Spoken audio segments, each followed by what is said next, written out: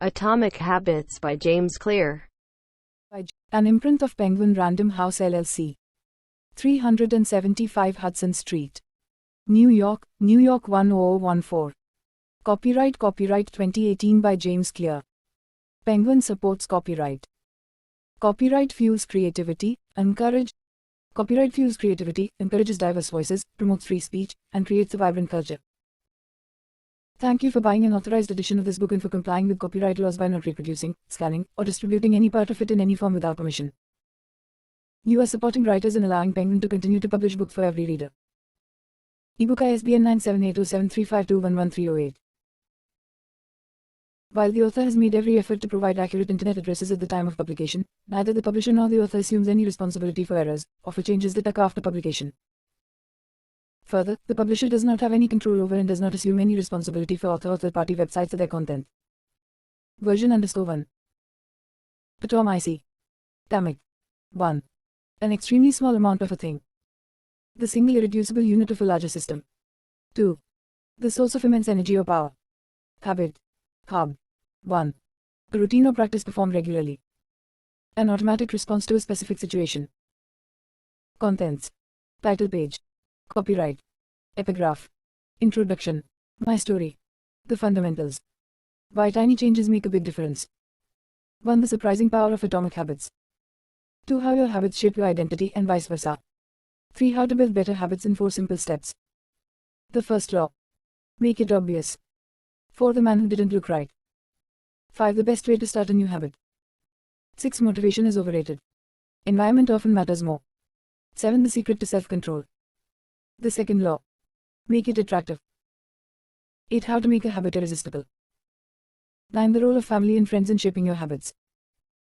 10. How to find and fix the causes of your bad habits. The third law. Make it easy. 11. Walk slowly, but never backward. 12. The law of least effort. 13. How to stop procrastinating by using the 2-minute rule. 14. How to make good habits inevitable and bad habits impossible. The fourth law. Make it satisfying. 15. The cardinal rule of behavior change. 16. How to stick with good habits every day. 17. How an accountability partner can change everything. Advanced tactics. How to go from being merely good to being truly great. 18. The truth about talent when genes matter and when they don't. 19. The Goldilocks rule. How to stay motivated in life and work. 20. The downside of creating good habits. Conclusion. The secret to results that last. Appendix. What should you read next? Little lessons from the 4 laws. How to apply these ideas to business. How to apply these ideas to parenting. Acknowledgements. Notes. Index. About the author. Introduction. My story. On the final day of my sophomore year of high school, I was hit in the face with a baseball bat. As my classmate took a full swing, the bat slipped out of his hands and came flying toward me before striking me directly between the eyes. I have no memory of the moment of impact. The bat smashed into my face with such force that it crushed my nose into a distorted U shape. The collision sent the soft tissue of my brain slamming into the inside of my skull. Immediately, a wave of swelling surged throughout my head. In a fraction of a second, I had a broken nose, multiple skull fractures, and 2 shattered eye sockets. When I opened my eyes, I saw people staring at me and running over to help. I looked down and noticed spots of red on my clothes. One of my classmates took the shirt off his back and handed it to me. I used it to plug the stream of blood rushing from my broken nose. Shocked and confused, I was unaware of how seriously I had been injured. My teacher looped his arm around my shoulder and we began the long walk to the nurse's office. Across the field, down the hill, and back into school. Random hands touched my sides, holding me upright. We took our time and walked slowly. Nobody realized that every minute mattered. When we arrived at the nurse's office, she asked me a series of questions. What year is it? 1998, I answered. It was actually 2002. Who is the President of the United States? Bill Clinton, I said. The correct answer was George W. Bush. What is your mom's name? I stalled. 10 seconds passed. Vati, I said casually, ignoring the fact that it had taken me 10 seconds to remember my own mother's name. That is the last question I remember. My body was unable to handle the rapid swelling in my brain and I lost consciousness before the ambulance arrived. Minutes later, I was carried out of school and taken to the local hospital. Shortly after arriving, my body began shutting down. I struggled with basic functions like swallowing and breathing. I had my first seizure of the day. Then I stopped breathing entirely. As the doctors hurried to supply me with oxygen, they also decided the local hospital was unequipped to handle the situation and ordered a helicopter to fly me to a larger hospital in Cincinnati. I was rolled out of the emergency room doors and toward the helipad across the street. The stretcher rattled on a bumpy sidewalk as one nurse pushed me along while another pumped each breath into me by hand. My mother, who had arrived at the hospital a few moments before, climbed into the helicopter beside me. I remained unconscious and unable to breathe on my own as she held my hand during the flight. While my mother rode with me in the helicopter, my father went home to check on my brother and sister and break the news to them. He choked back tears as he explained to my sister that he would miss her 8th grade graduation ceremony that night. After passing my siblings off to family and friends, he drove to Cincinnati to meet my mother. When my mom and I landed on the roof of the hospital, a team of nearly 20 doctors and nurses sprinted onto the helipad and wheeled me into the trauma unit. By this time, the swelling in my brain had become so severe that I was having repeated post-traumatic seizures. My broken bones needed to be fixed, but I was in no condition to undergo surgery. After yet another seizure, my third of the day, I was put into a medically induced coma and placed on a ventilator. My parents were no strangers to this hospital. 10 years earlier, they had entered the same building on the ground floor after my sister was diagnosed with leukemia at age 3. I was 5 at the time. My brother was just 6 months old. After 2.5 years of chemotherapy treatments, spinal taps, and bone marrow biopsies, my little sister finally walked out of the hospital happy, healthy, and cancer-free. And now, after 10 years of normal life, my parents found themselves back in the same place with a different child. While I slipped into a coma, the hospital sent a priest and a social worker to comfort my parents. It was the same priest who had met with them a decade earlier on the evening they found out my sister had cancer.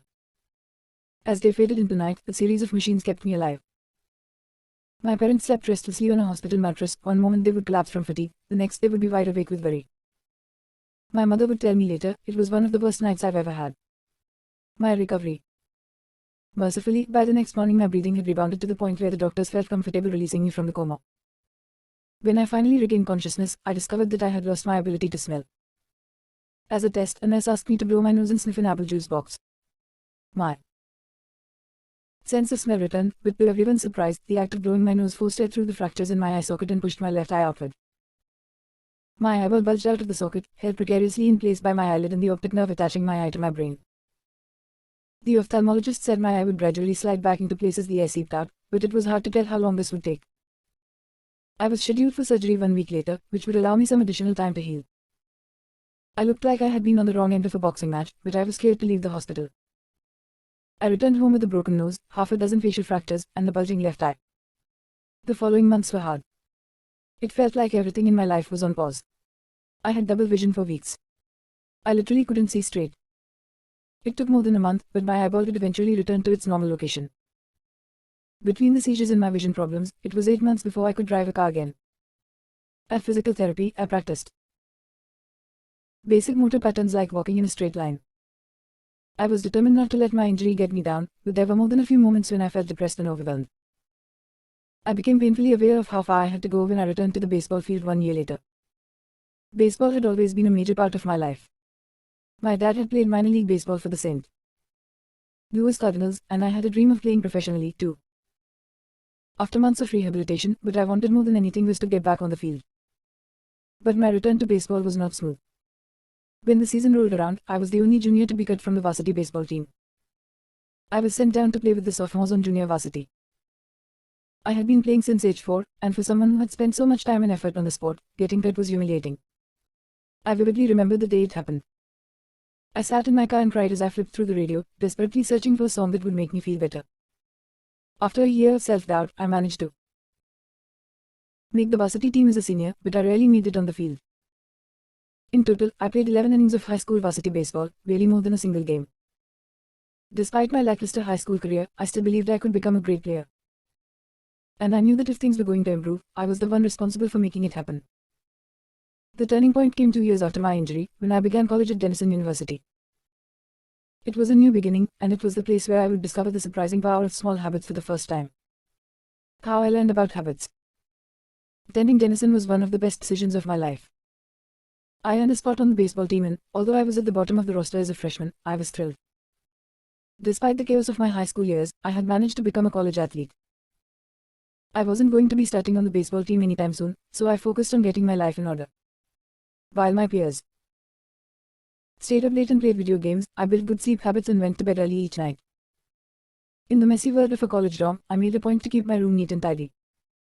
These improvements were minor, but they gave me a sense of control over my life. I started to feel confident again. And this growing belief in myself rippled into the classroom as I improved my study habits and managed to earn straight A's during my first year. A habit is a routine or behavior that is performed regularly and, in many cases, automatically. As each semester passed, I accumulated small but consistent habits that ultimately led to results that were unimaginable to me when I started. For example, for the first time in my life, I made it a habit to lift weights multiple times per week, and in the years that followed, my 6'4" frame bulked up from a featherweight 170 to a lean 200 pounds. When my sophomore season arrived, I earned a starting role on the pitching staff. By my junior year, I was voted team captain, and at the end of the season, I was selected for the all-conference team. But it was not until my senior season that my sleep habits, study habits, and strength training habits really began to pay off. 6 years after I had been hit in the face with a baseball bat, flown to the hospital, and placed into a coma, I was selected as the top male athlete at Denison University and named to the ESPN Academic All-America team, an honor given to just 33 players across the country. By the time I graduated, I was listed in the school record books in 8 different categories. That same year, I was awarded the university's highest academic honor, the President's Medal. I hope you'll forgive me if this sounds boastful. To be honest, there was nothing legendary or historic about my athletic career. I never ended up playing professionally. However, looking back on those years, I believe I accomplished something just as rare. I fulfilled my potential. And I believe the concepts in this book can help you fulfill your potential as well. We all face challenges in life. This injury was one of mine, and hey, experience taught me a critical lesson. Changes that seem small and unimportant at first will compound into remarkable results if you're willing to stick with them for years. We all deal with setbacks, but in the long run, the quality of our lives often depends on the quality of our habits. With the same habits, you'll end up with the same results. But with better habits, anything is possible. Maybe there are people who can achieve incredible success overnight. I don't know any of them, and I'm certainly not one of them. There wasn't one defining moment on my journey from medically induced coma to academic All-American. All-American. There were many. It was a gradual evolution, a long series of small wins and tiny breakthroughs. The only way I made progress, the only choice I had, was to start small. And I employed the same strategy a few years later when I started my own business and began working on this book. How and why I wrote this book. In November 2012, I began publishing articles at jamesclear.com. For years, I had been keeping notes about my personal experiments with habits, and I was finally ready to share some of them publicly. I began by publishing a new article every Monday and Thursday. Within a few months, the simple writing habit led to my first 1,000 email subscribers, and by the end of 2013 that number had grown to more than 30,000 people. In 2014, my email list expanded to over 100,000 subscribers, which made it one of the fastest growing newsletters on the internet. I had felt like an imposter when I began writing 2 years earlier, but now I was becoming known as an expert on habits, a new label that excited me but also felt uncomfortable. I had never considered myself a master of the topic, but rather someone who was experimenting alongside my readers. In 2015, I reached 200,000 email subscribers and signed a book deal with Penguin Random House to begin writing the book you are reading now. As my audience grew, so did my business opportunities. I was increasingly asked to speak at top companies about the science of habit formation, behavior change, and continuous improvement. I found myself delivering keynote speeches at conferences in the United States and Europe. In 2016, my articles began to appear regularly in major publications like Time, Entrepreneur, and Forbes. Incredibly, my writing was read by over 8 billion people that year. Coaches in the NFL, NBA, and MLB began reading my work and sharing it with their teams. At the start of 2017, I launched the Habits Academy, which became the premier training platform for organizations and individuals interested in building better habits in life and work. Asterisk Fortune 500 companies and growing startups began to enroll their leaders and train their staff. In total, over 10,000 leaders, managers, coaches, and teachers have graduated from the Habits Academy, and my work with them has taught me an incredible amount about what it takes to make habits work in the real world. As I put the finishing touches on this book in 2018, jamesclear.com is receiving millions of visitors per month and nearly 500,000 people subscribe to my weekly email newsletter, a number that is so far beyond my expectations when I began that I'm not even sure what to think of it. How this book will benefit you. The entrepreneur and investor Naval Ravikant has said, to write a great book, you must first become the book. I originally learned about the ideas mentioned here because I had to live them. I had to rely on small habits to rebound from my injury, to get stronger in the gym, to perform at a high level on the field, to become a writer, to build a successful business, and simply to develop into a responsible adult. Small habits helped me fulfill my potential, and since you picked up this book, I'm guessing you'd like to fulfill yours as well.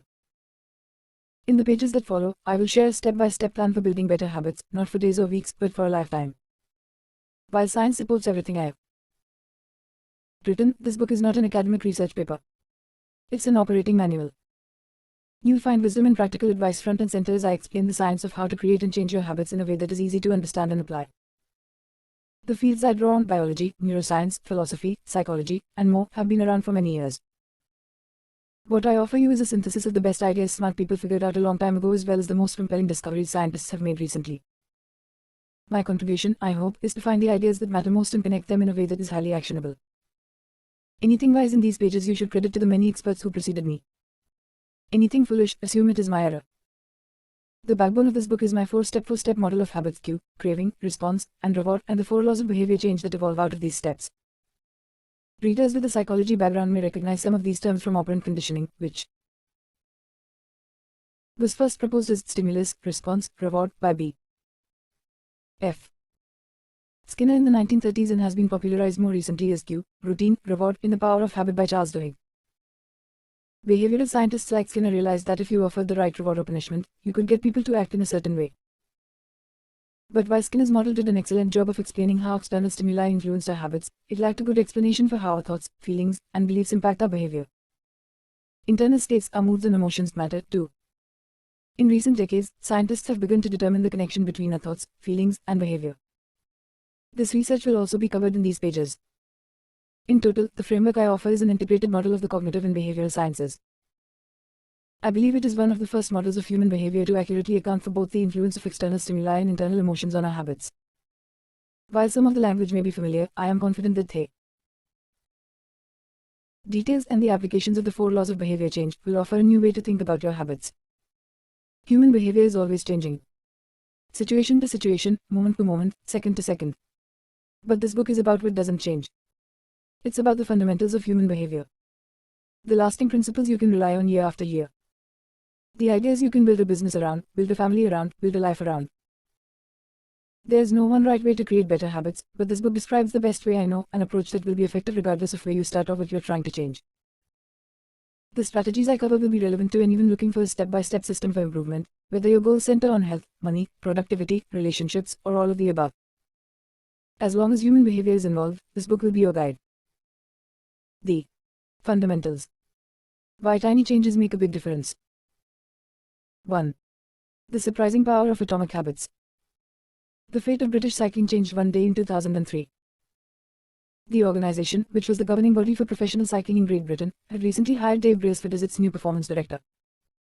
At the time, professional cyclists in Great Britain had endured nearly 100 years of mediocrity. Since 1908, British riders had won just a single gold medal at the Olympic Games, and they had fared even worse in cycling's biggest race, the Tour de France. In 110 years, no British cyclist had ever won the event. In fact, the performance of British riders had been so underwhelming that one of the top bike manufacturers in Europe refused to sell bikes to the team because they were afraid that it would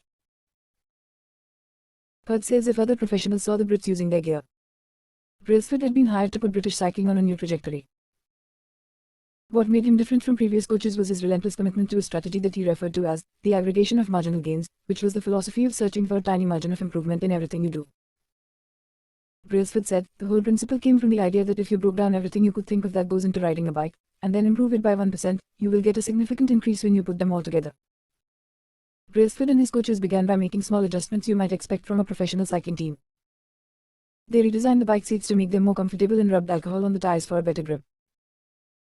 They asked riders to wear electrically heated overshorts to maintain ideal muscle temperature while riding and used biofeedback sensors to monitor how each athlete responded to a particular workout. The team tested various fabrics in a wind tunnel and had their outdoor riders switch to indoor racing suits, which proved to be lighter and more aerodynamic. But they didn't stop there. Brailsford and his team continued to find 1% improvements in overlooked and unexpected areas. They tested different types of massage gels to see which one led to the fastest muscle recovery.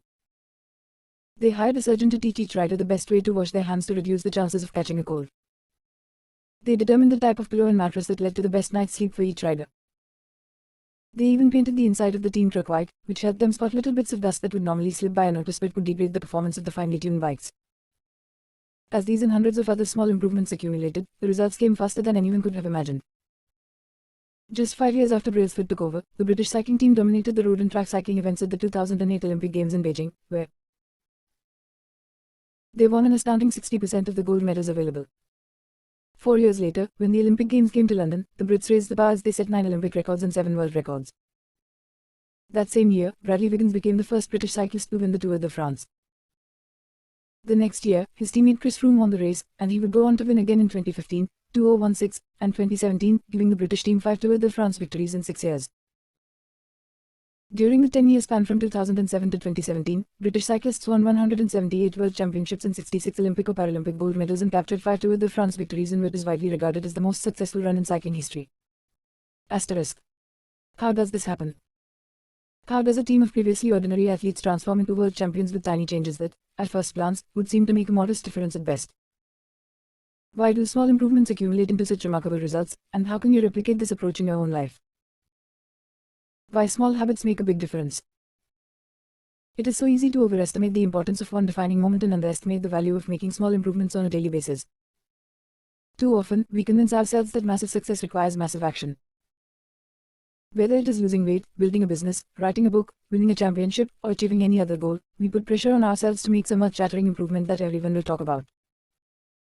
Meanwhile, improving by 1% isn't particularly notable, sometimes it isn't even noticeable, but it can be far more meaningful, especially in the long run. The difference a tiny improvement can make over time is astounding. Here's how the math works out. If you can get 1% better each day for 1 year, you'll end up 37 times better by the time you're done. Conversely, if you get 1% worse each day for 1 year, you'll decline nearly down to 0. What starts as a small win or a minor setback accumulates into something much more. 1% better every day. 1% worse every day for 1 year. 0.99365 equals 0.03. 1% better every day for 1 year. 1.01365 equals 37.78. Figure 1. The effects of small habits compound over time. For example, if you can get just 1% better each day, you'll end up with results that are nearly 37 times better after 1 year. Habits are the compound interest of self-improvement. The same way that money multiplies through compound interest, the effects of your habits multiply as you repeat them. They seem to make little difference on any given day, and yet the impact they deliver over the months and years can be enormous. It is only when looking back to 5 or perhaps 10 years later that the value of good habits and the cost of bad ones becomes strikingly apparent. This can be a difficult concept to appreciate in daily life. We often dismiss small changes because they don't seem to matter very much in the moment. If you save a little money now, you're still not a millionaire. If you go to the gym 3 days in a row, you're still out of shape. If you study Mandarin for an hour tonight, you still haven't learned the language. We make a few changes, but the results never seem to come quickly, and so we slide back into our previous routines. Unfortunately, the slow pace of transformation also makes it easy to let a bad habit slide. If you eat an unhealthy meal today, the scale doesn't move much. If you work late tonight and ignore your family, they will forgive you. If you procrastinate and put your project off until tomorrow, there will usually be time to finish it later. A single decision is easy to dismiss. But when we repeat 1% errors, day after day, by replicating poor decisions, duplicating tiny mistakes, and rationalizing little excuses, our small choices compound into toxic results. It's the accumulation of many missteps of 1% decline here and there that eventually leads to a problem. The impact created by a change in your habits is similar to the effect of shifting the route of an airplane by just a few degrees. Imagine you are flying from Los Angeles to New York City. If a pilot leaving from LAX adjusts the heading just 3.5 degrees south, you will land in Washington, D.C., instead of New York. Such a small change is barely noticeable at takeoff. The nose of the airplane moves just a few feet, but when magnified across the entire United States, you end up hundreds of miles apart. Asterisk. Similarly, a slight change in your daily habits can guide your life to a very different destination. Making a choice that is 1% better or 1% worse seems insignificant in the moment, but over the span of moments that make up a lifetime, these choices determine the difference between who you are and who you could be. Success is the product of daily habits, not once-in-a-lifetime transformations. That said, it doesn't matter how successful or unsuccessful you are right now. What matters is whether your habits are putting you on the path towards success. You should be far more concerned with your current trajectory than with your current results. If you're a millionaire but you spend more than you earn each month, then you're on a bad trajectory. If your spending habits don't change, it's not going to end well. Conversely, if you're broke but you save a little bit every month, then you're on the path toward financial freedom, even if you're moving slower than you'd like. Your outcomes are a lagging measure of your habits. Your net worth is a lagging measure of your financial habits. Your weight is a lagging measure of your eating habits. Your knowledge is a lagging measure of your learning habits. Your clutter is a lagging measure of your cleaning habits. You get what you repeat. If you want to predict where you land up in life, all you have to do is follow the curve of tiny gains or tiny losses, and see how your daily choices will compound 10 or 20 years down the line. Are you spending less than you earn each month? Are you making it into the gym each week? Are you reading books and learning something new each day? Tiny battles like these are the ones that will define your future self. Time magnifies the margin between success and failure. It will multiply whatever you feed it. Good habits make time your ally. Bad habits make time your enemy. Habits are a double-edged sword. Bad habits can cut you down just as easily as good habits can build you up, which is why understanding the details is crucial.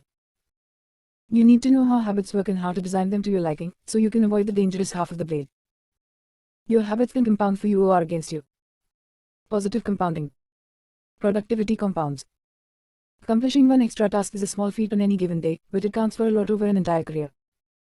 The effect of automating an old task or mastering a new skill can be even greater. The more tasks you can handle without thinking, the more your brain is free to focus on other areas. Knowledge compounds. Learning one new idea won't make you a genius, but a commitment to lifelong learning can be transformative. Furthermore, each book you read not only teaches you something new but also opens up different ways of thinking about old ideas. As Warren Buffett says, that's how knowledge works. It builds up, like compound interest. Relationships compound. People reflect your behavior back to you. The more you help others, the more others want to help you. Being a little bit nicer in each interaction can result in a network of broad and strong connections over time. Negative compounding. Stress compounds. The frustration of a traffic jam. The weight of parenting responsibilities. The worry of making ends meet. The strain of slightly high blood pressure. By themselves, these common causes of stress are manageable. But when they persist for years, little stresses compound into serious health issues. Negative thoughts compound. The more you think of yourself as worthless, stupid, or ugly, the more you condition yourself to interpret life that way. You get trapped in a thought loop. The same is true for how you think about others. Once you fall into the habit of seeing people as angry, unjust, or selfish, you see those kind of people everywhere. Outrage compounds. Riots, protests, and mass movements are rarely the result of a single event. Instead, a long series of microaggressions and daily aggravations slowly multiply until one event tips the scales and outrage spreads like wildfire. What progress is really like. Imagine that you have an ice cube sitting on the table in front of you. The room is cold and you can see your breath. It is currently 25 degrees. Ever so slowly, the room begins to heat up. 26 degrees. 27. 28. The ice cube is still sitting on the table in front of you. 29 degrees. 30. 31. Still, nothing has happened.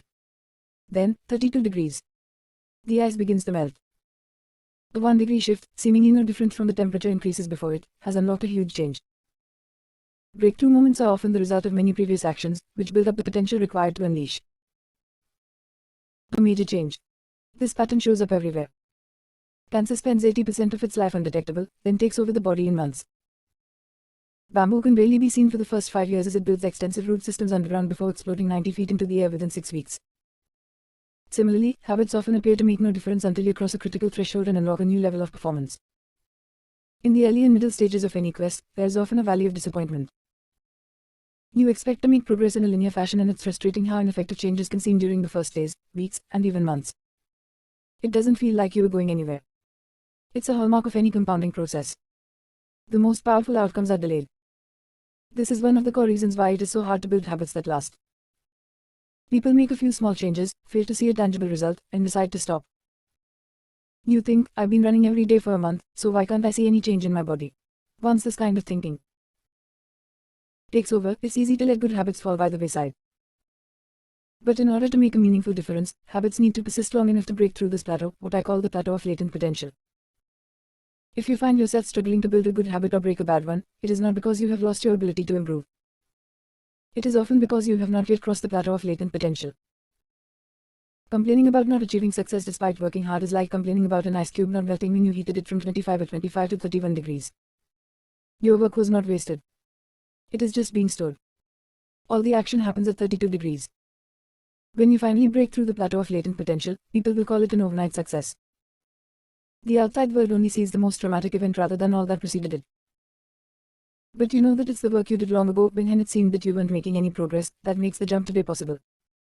It is the human equivalent of geological pressure. Two tectonic plates can grind against one another for millions of years, the tension slowly building all the while. Then, one day, they rub each other once again, in the same fashion they have for ages, but this time the tension is too great. An earthquake erupts. Change can take years before it happens all at once. Mastery requires patience. The San Antonio Spurs, one of the most successful teams in NBA history, have a quote from social reformer Jacob Riis hanging in their locker room.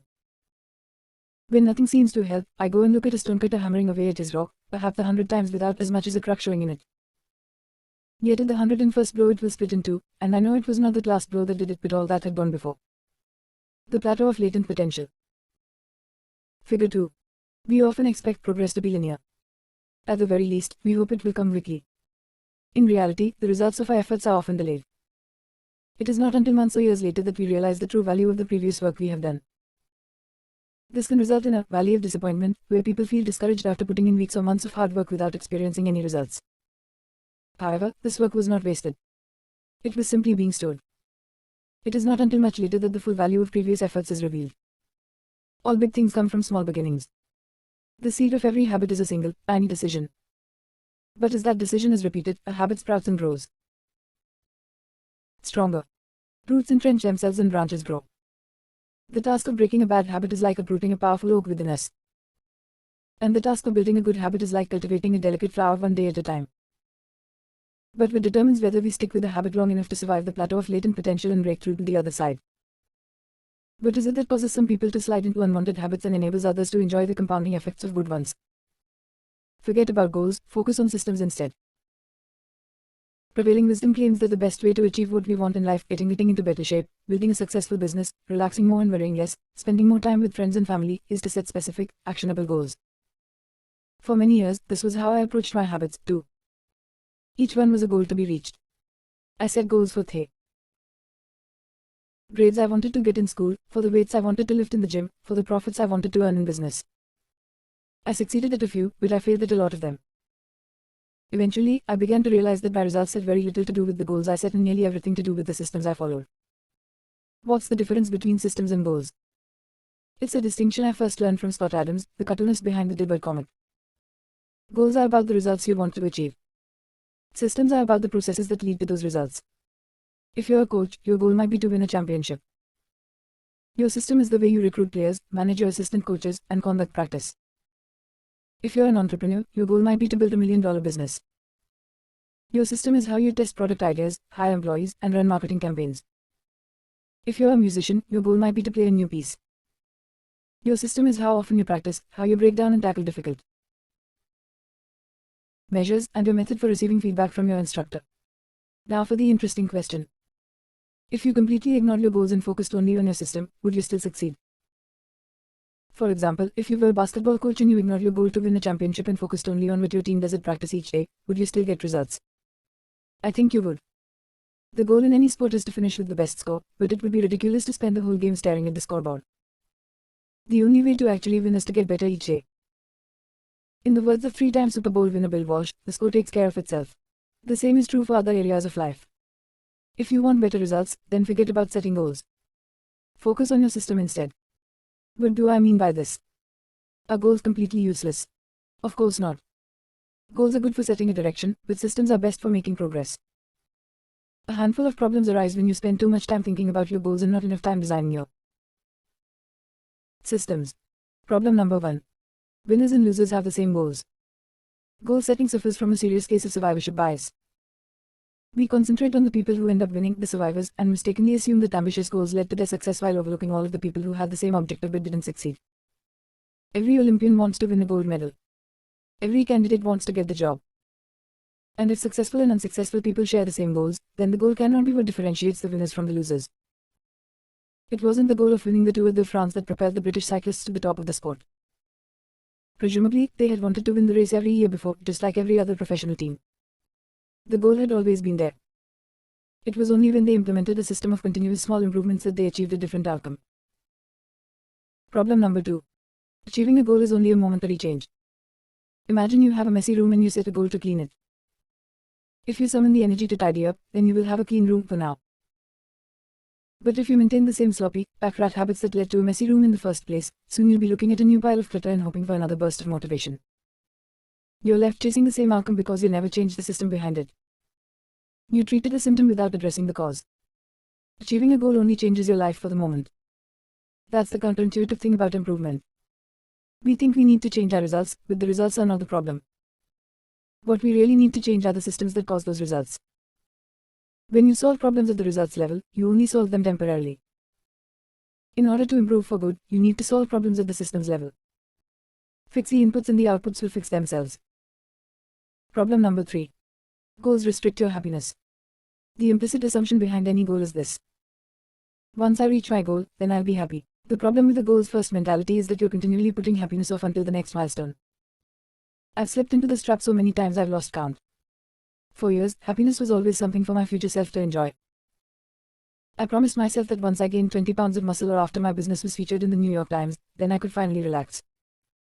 Furthermore, goals create an either-or conflict. Either you achieve your goal and are successful, or you fail and you are disappointment. You mentally box yourself into a narrow version of happiness. This is misguided. It is unlikely that your actual path through life will match the exact journey you had in mind when you set out. It makes no sense to restrict your satisfaction to one scenario when there are many paths to success. The systems first mentality provides the antidote. When you fall in love with the process rather than the product, you don't have to wait to give yourself permission to be happy. You can be satisfied anytime your system is running. And the system can be successful in many different forms, not just the one you first envision. Problem number 4. Goals are at odds with long-term progress. Finally, a goal-oriented mindset can create a yo-yo effect. Many runners work hard for months, but as soon as they cross the finish line, they stop training. The race is no longer there to motivate them. When all of your hard work is focused on a particular goal, what is left to push you forward after you achieve it? This is why many people find themselves reverting to their old habits after accomplishing a goal. The purpose of setting goals is to win the game. The purpose of building systems is to continue playing the game. True long-term thinking is goal-less thinking. It's not about any single accomplishment. It is about the cycle of endless refinement and continuous improvement. Ultimately, it is your commitment to the process that will determine your progress. The system of atomic habits. If you're having trouble changing your habits, the problem isn't you. The problem is your system. Bad habits repeat themselves again and again, not because you don't want to change, but because you have the wrong system for change. You do not rise to the level of your goals. You fall to the level of your systems. Focusing on the overall system, rather than a single goal, is one of the core themes of this book. It is also one of the deeper meanings behind the word atomic. By now, you've probably realized that an atomic habit refers to a tiny change, a marginal gain, a 1% improvement. But atomic habits are not just any old habits, however small. They are little habits that are part of a larger system. Just as atoms are the building blocks of molecules, atomic habits are the building blocks of remarkable results. Habits are like the atoms of our lives. Each one is a fundamental unit that contributes to your overall improvement. At first, these tiny routines seem insignificant, but soon they build on each other and fuel bigger wins that multiply to a degree that far outweighs the cost of their initial investment. They are both small and mighty. This is the meaning of the phrase atomic habits, a regular practice or routine that is not only small and easy to do, but also the source of incredible power. A component of the system of compound growth. Chapter summary. Habits are the compound interest of self-improvement. Getting 1% better every day counts for a lot in the long run. Habits are a double-edged sword. They can work for you or against you, which is why understanding the details is essential. Small changes often appear to make no difference until you cross a critical threshold. The most powerful outcomes of any compounding process are delayed. You need to be patient. An atomic habit is a little habit that is part of a larger system. Just as atoms are the building blocks of molecules, atomic habits are the building blocks of remarkable results. If you want better results, then forget about setting goals. Focus on your system instead. You do not rise to the level of your goals. You fall to the level of your systems. 2. How your habits shape your identity and vice versa. Why is it so easy to repeat bad habits and so hard to form good ones? Few things can have a more powerful impact on your life than improving your daily habits. And yet it is likely that this time next year you'll be doing the same thing rather than something better. It often feels difficult to keep good habits going for more than a few days, even with sincere effort and the occasional burst of motivation. Habits like exercise, meditation, journaling, and cooking are reasonable for a day or two and then become a hassle. However, once your habits are established, they seem to stick around forever, especially the unwanted ones. Despite our best intentions, unhealthy habits like eating junk food, watching too much television, procrastinating, and smoking can feel impossible to break. Changing our habits is challenging for two reasons. One, we try to change the wrong thing, and two, we try to change our habits in the wrong way. In this chapter, I'll address the first point. In the chapters that follow, I'll answer the second. Our first mistake is that we try to change the wrong thing. To understand what I mean, consider that there are three levels at which change can occur. You can imagine them like the layers of an onion. 3 layers of behavior change.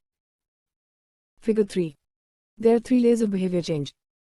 A change in your outcomes, a change in your processes, or a change in your identity. The first layer is changing your outcomes. This level is concerned with changing your results. Losing weight, publishing a book, winning a championship. Most of the goals you set are associated with this level of change. The second layer is changing your process. This level is concerned with changing your habits and systems. Implementing a new routine at the gym, decluttering your desk for better workflow, developing a meditation practice. Most of the habits you build are associated with this level. The third and deepest layer is changing your identity. This level is concerned with changing your beliefs, your worldview, your self-image, your judgments about yourself and others. Most of the beliefs, assumptions, and biases you hold are associated with this level. Outcomes are about what you get. Processes are about what you do. Identity is about what you believe. When it comes to building habits that last, when it comes to building a system of 1% improvements, the problem is not that one level is better or worse than another. All levels of change are useful in their own way. The problem is the direction of change. Many people begin the process of changing their habits by focusing on what they want to achieve. This leads us to outcome-based habits. The alternative is to build identity-based habits. With this approach, we start by focusing on who we wish to become. Outcome-based habits. Identity-based habits. Figure 4. With outcome-based habits, the focus is on what you want to achieve. With identity-based habits, the focus is on who you wish to become. Imagine two people resisting a cigarette. When offered a smoke, the first person says, "No thanks. I'm trying to quit." It sounds like a reasonable response, but this person still believes they are a smoker who is trying to be something else. They are hoping their behavior will change while carrying around the same beliefs. The second person declines by saying, "No thanks. I'm not a smoker." It's a small difference, but the statement signals a shift in identity. Smoking was part of their former life, not their current one. They no longer identify as someone who smokes. Most people don't even consider identity change when they set out to improve. They just think, "I want to be skinny outcome, and if I stick to this diet, then I'll be skinny process." They set goals and determine the actions they should take to achieve those goals without considering the beliefs that drive their actions. They never shift the way they look at themselves, and they don't realize that their old identity can sabotage their new plans for change. Behind every system of actions are a system of beliefs. The system of a democracy is founded on beliefs like freedom, majority rule, and social equality. The system of a dictatorship has a very different set of beliefs like absolute authority and strict obedience. You can imagine many ways to try to get more people to vote in a democracy, with such behavior change would never get off the ground in a dictatorship. That's not the identity of the system. Voting is a behavior that is impossible under a certain set of beliefs. A similar pattern exists whether we are discussing individuals, organizations, or societies. There are a set of beliefs and assumptions that shape the system, and identity behind the habits. Behavior that is incongruent with the self will not last. You may want more money, but if your identity is someone who consumes rather than creates, then you'll continue to be pulled towards spending rather than earning. You may want better health, but if you continue to prioritize comfort over accomplishment, you'll be drawn to relaxing rather than training. It's hard to change your habits if you never change the underlying beliefs that led to your past behavior. You have a new goal and a new plan, but you haven't changed who you are. The story of Brian Clark, an entrepreneur from Boulder, Colorado, provides a good example. For as long as I can remember, I chewed my fingernails, Clark told me. It started as a nervous habit when I was young, and then morphed into an undesirable grooming ritual. One day, I resolved to stop chewing my nails until they grew out a bit. Through mindful willpower alone, I managed to do it. Then, Clark did something surprising. I asked my wife to schedule my first ever manicure, he said. My thought was that if I started paying to maintain my nails, I wouldn't chew them. And it worked, but not for the monetary reason. What happened was the manicure made my fingers look really nice for the first time. The manicurist even said that other than the chewing, I had really healthy, attractive nails. Suddenly, I was proud of my fingernails. And even though that's something I had never aspired to, it made all the difference. I've never chewed my nails since. Not even a single close call. And it's because I now take pride in properly caring for them. The ultimate form of intrinsic motivation is when a habit becomes part of your identity. It's one thing to say I'm the type of person who wants this. It's something very different to say I'm the type of person who is this. The more pride you have in a particular aspect of your identity, the more motivated you will be to maintain the habits associated with it. If you're proud of how your hair looks, you'll develop all sorts of habits to care for and maintain it. If you're proud of the size of your biceps, you'll make sure you never skip an upper body workout. If you're proud of the scarves you knit, you'll be more likely to spend hours knitting each week. Once your pride gets involved, you'll fight tooth and nail to maintain your habits. True behavior change is identity change. You might start a habit because of motivation, but the only reason you'll stick with one is that it becomes part of your identity. Anyone can convince themselves to visit the gym or eat healthy once or twice, but if you don't shift the belief behind the behavior, then it is hard to stick with long-term changes. Improvements are only temporary until they become part of who you are. The goal is not to read a book, the goal is to become a reader. The goal is not to run a marathon, the goal is to become a runner. The goal is not to learn an instrument, the goal is to become a musician. Your behaviors are usually a reflection of your identity. What you do is an indication of the type of person you believe that you are, either consciously or non-consciously. Asterisk research has shown that once a person believes in a particular aspect of their identity, they are more likely to act in alignment with that belief. For example, people who identified as being a voter were more likely to vote than those who simply claimed voting was an action they wanted to perform. Similarly, the person who incorporates exercise into their identity doesn't have to convince themselves to train. Doing the right thing is easy. After all, when your behavior and your identity are fully aligned, you are no longer pursuing behavior change. You are simply acting like the type of person you already believe yourself to be. Like all aspects of habit formation, this, too, is a double-edged sword. When working for you, identity change can be a powerful force for self-improvement. When working against you, though, identity change can be a curse. Once you have adopted an identity, it can be easy to let your allegiance to it impact your ability to change. Many people walk through life in a cognitive slumber, blindly following the norms attached to their identity. I'm terrible with directions. I'm not a morning person. I'm bad at remembering people's names. I'm always late. I'm not good with technology. I'm horrible at math. Dot. Dot. Dot. And 1,000 other variations. When you have repeated a story to yourself for years, it is easy to slide into these mental grooves and accept them as a fact. In time, you begin to resist certain actions because, that's not who I am. There is internal pressure to maintain your self-image and behave in a way that is consistent with your beliefs. You find whatever way you can to avoid contradicting yourself. The more deeply a thought or action is tied to your identity, the more difficult it is to change it. It can feel comfortable to believe what your culture believes true identity, or to do what upholds your self-image personal identity, even if it's wrong. The biggest barrier to positive change at any level, individual, team, society, is identity conflict. Good habits can make rational sense, but if they conflict with your identity, you will fail to put them into action. On any given day, you may struggle with your habits because you're too busy, you're too tired, or too overwhelmed, or hundreds of other reasons. Over the long run, however, the real reason you fail to stick with habits is that your self-image gets in the way. This is why you can't get too attached to one version of your identity. Progress requires unlearning.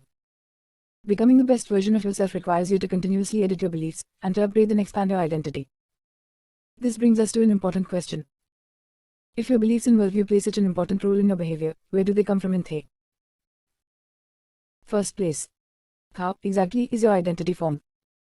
And how can you emphasize new aspects of your identity that serve you and gradually erase the pieces that hinder you? The two-step process to changing your identity. Your identity emerges out of your habits. You are not born with preset beliefs.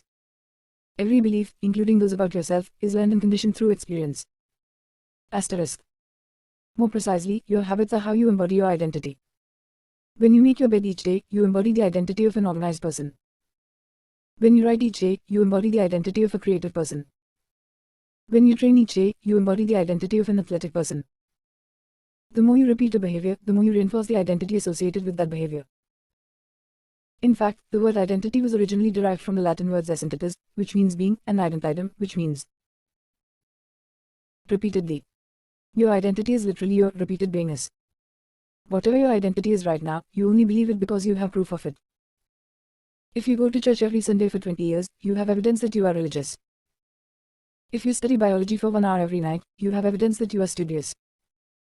If you go to the gym even when it's snowing, you have evidence that you are committed to fitness. The more evidence you have for a belief, the more strongly you will believe it. For most of my early life, I didn't consider myself a writer. If you were to ask any of my high school teachers or college professors, they would tell you I was an average writer at best. Certainly not a standout. When I began my writing career, I published a new article every Monday and Thursday for the first few years. As the evidence grew, so did my identity as a writer. I didn't start out as a writer. I became one through my habits. Of course, your habits are not the only actions that influence your identity, but by virtue of their frequency they are usually the most important ones. Each experience in life modifies your self-image, but it's unlikely you would consider yourself a soccer player because you kicked a ball once or an artist because you scribbled a picture. As you repeat these actions, however, the evidence accumulates and your self-image begins to change. The effect of one-off experiences tends to fade away while the effect of habits gets reinforced with time, which means your habits contribute most of the evidence that shapes your identity. In this way, the process of building habits is actually the process of becoming yourself. This is a gradual evolution. We do not change by snapping up. We change bit by bit, day by day, habit by habit.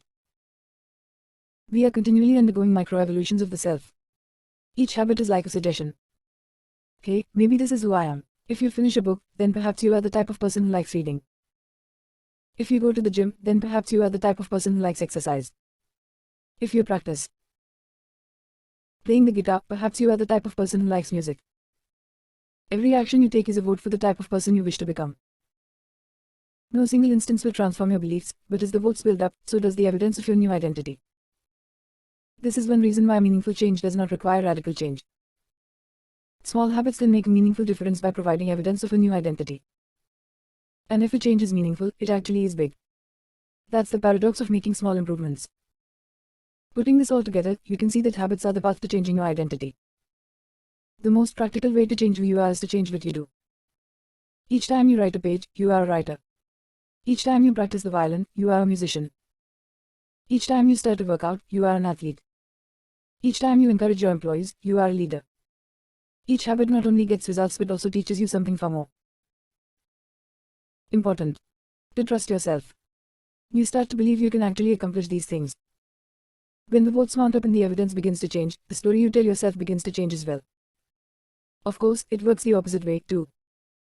Every time you choose to perform a bad habit, it's a vote for that identity. The good news is that you don't need to be perfect. In any election, there are going to be votes for both sides. You don't need a unanimous vote to win an election. You just need a majority. It doesn't matter if you cast a few votes for a bad behavior or an unproductive habit. Your goal is simply to win the majority of the time. New identities require new evidence. If you keep casting the same votes you've always cast, you're going to get the same results you've always had. If nothing changes, nothing is going to change. It is a simple two-step process. 1. Decide the type of person you want to be. 2. Prove it to yourself with small wins. First, decide who you want to be. This holds at any level, as an individual, as a team, as a community, as a nation. What do you want to stand for? What are your principles and values? Who do you wish to become? These are big questions, and many people aren't sure where to begin, but they do know what kind of results they want. To get six-pack abs or to feel less anxious or to double their salary. That's fine. Start there and work backward from the results you want to the type of person who could get those results. Ask yourself, who is the type of person that could get the outcome I want? Who is the type of person that could lose 40 pounds? Who is the type of person that could learn a new language? Who is the type of person that could run a successful startup? For example, who is the type of person who could write a book? It's probably someone who is consistent and reliable. Now your focus shifts from writing a book outcome-based to being the type of person who is consistent and reliable identity-based.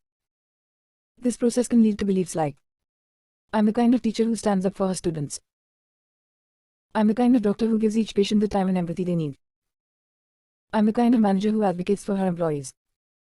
Once you have a handle on the type of person you want to be, you can begin taking small steps to reinforce your desired identity. I have a friend who lost over 100 pounds by asking herself, what would a healthy person do? All day long, she would use this question as a guide. Would a healthy person walk or take a cab? Would a healthy person order a burrito or a salad? She figured if she acted like a healthy person long enough, eventually she would become that person. She was right.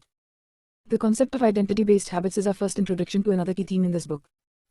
Feedback loops. Your habits shape your identity, and your identity shapes your habits. It's a two-way street. The formation of all habits is a feedback loop, a concept we will explore in depth in the next chapter, but it's important to let your values, principles, and identity drive the loop rather than your results. The focus should always be on becoming the type of person, not getting a particular outcome. The real reason habits matter. Identity change is the North Star of habit change. The remainder of this book will provide you with step-by-step instructions on how to build better habits in yourself, your family, your team, your company, and anywhere else you wish. But the true question is, are you becoming the type of person you want to become? The first step is not what or how, but who. You need to know who you want to be. Otherwise, your quest for change is like a boat without a rudder. And that's why we are starting here. You have the power to change your beliefs about yourself. Your identity is not set in stone. You have a choice in every moment. You can choose the identity you want to reinforce today with the habits you choose today. And this brings us to the deeper purpose of this book and the real reason habits matter. Building better habits isn't about littering your day with life hacks. It's not about flossing one tooth each night or taking a cold shower each morning or wearing the same outfit each day. It's not about achieving external measures of success like earning more money, losing weight, or reducing stress. Habits can help you achieve all of these things, but fundamentally they are not about having something. They are about becoming someone. Ultimately, your habits matter because they help you become the type of person you wish to be. They are the channel through which you develop your deepest beliefs about yourself. Quite literally, you become your habits. Chapter summary. There are 3 levels of change: outcome change, process change, and identity change. The most effective way to change your habits is to focus not on what you want to achieve, but on who you wish to become. Your identity emerges out of your habits. Every action is a vote for the type of person you wish to become. Becoming the best version of yourself requires you to continuously edit your beliefs and to upgrade and expand your identity. The real reason habits matter is not because they can get you better results, although they can do that, but because they can change your beliefs about yourself. 3. How to build better habits in 4 simple steps. In 1898, a psychologist named Edward Thorndike conducted an experiment that would lay the foundation for our understanding of how habits form and the rules that guide our behavior. Thorndike was interested in studying the behavior of animals, and he started by working with cats. He would place each cat inside a device known as a puzzle box. The box was designed so that the cat could escape through a door by some simple act, such as pulling at a loop of cord, pressing a lever, or stepping on a platform. For example, one box contained a lever that, when pressed, would open a door on the side of the box. Once the door had been opened, the cat could dart out and run over to a bowl of food. Most cats wanted to escape as soon as they were placed inside the box. They would poke their nose into the corners, stick their paws through openings, and claw at loose objects. After a few minutes of exploration, the cats would happen to press the magical lever, the door would open, and they would escape. Thorndike tracked the behavior of each cat across many trials. In the beginning, the animals moved around the box at random. But as soon as the lever had been pressed and the door opened, the process of learning began. Gradually, each cat learned to associate the action of pressing the lever with the reward of escaping the box and getting to the food. After 20 to 30 trials, this behavior became so automatic and habitual that the cat could escape within a few seconds.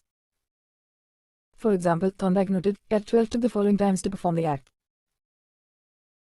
160 seconds, 30 seconds, 90 seconds, 60, 15, 28, 20, 30, 22, 11, 15, 20, 12, 10, 14, 10, 8, 8, 5, 10, 8, 6, 6, 7. During the first 3 trials, the cat escaped in an average of 1.5 minutes. During the last 3 trials, it escaped in an average of 6.3 seconds. With practice, each cat made few errors and their actions became weaker and more automatic. Rather than repeat the same mistakes, the cat began to cut straight to the solution. From his studies, Thorndike described the learning process by stating, behaviors followed by satisfying consequences tend to be repeated and those that produce unpleasant consequences are less likely to be repeated. His work provides the perfect starting point for discussing how habits form in our own lives. It also provides answers to some fundamental questions like, what are habits? And why does the brain bother building them at all? Why your brain builds habits? A habit is a behavior that has been repeated enough times to become automatic. The process of habit formation begins with trial and error.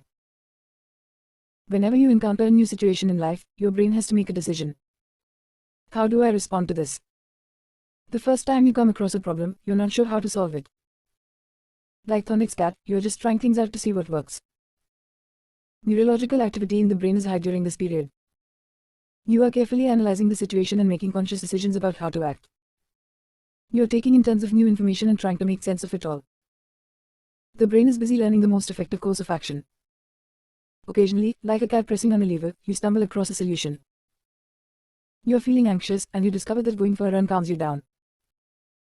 You are mentally exhausted from a long day of work and you learn that playing video games relaxes you. You are exploring, and then, bam bam, a reward. After you stumble upon an unexpected reward, you alter your strategy for next time. Your brain immediately begins to catalog the events that preceded the reward. Wait a minute, that felt good. What did I do right before that? This is the feedback loop behind all human behavior. Try, fail, learn, try differently. With practice, the useless movements fade away and the useful actions get reinforced. That's a habit forming. Whenever you face a problem repeatedly, your brain begins to automate the process of solving it. Your habits are just a series of automatic solutions that solve the problems and stresses you face regularly. As behavioral scientist Jason Ra writes, habits are simply reliable solutions to recurring problems in our environment. As habits are created, the level of activity in the brain decreases. You learn to lock in on the cues that predict success and tune out everything else. When a similar situation arises in the future, you know exactly what to look for. There is no longer a need to analyze every angle of a situation. Your brain skips the process of trial and error and creates a mental rule. If this, then that. These cognitive scripts can be followed automatically whenever the situation is appropriate. Now, whenever you feel stressed, you get the itch to run. As soon as you walk in the door from work, you grab the video game controller. A choice that once required effort is now automatic. A habit has been created. Habits are mental shortcuts learned from experience. In a sense, a habit is just a memory of the steps you previously followed to solve a problem in the past. Whenever the conditions are right, you can draw on this memory and automatically apply the same solution. The primary reason the brain remembers the past is to better predict what will work in the future. Habit formation is incredibly useful because the conscious mind is the bottleneck of the brain. It can only pay attention to one problem at a time. As a result, your brain is always working to preserve your conscious attention for whatever task is most essential. Whenever possible, the conscious mind likes to pawn off tasks to the non-conscious mind to do automatically. This is precisely what happens when a habit is formed. Habits reduce cognitive load and free up mental capacity, so you can allocate your attention to other tasks. Despite their efficiency, some people still wonder about the benefits of habits. The argument goes like this. Will habits make my life dull? I don't want to pigeonhole myself into a lifestyle I don't enjoy. Doesn't so much routine take away the vibrancy and spontaneity of life? Hardly. Such questions set up a false dichotomy. They make you think that you have to choose between building habits and attaining freedom. In reality, the two complement each other. Habits do not restrict freedom. They create it. In fact, the people who don't have their habits handled are often the ones with the least amount of freedom. Without good financial habits, you will always be struggling for the next dollar. Without good health habits, you will always seem to be short on energy. Without good learning habits, you will always feel like you're behind the curve. If you're always being forced to make decisions about simple tasks, when should I work out, where do I go to write, when do I pay the bills, then you have less time for freedom. It's only by making the fundamentals of life easier that you can create the mental space needed for free thinking and creativity. Conversely, when you have your habits dialed in and the basics of life are handled and done, your mind is free to focus on new challenges and master the next set of problems. Building habits in the present allows you to do more of what you want in the future. The science of how habits work. The process of building a habit can be divided into 4 simple steps. Cue, craving, response, and reward. Asterisk breaking it down into these fundamental parts can help us understand what a habit is, how it works, and how to improve it. Figure 5. All habits proceed through 4 stages in the same order. Cue, craving, response, and reward. This 4-step pattern is the backbone of every habit, and your brain runs through these steps in the same order each time. First, there's the cue. The cue triggers your brain to initiate the behavior. It is a bit of information that predicts a reward. Our prehistoric ancestors were paying attention to cues that signal the location of primary rewards like food, water, and sex. Today, we spend most of our time learning cues that predict secondary rewards like money and fame, power and status, praise and approval, love and friendship, or a sense of personal satisfaction. Of course, these pursuits also indirectly improve our odds of survival and reproduction, which is the deeper motive behind everything we do. Your mind is continuously analyzing your internal and external environment for hints of where rewards are located. Because the cue is the first indication that we're close to a reward, it naturally leads to a craving. Cravings are the second step, and they are the motivational force behind every habit. Without some level of motivation or desire, without craving a change, we have no reason to act. What you crave is not the habit itself but the change in state it delivers. You do not crave smoking a cigarette, you crave the feeling of relief it provides. You are not motivated by brushing your teeth but rather by the feeling of a clean mouth. You do not want to turn on the television, you want to be entertained. Every craving is linked to a desire to change your internal state. This is an important point that we will discuss in detail later. Cravings differ from person to person. In theory, any piece of information could trigger a craving, but in practice people are not motivated by the same cues. For a gambler, the sound of slot machines can be a potent trigger that sparks an intense wave of desire.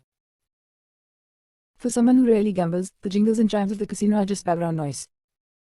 Cues are meaningless until they are interpreted. The thoughts, feelings, and emotions of the observer are what transform a cue into a craving. The third step is the response. The response is the actual habit you perform, which can take the form of a thought or an action.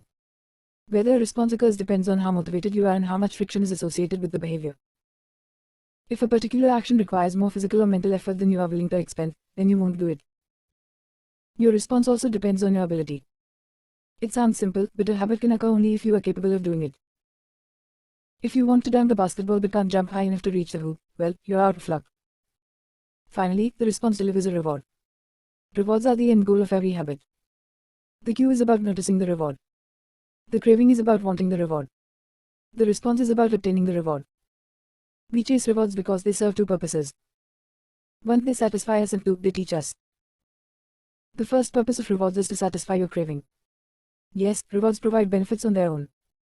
Food and water deliver the energy you need to survive. Getting a promotion brings more money and respect. Getting in shape improves your health and your dating prospects.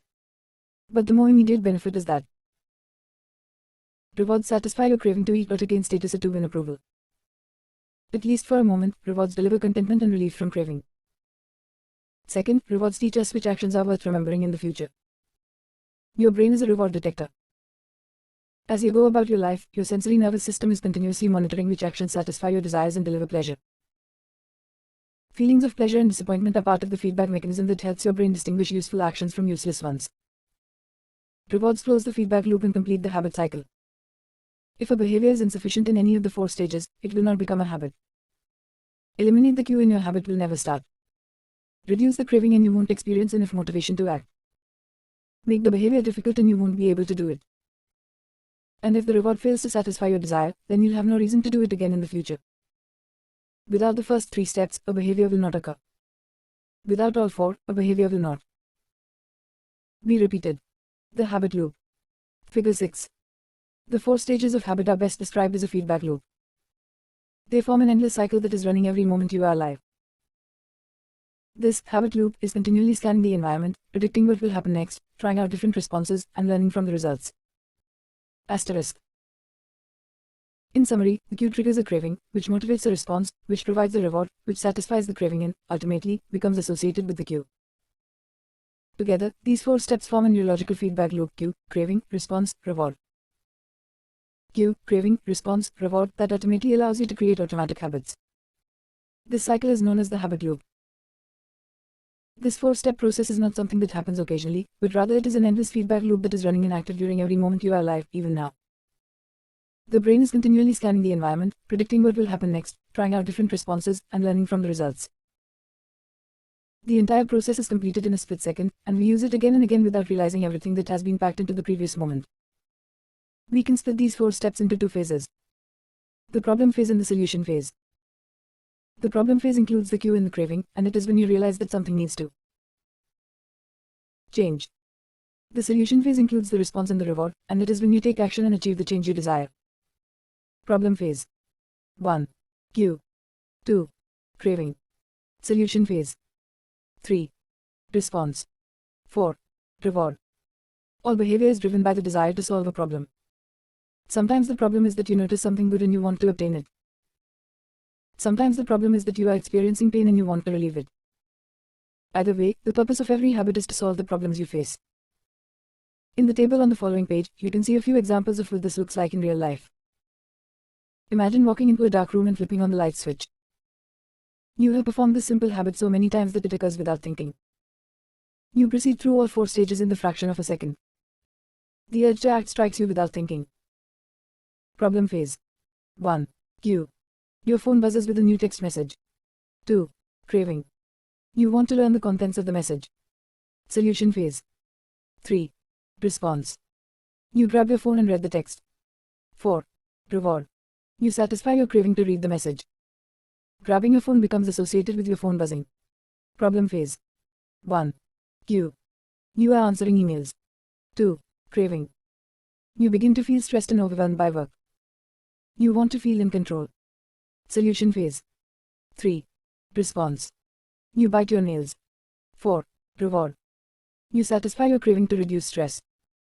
Biting your nails becomes associated with answering email. Problem phase. 1. Cue. You wake up. 2. Craving. You want to feel alert. Solution phase. 3. Response. You drink a cup of coffee. 4. Reward. You satisfy your craving to feel alert. Drinking coffee becomes associated with waking up. Problem phase. 1. Cue. You smell a donut shop as you walk down the street near your office. 2. Craving. You begin to crave a donut. Solution phase. 3. Response. You buy a donut and eat it. 4. Reward. You satisfy your craving to eat a donut. Buying a donut becomes associated with walking down the street near your office. Problem phase. 1. Cue. You hit a stumbling block on a project at work. 2. Craving. You feel stuck and want to relieve your frustration. Solution phase. 3. Response. You pull out your phone and check social media. 4. Reward. You satisfy your craving to feel relieved. Checking social media becomes associated with feeling stalled at work. Problem phase. 1. Cue. You walk into a dark room. 2. Craving. You want to be able to see. Solution phase. 3. Response. You flip the light switch. 4. Reward. You satisfy your craving to see. Turning on the light switch becomes associated with being in a dark room. By the time we become adults, we rarely notice the habits that are running our lives.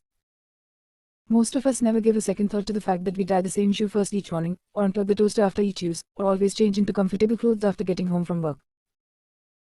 After decades of mental programming, we automatically slip into these patterns of thinking and acting.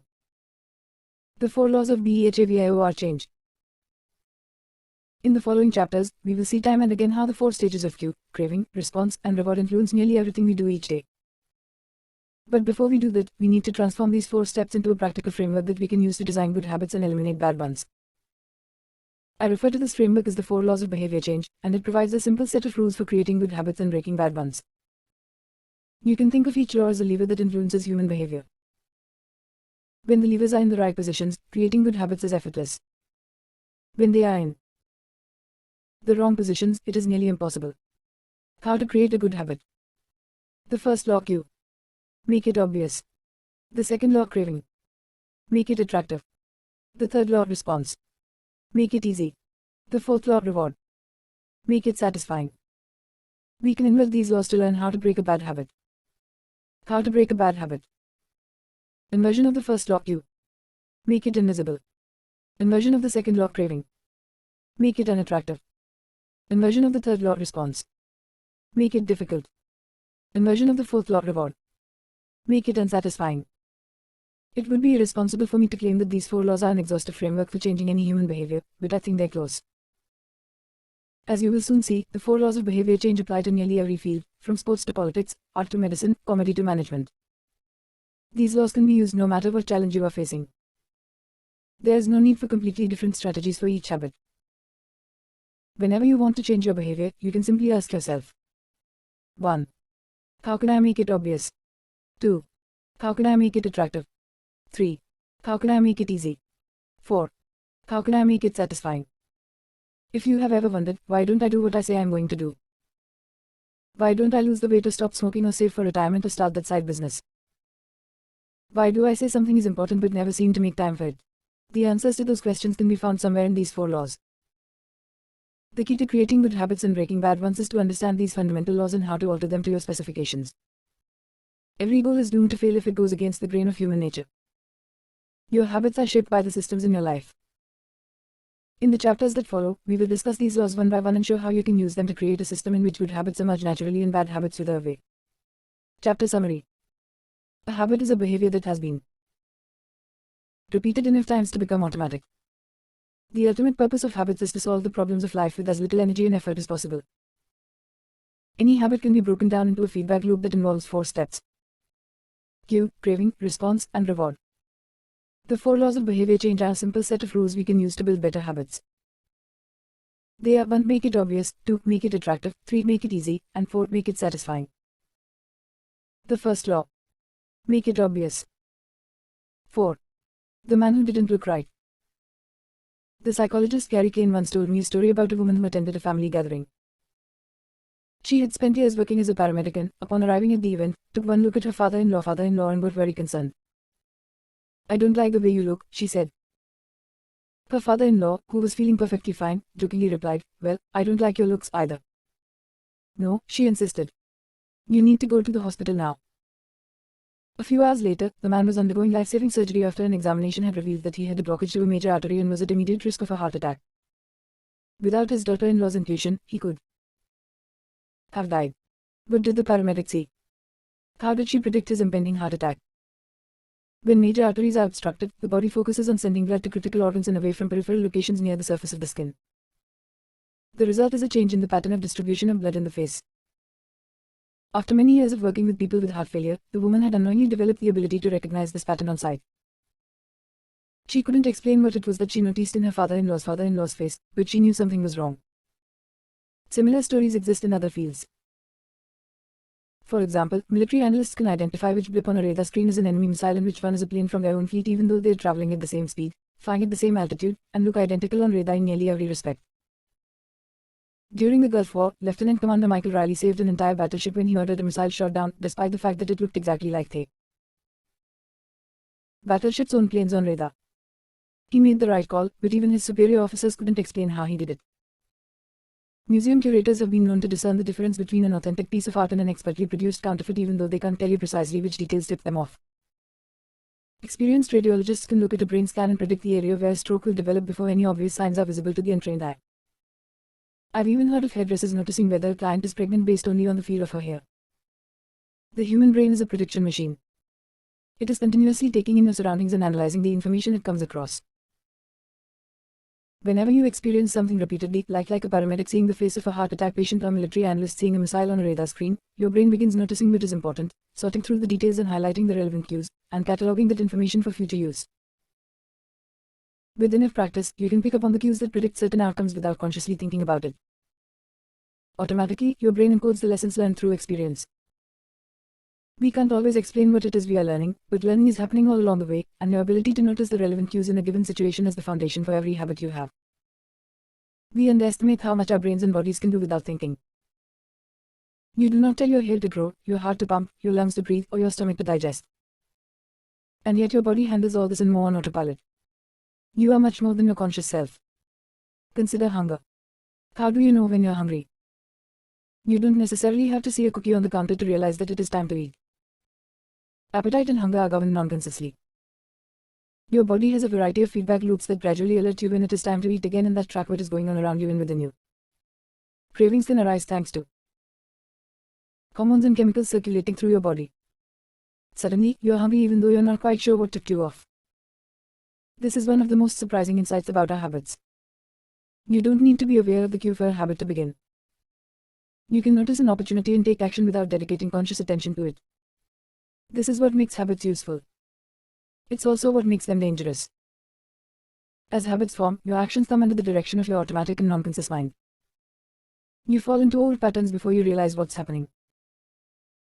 Unless someone points it out, you may not notice that you cover your mouth with your hand whenever you laugh, that you apologize before asking a question, or that you have a habit of finishing other people's sentences. And the more you repeat these patterns, the less likely you become to question what you're doing and why you're doing it. I once heard of a retail clerk who was instructed to cut up empty gift cards after customers had used up a balance on the card. One day, the clerk cashed out a few customers in a row who purchased with gift cards. When the next person walked up, the clerk swiped the customer's actual credit card, picked up the scissors, and then cut it in half entirely on autopilot, before looking up at the stunned customer and realizing what had just happened. Another woman I came across in my research was a former preschool teacher who had switched to a corporate job. Even though she was now working with adults, her old habits would kick in and she kept asking coworkers if they had washed their hands after going to the bathroom. I also found the story of a man who had spent years working as a lifeguard and would occasionally yell, "Walk," whenever he saw a child running. Over time, the cues that spark our habits become so common that they are essentially invisible. The treats on the kitchen counter, the remote control next to the couch, the phone in our pocket. Our responses to these cues are so deeply encoded that it may feel like the urge to act comes from nowhere. For this reason, we must begin the process of behavior change with awareness. Before we can effectively build new habits, we need to get a handle on our current ones. This can be more challenging than it sounds because once a habit is firmly rooted in your life, it is mostly non-consistent and automatic. If a habit remains mindless, you can't expect to improve it. As the psychologist Carl Jung said, until you make the unconscious conscious, it will direct your life and you will call it fate. The habit scorecard.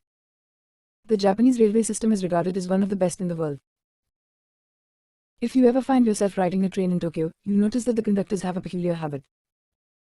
As each operator runs the train, they proceed through a ritual of pointing at different objects and calling out commands. When the train approaches a signal, the operator will point at it and say, "Signal is green." As the train pulls into and out of each station, the operator will point at the speedometer and call out the exact speed. When it's time to leave, the operator will point at the timetable and state the time. Out on the platform, other employees are performing similar actions. Before each train departs, staff members will point along the edge of the platform and declare, "All clear." Every detail is identified, pointed at, and named aloud. Asterisk. This process, known as pointing and calling, is a safety system designed to reduce mistakes. It seems silly, but it works incredibly well. Pointing and calling reduces errors by up to 85% and cuts accidents by 30%. The MTA subway system in New York City adopted a modified version that is point only, and within 2 years of implementation, incidents of incorrectly berthed subways fell 57%. Pointing and calling is so effective because it raises the level of awareness from a non-conscious habit to a more conscious level. Because the train operators must use their eyes, hands, mouth, and ears, they are more likely to notice problems before something goes wrong. My wife does something similar. Whenever we are preparing to walk out the door for a trip, she verbally calls out the most essential items in her packing list. "I've got my keys. I've got my wallet. I've got my glasses. I've got my husband." The more automatic a behavior becomes, the less likely we are to consciously think about it. And when we've done something 1,000 times before, we begin to overlook things. We assume that the next time will be just like the last. We are so used to doing what we've always done that we don't stop to question whether it's the right thing to do at all. Many of our failures in performance are largely attributable to a lack of self-awareness. Self-awareness. One of our greatest challenges in changing habits is maintaining awareness of what we are actually doing. This helps explain why the consequences of bad habits can sneak up on us. We need a point-and-call system for our personal lives.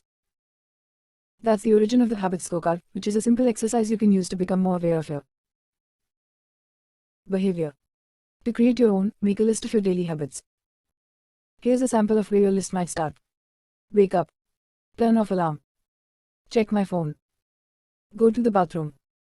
Weigh myself. Take a shower. Brush my teeth. Floss my teeth. Put on deodorant. Hang up towel to dry. Get dressed. Make a cup of tea. Dot. Dot. Dot.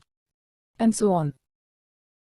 Once you have a full list, look at each behavior and ask yourself, is this a good habit, a bad habit, or a neutral habit? If it is a good habit, write plus next to it. If it is a bad habit, write. If it is a neutral habit, write equals. For example, the list above might look like this. Wake up equals. Turn off alarm equals.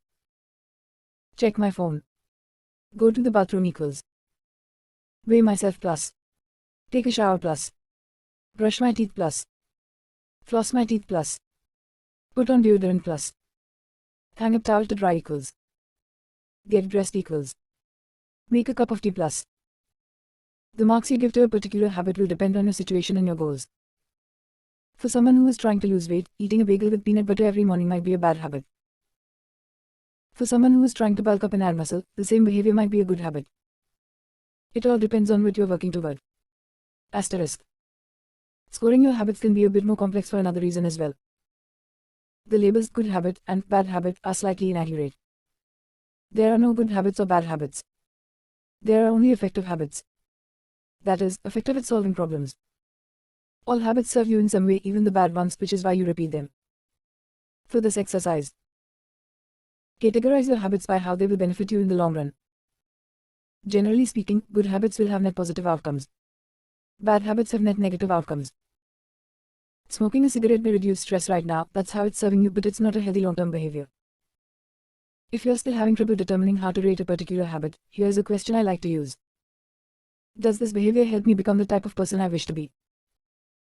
Does this habit cast a vote for or against my desired identity? Habits that reinforce your desired identity are usually good. Habits that conflict with your desired identity are usually bad. As you create your habit scorecard, there is no need to change anything at first. The goal is to simply notice what is actually going on. Observe your thoughts and actions without judgment or internal criticism. Don't blame yourself for your faults. Don't praise yourself for your successes. If you eat a chocolate bar every morning, acknowledge it, almost as if you were watching someone else. Oh, how interesting that they would do such a thing. If you binge eat, simply notice that you are eating more calories than you should. If you waste time online, notice that you are spending your life in a way that you do not want to. The first step to changing bad habits is to be on the lookout for them. If you feel like you need extra help, then you can try pointing and calling in your own life. Say out loud the action that you are thinking of taking and what the outcome will be. If you want to cut back on your junk food habit but notice yourself grabbing another cookie, say out loud, I'm about to eat this cookie, but I don't need it. Eating it will cause me to gain weight and hurt my health. Hearing your bad habits spoken aloud makes the consequences seem more real. It adds weight to the action rather than letting yourself mindlessly slip into an old routine. This approach is useful even if you're simply trying to remember a task on your to-do list. Just saying out loud, tomorrow I need to go to the post office after lunch, increases the odds that you'll actually do it. You're getting yourself to acknowledge the need for action, and that can make all the difference. The process of behavior change always starts with awareness. Strategies like pointing and calling in the habit scorecard are focused on getting you to recognize your habits and acknowledge the cues that trigger them, which makes it possible to respond in a way that benefits you. Chapter summary. With enough practice, your brain will pick up on the cues that predict certain outcomes without consciously thinking about it. Once our habits become automatic, we stop paying attention to what we are doing. The process of behavior change always starts with awareness. You need to be aware of your habits before you can change them. Pointing and calling raises your level of awareness from a non-conscious habit to a more conscious level by verbalizing your actions. The habit scorecard is a simple exercise you can use to become more aware of your behavior. 5. The best way to start a new habit. In 2001, researchers in Great Britain began working with 248 people to build better exercise habits over the course of 2 weeks. The subjects were divided into 3 groups. The first group was the control group. They were simply asked to track how often they exercised. The second group was the motivation group. They were asked not only to track their workouts but also to read some material on the benefits of exercise. The researchers also explained to the group how exercise could reduce the risk of coronary heart disease and improve heart health. Finally, there was the third group. These subjects received the same presentation as the second group, which ensured that they had equal levels of motivation. However, they were also asked to formulate a plan for when and where they would exercise over the following week. Specifically, each member of the third group completed the following sentence. During the next week, I will partake in at least 20 minutes of vigorous exercise on day, at time and place. In the first and second groups, 35 to 38% of people exercised at least once per week. Interestingly, the motivational presentation given to the second group seemed to have no meaningful impact on behavior. But 91% of the third group exercised at least once per week, more than double the normal rate. The sentence they filled out is what researchers refer to as an implementation intention, which is a plan you make beforehand about when and where to act. That is, how you intend to implement a particular habit. The cues that can trigger a habit come in a wide range of forms: the feel of your phone buzzing in your pocket, the smell of chocolate chip cookies, the sound of ambulance sirens, but the 2 most common cues are time and location. Implementation intentions leverage both of these cues. Broadly speaking, the format for creating an implementation intention is: when situation X arises, I will perform response Y. Hundreds of studies have shown that implementation intentions are effective for sticking to our goals, whether it's writing down the exact time and date of when you will get a flu shot or recording the time of your colonoscopy appointment. They increase the odds that people will stick with habits like recycling, studying, going to sleep early, and stopping smoking. Researchers have even found that voter turnout increases when people are forced to create implementation intentions by answering questions like: what route are you taking to the polling station? At what time are you planning to go? What bus will get you there? Other successful government programs have prompted citizens to make a clear plan to send taxes in on time or provided directions on when and where to pay late traffic bills. The punchline is clear. People who make a specific plan for when and where they will perform a new habit are more likely to follow through. Too many people try to change their habits without these basic details figured out. We tell ourselves, I'm going to eat healthier or I'm going to write more, but we never say when and where these habits are going to happen. We leave it up to chance and hope that we will just remember to do it or feel motivated at the right time. An implementation intention sweeps away foggy notions like, I want to work out more, or I want to be more productive, or I should vote, and transforms them into a concrete plan of action. Many people think they lack motivation when what they really lack is clarity. It is not always obvious when and where to take action. Some people spend their entire lives waiting for the time to be right to make an improvement. Once an implementation intention has been set, you don't have to wait for inspiration to strike. Do I write a chapter today or not? Do I meditate this morning or at lunch? When the moment of action occurs, there is no need to make a decision. Simply follow your predetermined plan. The simple way to apply this strategy to your habits is to fill out this sentence. I will be EHAVIOR at time and location. Meditation. I will meditate for 1 minute at 7 a.m. In my kitchen. Studying. I will study Spanish for 20 minutes at 6 p.m. In my bedroom. Exercise. I will exercise for 1 hour at 5 p.m. In my local gym. Marriage. I will make my partner a cup of tea at 8 a.m. In the kitchen. If you aren't sure when to start your habit, try the first day of the week, month, or year.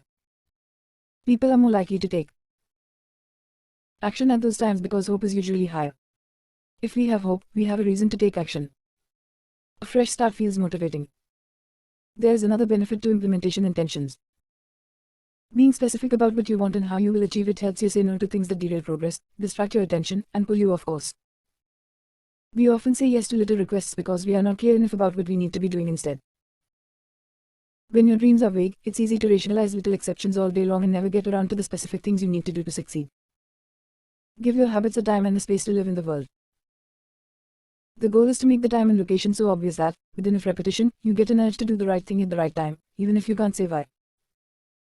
As the writer Jason Zweig noted, obviously you're never going to just work out without conscious thought. But like a dog salivating at a bell, maybe you start to get antsy around the time of day you normally work out. There are many ways to use implementation intentions in your life and work. My favorite approach is one I learned from Stanford professor B.J. Fogg, and it is a strategy I refer to as habit stacking.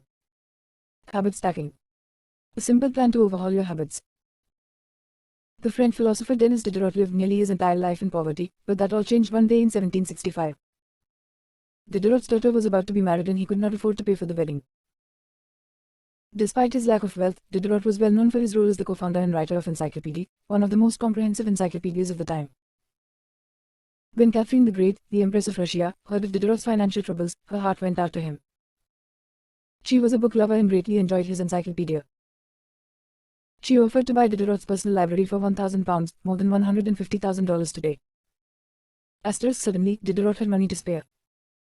With his new wealth, he not only paid for the wedding but also acquired a scarlet robe for himself. Diderot's scarlet robe was beautiful.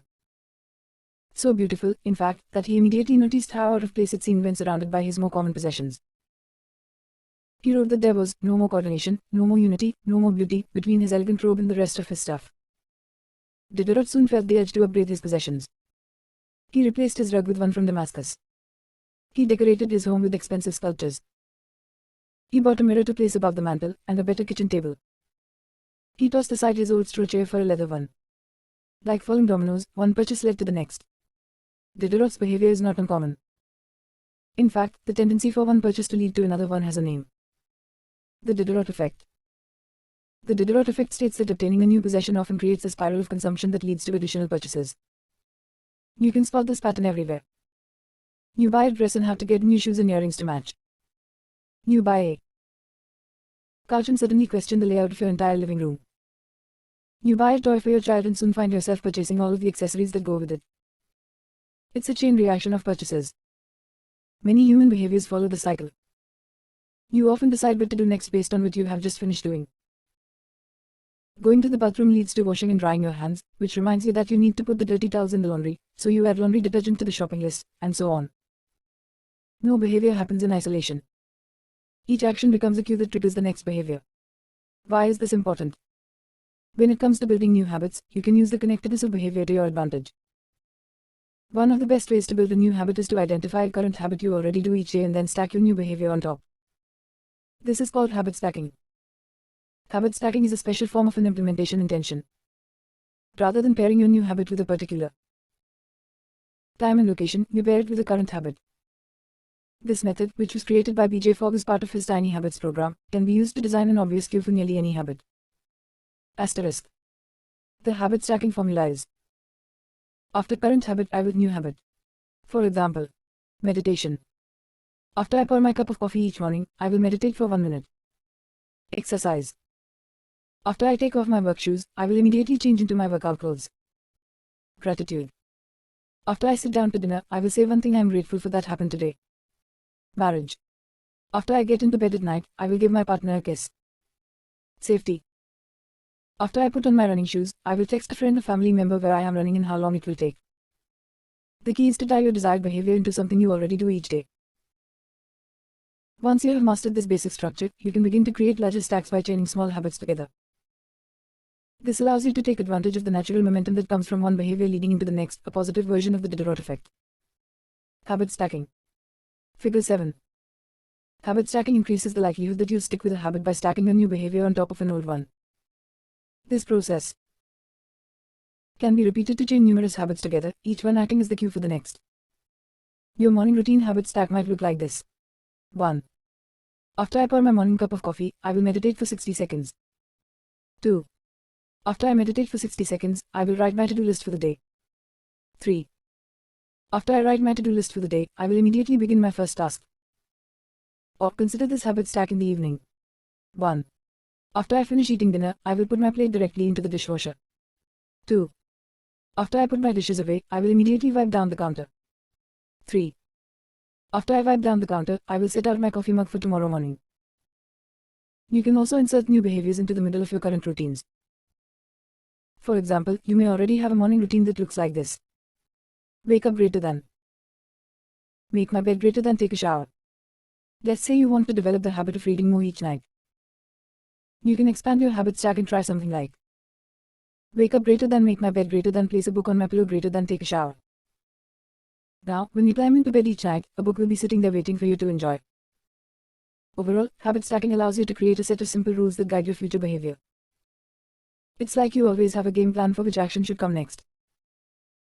Once you get comfortable with this approach, you can develop general habit stacks to guide you whenever the situation is appropriate. Exercise. When I see a set of stairs, I will take them instead of using the elevator. Social skills. When I walk into a party, I will introduce myself to someone I don't know yet. Finances. When I want to buy something over $100, I will wait 24 hours before purchasing. Healthy eating. When I serve myself a meal, I will always put veggies on my plate first. Minimalism.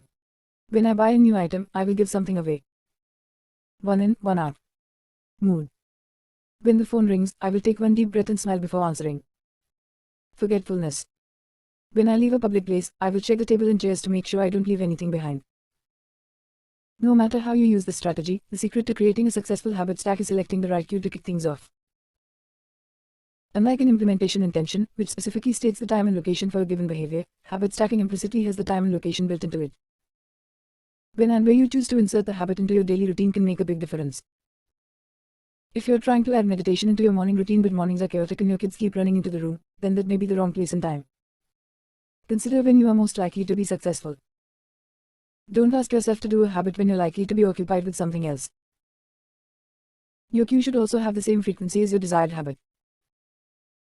If you want to do a habit every day, but you stack it on top of a habit that only happens on Mondays, that's not a good choice. One way to find the right trigger for your habit stack is by brainstorming a list of your current habits.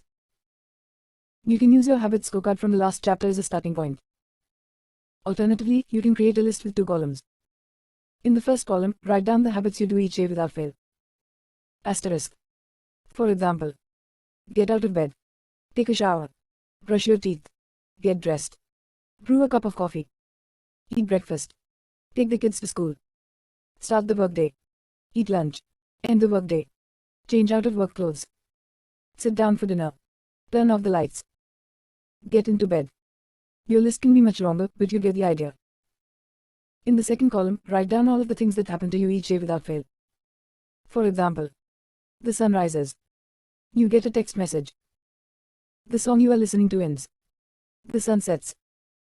Armed with these two lists, you can begin searching for the best place to lay your new habit into your lifestyle. Habit stacking works best when the cue is highly specific and immediately actionable.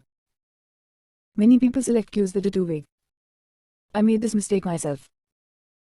When I wanted to start a push-up habit, my habit stack was, when I take a break for lunch, I will do 10 push-ups. At first glance, this sounded reasonable. But soon, I realized the trigger was unclear. Would I do my push-ups before I ate lunch? After I ate lunch? Where would I do them? After a few inconsistent days, I changed my habit stack to: when I close my laptop for lunch, I will do 10 push-ups next to my desk. Ambiguity gone. Habits like read more or eat better are worthy causes, but these goals do not provide instruction on how and when to act. Be specific and clear. After I close the door. After I brush my teeth. After I sit down at the table. The specificity is important. The more tightly bound your new habit is to a specific cue, the better the odds are that you will notice when the time comes to act. The first law of behavior change is to make it obvious. Strategies like implementation intentions and habit stacking are among the most practical ways to create obvious cues for your habits and design a clear plan for when and where to take action. Chapter Summary. The first law of behavior change is make it obvious. The two most common cues are time and location. Creating an implementation intention is a strategy you can use to pair a new habit with a specific time and location. The implementation intention formula is: I will be EHAVIOR at time and location. Habit stacking is a strategy you can use to pair a new habit with the current habit. The habit stacking formula is: after current habit I with new habit. 6. Motivation is overrated. Environment often matters more. Annie Thorndike, a primary care physician at Massachusetts General Hospital in Boston, had a crazy idea. She believed she could improve the eating habits of thousands of hospital staff and visitors without changing their willpower or motivation in the slightest way. In fact, she didn't plan on talking to them at all. Thorndike and her colleagues designed a 6-month study to alter the choice architecture of the hospital cafeteria. They started by changing how drinks were arranged in the room. Originally, the refrigerators located next to the cash registers in the cafeteria were filled with only soda. The researchers added water as an option to each one. Additionally, they placed baskets of bottled water next to the food stations throughout the room. Soda was still in the primary refrigerators, but water was now available at all drink locations. Over the next 3 months, the number of soda sales at the hospital dropped by 11.4%. Meanwhile, sales of bottled water increased by 25.8%. They made similar adjustments and then saw similar results with the food in the cafeteria. Nobody had said a word to anyone eating there. Before-after. Figure 8. Here is a representation of what the cafeteria looked like before the environment design changes were made left and after right. The shaded boxes indicate areas where bottled water was available in each instance. Because the amount of water in the environment was increased, behavior shifted naturally and without additional motivation. People often choose products not because of what they are, but because of where they are. If I walk into the kitchen and see a plate of cookies on the counter, I'll pick up half a dozen and start eating, even if I hadn't been thinking about them beforehand and didn't necessarily feel hungry. If the communal table at the office is always filled with donuts and bagels, it's going to be hard not to grab one every now and then. Your habits change depending on the room you are in and the cues in front of you. Environment is the invisible hand that shapes human behavior. Despite our unique personalities, certain behaviors tend to arise again and again under certain environmental conditions. In church, people tend to talk in whispers. On a dark street, people act wary and guarded. In this way, the most common form of change is not internal, but external. We are changed by the world around us. Every habit is context-dependent. In 1936, psychologist Kurt Lewin wrote a simple equation that makes a powerful statement. Behavior is a function of the person and their environment, or B equals FP, A. It didn't take long for Levin's equation to be tested in business. In 1952, the economist Håkan Stern described a phenomenon he called suggestion impulse buying, which is triggered when a shopper sees a product for the first time and visualizes a need for it. In other words, customers will occasionally buy products not because they want them but because of how they are presented to them. For example, items at eye level tend to be purchased more than those down near the floor. For this reason, you'll find expensive brand names featured in easy-to-reach locations on store shelves because they drive the most profit, while cheaper alternatives are tucked away in harder-to-reach spots. The same goes for end caps, which are the units at the end of aisles. End caps are money-making machines for retailers because they are obvious locations that encounter a lot of foot traffic. For example, 45% of Coca-Cola sales come specifically from end-of-the-aisle racks. The more obviously available a product or service is, the more likely you are to try it. People drink Bud Light because it is in every bar and visit Starbucks because it is on every corner. We like to think that we are in control. If we choose water over soda, we assume it is because we wanted to do so. The truth, however, is that many of the actions we take each day are shaped not by purposeful drive and choice but by the most obvious option. Every living being has its own methods for sensing and understanding the world. Eagles have remarkable long-distance vision. Snakes can smell by tasting the air with their highly sensitive tongues. Sharks can detect small amounts of electricity and vibrations in the water caused by nearby fish. Even bacteria have chemoreceptors, tiny sensory cells that allow them to detect toxic chemicals in their environment. In humans, perception is directed by the sensory nervous system. We perceive the world through sight, sound, smell, touch, and taste. But we also have other ways of sensing stimuli. Some are conscious, but many are non-conscious. For instance, you can notice when the temperature drops before a storm, or when the pain in your gut rises during a stomachache, or when you fall off balance while walking on rocky ground. Receptors in your body pick up on a wide range of internal stimuli, such as the amount of salt in your blood or the need to drink when thirsty. The most powerful of all human sensory abilities, however, is vision. The human body has about 11 million sensory receptors. Approximately 10 million of those are dedicated to sight. Some experts estimate that half of the brain's resources are used on vision. Given that we are more dependent on vision than on any other sense, it should come as no surprise that visual cues are the greatest catalyst of our behavior. For this reason, a small change in what you see can lead to a big shift in what you do. As a result, you can imagine how important it is to live and work in environments that are filled with productive cues and devoid of unproductive ones. Thankfully, there is good news in this respect. You don't have to be the victim of your environment. You can also be the architect of it. How to design your environment for success. During the energy crisis and oil embargo of the 1970s, Dutch researchers began to pay close attention to the country's energy usage. In one suburb near Amsterdam, they found that some homeowners used 30% less energy than their neighbors, despite the homes being a similar size and getting electricity for the same price. It turned out the houses in this neighborhood were nearly identical except for one feature: the location of the electrical meter. Some had one in the basement. Others had the electrical meter upstairs in the main hallway. As you may guess, the homes with the meters located in the main hallway used less electricity. When their energy use was obvious and easy to track, people changed their behavior. Every habit is initiated by a cue, and we are more likely to notice cues that stand out. Unfortunately, the environments where we live and work often make it easy not to do certain actions because there is no obvious cue to trigger the behavior. It's easy not to practice the guitar when it's tucked away in the closet. It's easy not to read a book when the bookshelf is in the corner of the guest room. It's easy not to take your vitamins when they are out of sight in the pantry. When the cues that spark a habit are subtle or hidden, they are easy to ignore. By comparison, creating obvious visual cues can draw your attention toward a desired habit. In the early 1990s, the cleaning staff at Schiphol Airport in Amsterdam installed a small sticker that looked like a fly near the center of each urinal. Apparently, when men stepped up to the urinals, they aimed for what they thought was a bug. The stickers improved. Their aim significantly reduced spillage around the urinals. Further analysis determined that the stickers cut bathroom cleaning costs by 8% per year. I've experienced the power of obvious cues in my own life.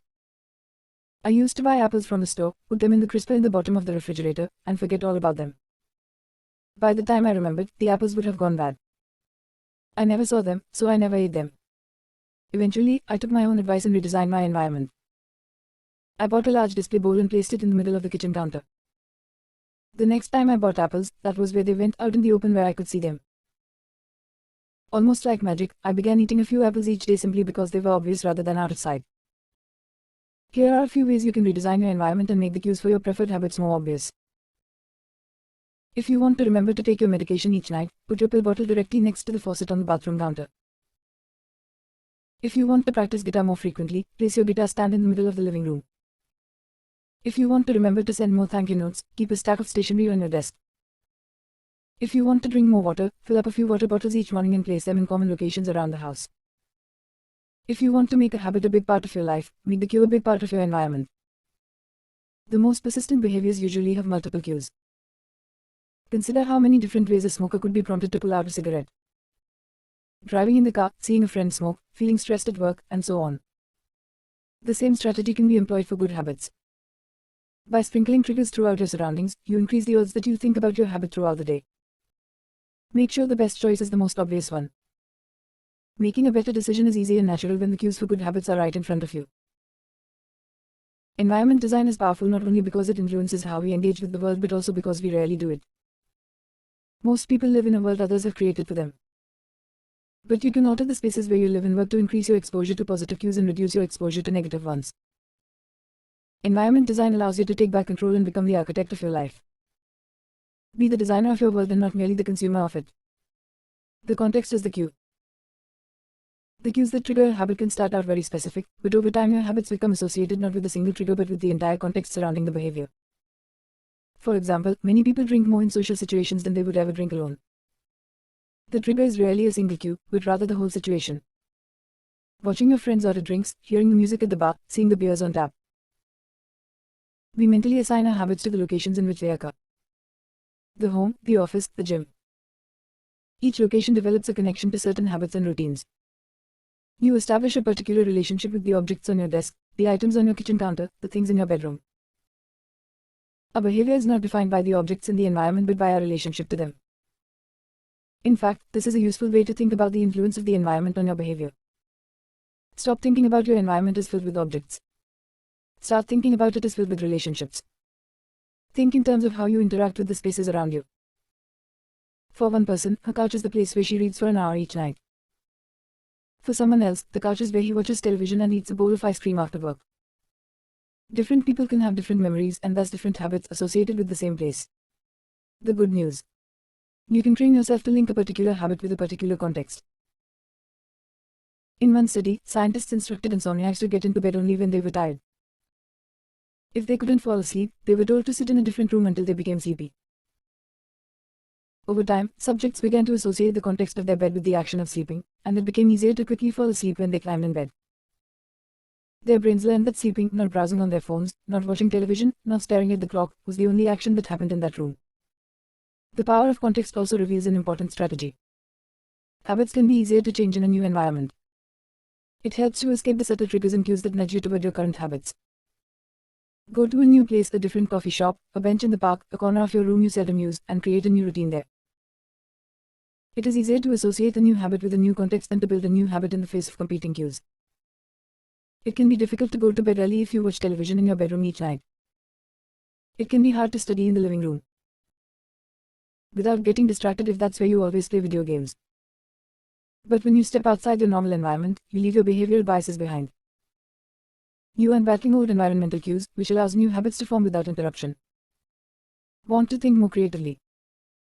Move to a bigger room, a rooftop patio, or a building with expansive architecture. Take a break from the space where you do your daily work, which is also linked to your current thought patterns. Trying to eat healthier. It is likely that you shop on autopilot at your regular supermarket. Try a new grocery store. You may find it easier to avoid unhealthy food when your brain doesn't automatically know where it is located in the store. When you can't manage to get to an entirely new environment, redefine or rearrange your current one. Create a separate space for work, study, exercise, entertainment, and cooking. The mantra I find useful is one space, one use. When I started my career as an entrepreneur, I would often work from my couch or at the kitchen table. In the evenings, I found it very difficult to stop working.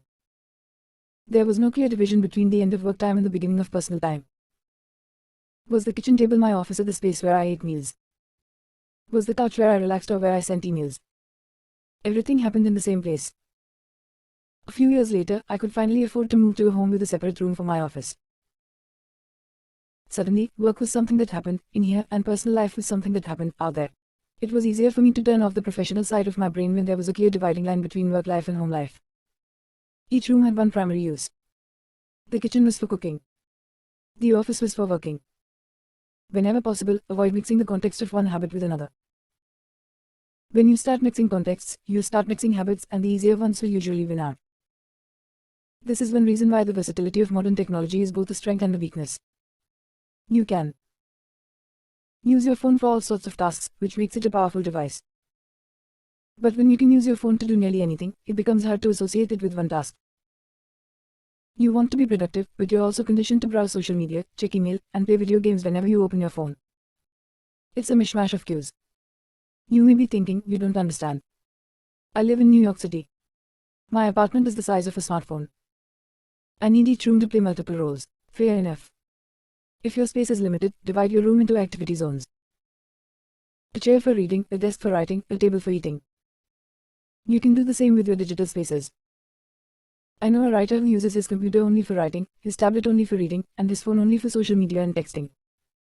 Every habit should have a home. If you can manage to stick with this strategy, each context will become associated with a particular habit and mode of thought. Habits thrive in predictable circumstances like these. Focus comes automatically when you are sitting at your work desk. Relaxation is easier when you are in a space designed for that purpose. Sleep comes quickly when it is the only thing that happens in your bedroom. If you want behaviors that are stable and predictable, you need an environment that is stable and predictable.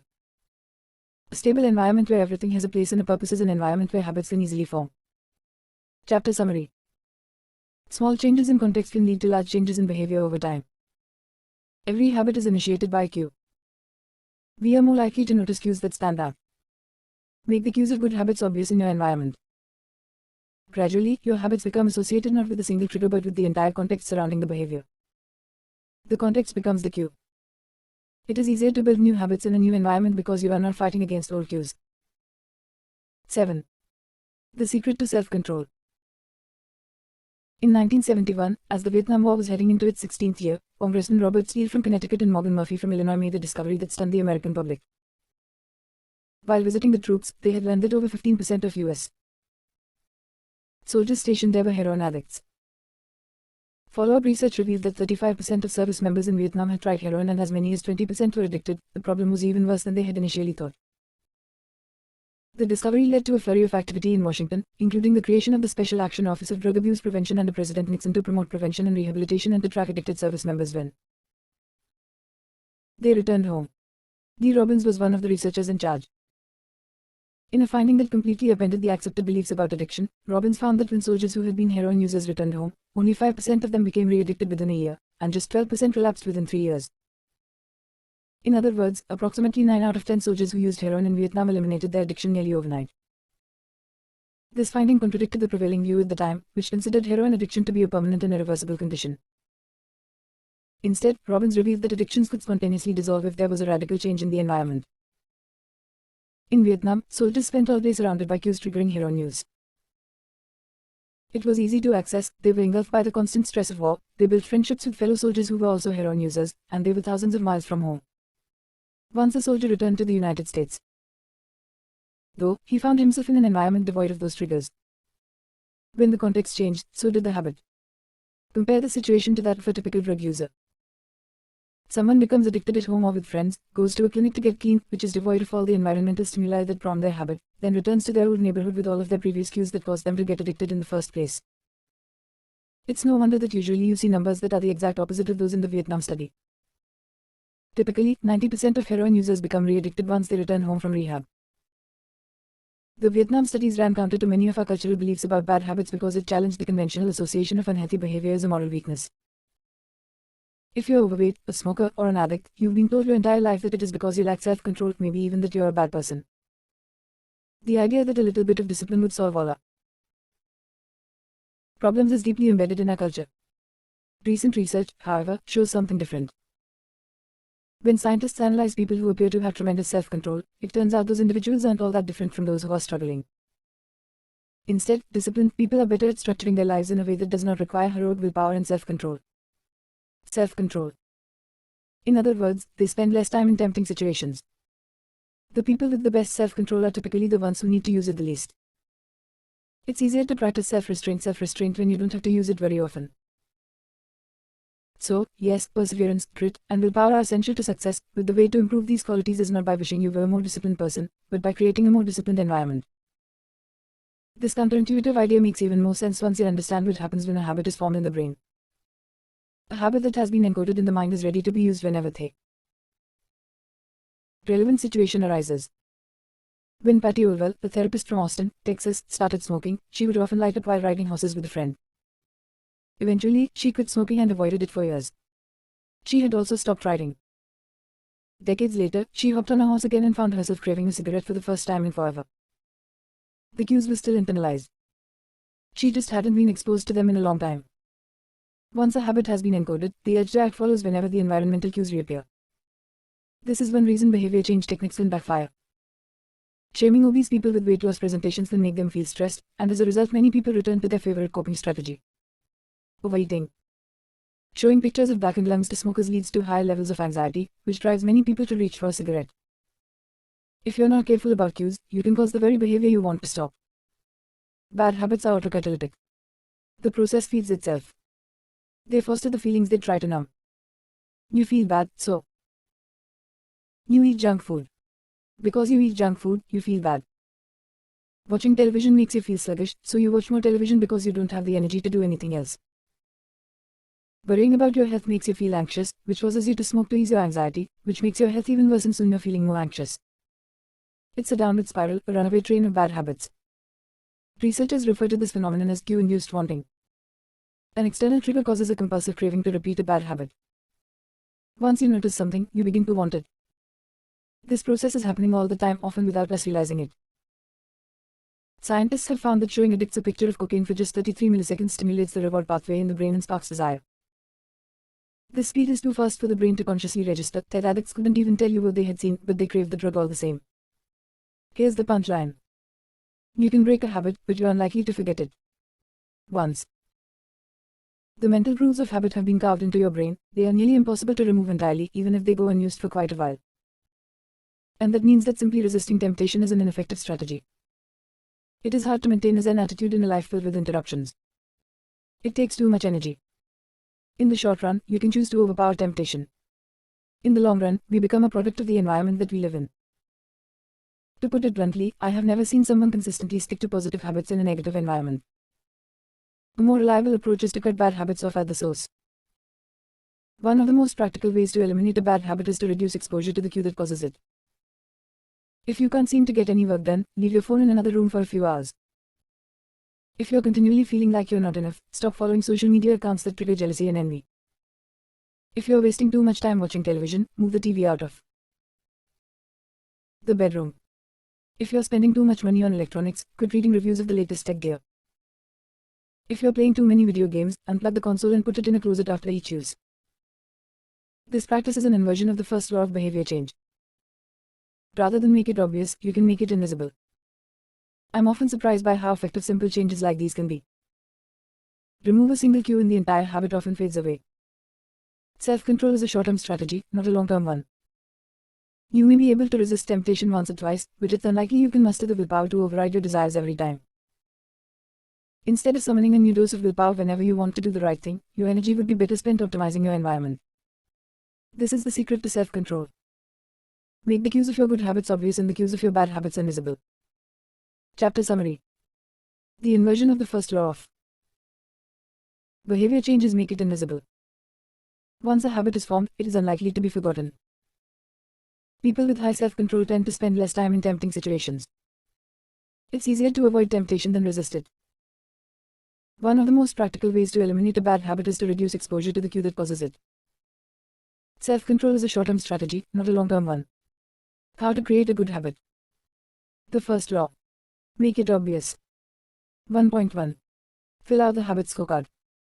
Write down your current habits to become aware of them. 1.2. Use implementation intentions. I will be EHAVIOR at time and location. 1.3. Use habit stacking. After current habit, I will new habit. 1.4. Design your environment. Make the cues of good habits obvious and visible. The second law. Make it attractive. The third law. Make it easy. The fourth law. Make it satisfying. How to break a bad habit.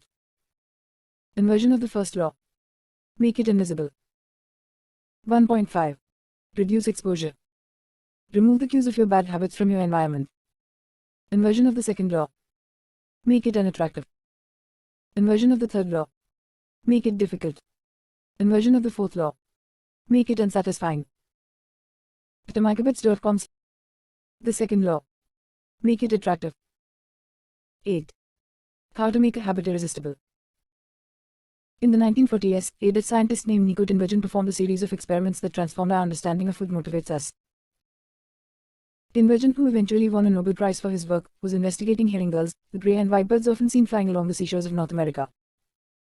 Adult herring gulls have a small red dot on their beak, and Tinbergen noticed that newly hatched chicks would peck the spot whenever they wanted food.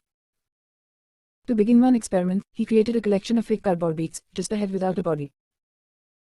When the parents had flown away, he went over to the nest and offered these dummy beaks to the chicks. The beaks were obvious fakes, and he assumed the baby birds would reject them altogether. However, when the tiny girls saw the red spot on the cardboard beak, they pecked away just as if it were attached to their own mother. They had a clear preference for those red spots, as if they had been genetically programmed at birth. Soon Tinbergen discovered that the bigger the red spot, the faster the chicks pecked. Eventually, he created a beak with 3 large red dots on it. When he placed it over the nest, the baby birds went crazy with delight. They pecked at the little red patches as if it was the greatest beak they had ever seen. Tinbergen and his colleagues discovered similar behavior in other animals. For example, the gray goose is a ground nesting bird. Occasionally, as the mother moves around on the nest, one of the eggs will roll out and settle on the grass nearby. Whenever this happens, the goose will waddle over to the egg and use its beak and neck to pull it back into the nest. Tinbergen discovered that the goose will pull any nearby round object, such as a billiard ball or a light bulb, back into the nest. The bigger the object, the greater their response. One goose even made a tremendous effort to roll a volleyball back and sit on top. Like the baby girls automatically pecking at red dots, the gray goose was following an instinctive rule. When I see a round object nearby, I must roll it back into the nest. The bigger the round object, the harder I should try to get it. It's like the brain of each animal is preloaded with certain rules for behavior, and when it comes across an exaggerated version of that rule, it lights up like a Christmas tree. Scientists refer to these exaggerated cues as supernormal stimuli. A supernormal stimulus is a heightened version of reality, like a beak with 3 red dots or an egg the size of a volleyball, and it elicits a stronger response than usual. Humans are also prone to fall for exaggerated versions of reality. Junk food, for example, drives our reward systems into a frenzy. After spending hundreds of thousands of years hunting and foraging for food in the wild, the human brain has evolved to place a high value on salt, sugar, and fat. Such foods are often calorie-dense, and they were quite rare when our ancient ancestors were roaming the savannah. When you don't know where your next meal is coming from, eating as much as possible is an excellent strategy for survival. Today, however, we live in a calorie-rich environment. Food is abundant, but your brain continues to crave it like it is scarce. Placing a high value on salt, sugar, and fat is no longer advantageous to our health, but the craving persists because the brain's reward centers have not changed for approximately 50,000 years. The modern food industry relies on stretching our Paleolithic instincts beyond their evolutionary purpose. The primary goal of food science is to create products that are more attractive to consumers. Nearly every food in a bag, box, or jar has been enhanced in some way, if only with additional flavoring. Companies spend millions of dollars to discover the most satisfying level of crunch in a potato chip or the perfect amount of fizz in a soda. Entire departments are dedicated to optimizing how a product feels in your mouth, a quality known as aura sensation. French fries, for example, are a potent combination, golden brown and crunchy on the outside, light and smooth on the inside. Other processed foods enhance dynamic contrast, which refers to items with a combination of sensations, like crunchy and creamy. Imagine the gooiness of melted cheese on top of a crispy pizza crust, or the crunch of an Oreo cookie combined with its smooth center. With natural, unprocessed foods, you tend to experience the same sensations over and over. How's that 17th bite of kale taste? After a few minutes, your brain loses interest and you begin to feel full.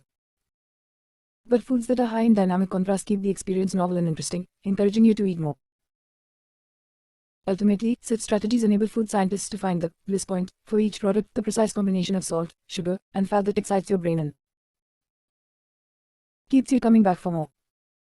The result, of course, is that you overeat because hyperpalatable foods are more attractive to the human brain. As Stephen Guyenet, a neuroscientist who specializes in eating behavior and obesity, says, we've gotten too good at pushing our own buttons. The modern food industry, and the overeating habits it has spawned, is just one example of the second law of behavior change. Make it attractive. The more attractive an opportunity is, the more likely it is to become habit-forming. Look around. Society is filled with highly engineered versions of reality that are more attractive than the world our ancestors evolved in. Stores feature mannequins with exaggerated hips and breasts to sell clothes. Social media delivers more likes and praise in a few minutes than we could ever get in the office or at home. Online porn splices together stimulating scenes at a rate that would be impossible to replicate in real life. Advertisements are created with a combination of ideal lighting, professional makeup, and Photoshop edits even.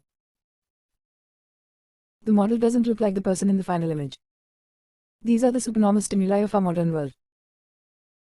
They exaggerate features that are naturally attractive to us, and our instincts go wild as a result, driving us into excessive shopping habits, social media habits, porn habits, eating habits, and many others. If history serves as a guide, the opportunities of the future will be more attractive than those of today. The trend is for rewards to become more concentrated and stimuli to become more enticing. Junk food is a more concentrated form of calories than natural foods. Hard liquor is a more concentrated form of alcohol than beer. Video games are a more concentrated form of play than board games. Compared to nature, these pleasure-packed experiences are hard to resist. We have the brains of our ancestors with temptations they never had to face. If you want to increase the odds that a behavior will occur, then you need to make it attractive. Throughout our discussion of the second law, our goal is to learn how to make our habits irresistible. While it is not possible to transform every habit into a supernormal stimulus, we can make any habit more enticing. To do this, we must start by understanding what a craving is and how it works. We begin by examining a biological signature that all habits share, the dopamine spike. The dopamine-driven feedback loop. Scientists can track the precise moment a craving occurs by measuring a neurotransmitter called dopamine.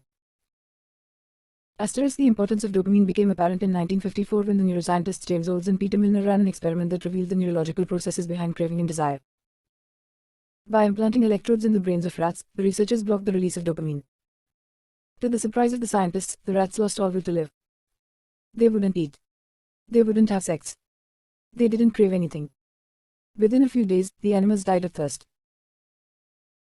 In follow-up studies, other scientists also inhibited the dopamine-releasing parts of the brain, but this time, they squirted little droplets of sugar into the mouths of the dopamine-depleted rats.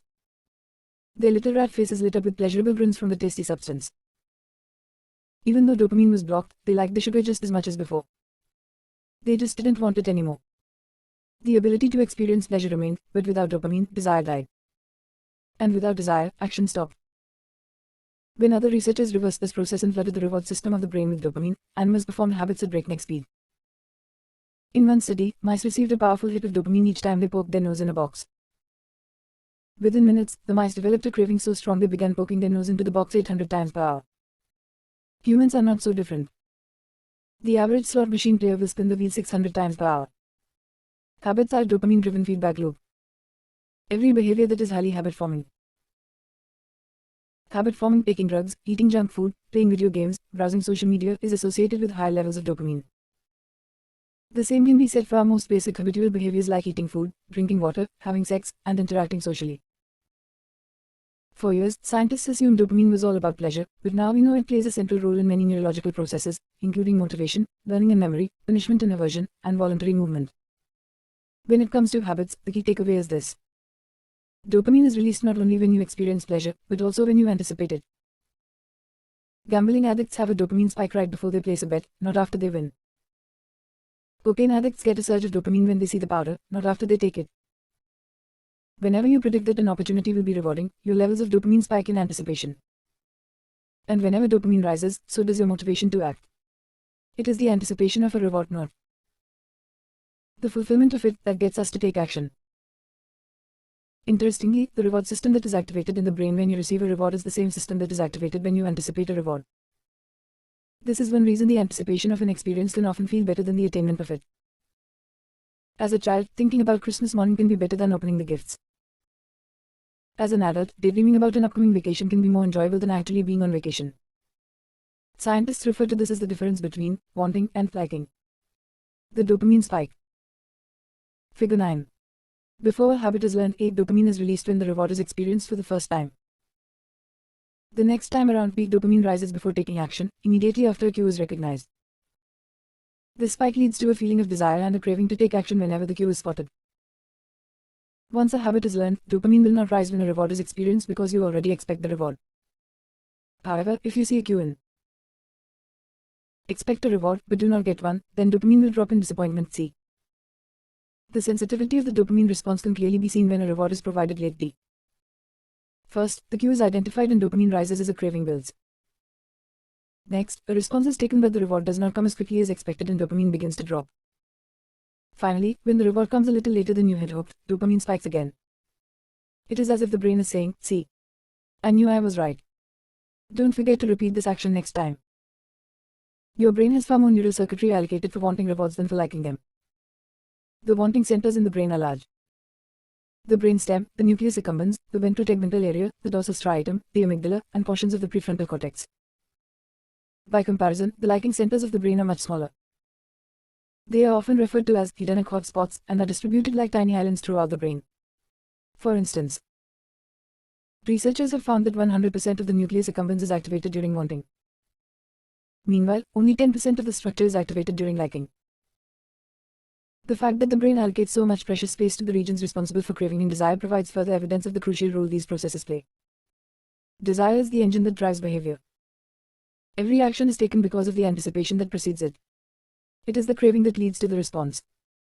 These insights reveal the importance of the second law of behavior change. We need to make our habits attractive because it is the expectation of a rewarding experience that motivates us to act in the first place.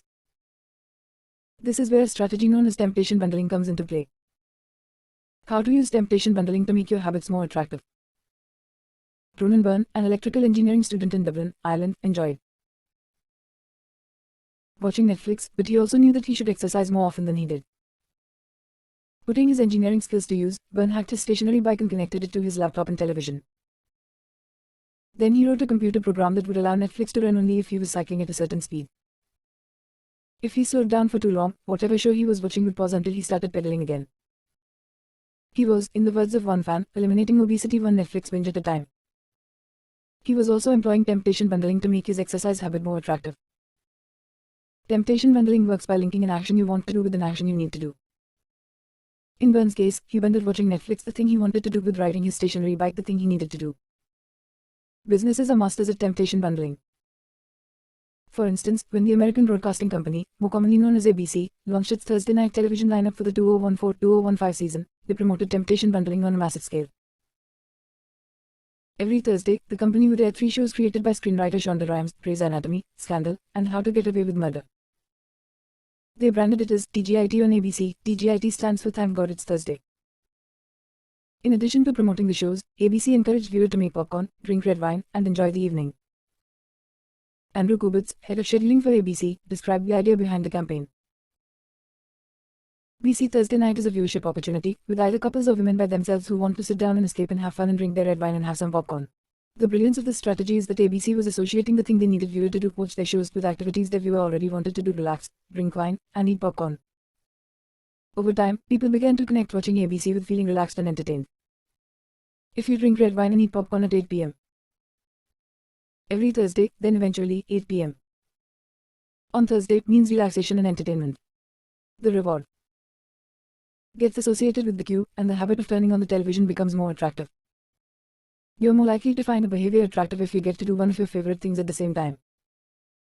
Perhaps you want to hear about the latest celebrity gossip, but you need to get in shape. Using temptation bundling, you could only read the tabloids and watch reality shows at the gym. Maybe you want to get a pedicure, but you need to clean out your email inbox. Solution: only get a pedicure while processing overdue work emails. Temptation bundling is one way to apply a psychology theory known as Premack's principle. Named after the work of Professor David Premack, the principle states that more probable behaviors will reinforce less probable behaviors. In other words, even if you don't really want to process overdue work emails, you'll become conditioned to do it if it means you get to do something you really want to do along the way. You can even combine temptation bundling with the habit stacking strategy we discussed in Chapter 5 to create a set of rules to guide your behavior. The habit stacking plus temptation bundling formula is: 1. After current habit, I will habit I need. 2. After habit I need, I will habit I want. If you want to read the news, but you need to express more gratitude. 1. After I get my morning coffee, I will say one thing I'm grateful for that happened yesterday. Need. 2. After I say one thing I'm grateful for, I will read the news. Want. If you want to watch sports, but you need to make sales calls. 1.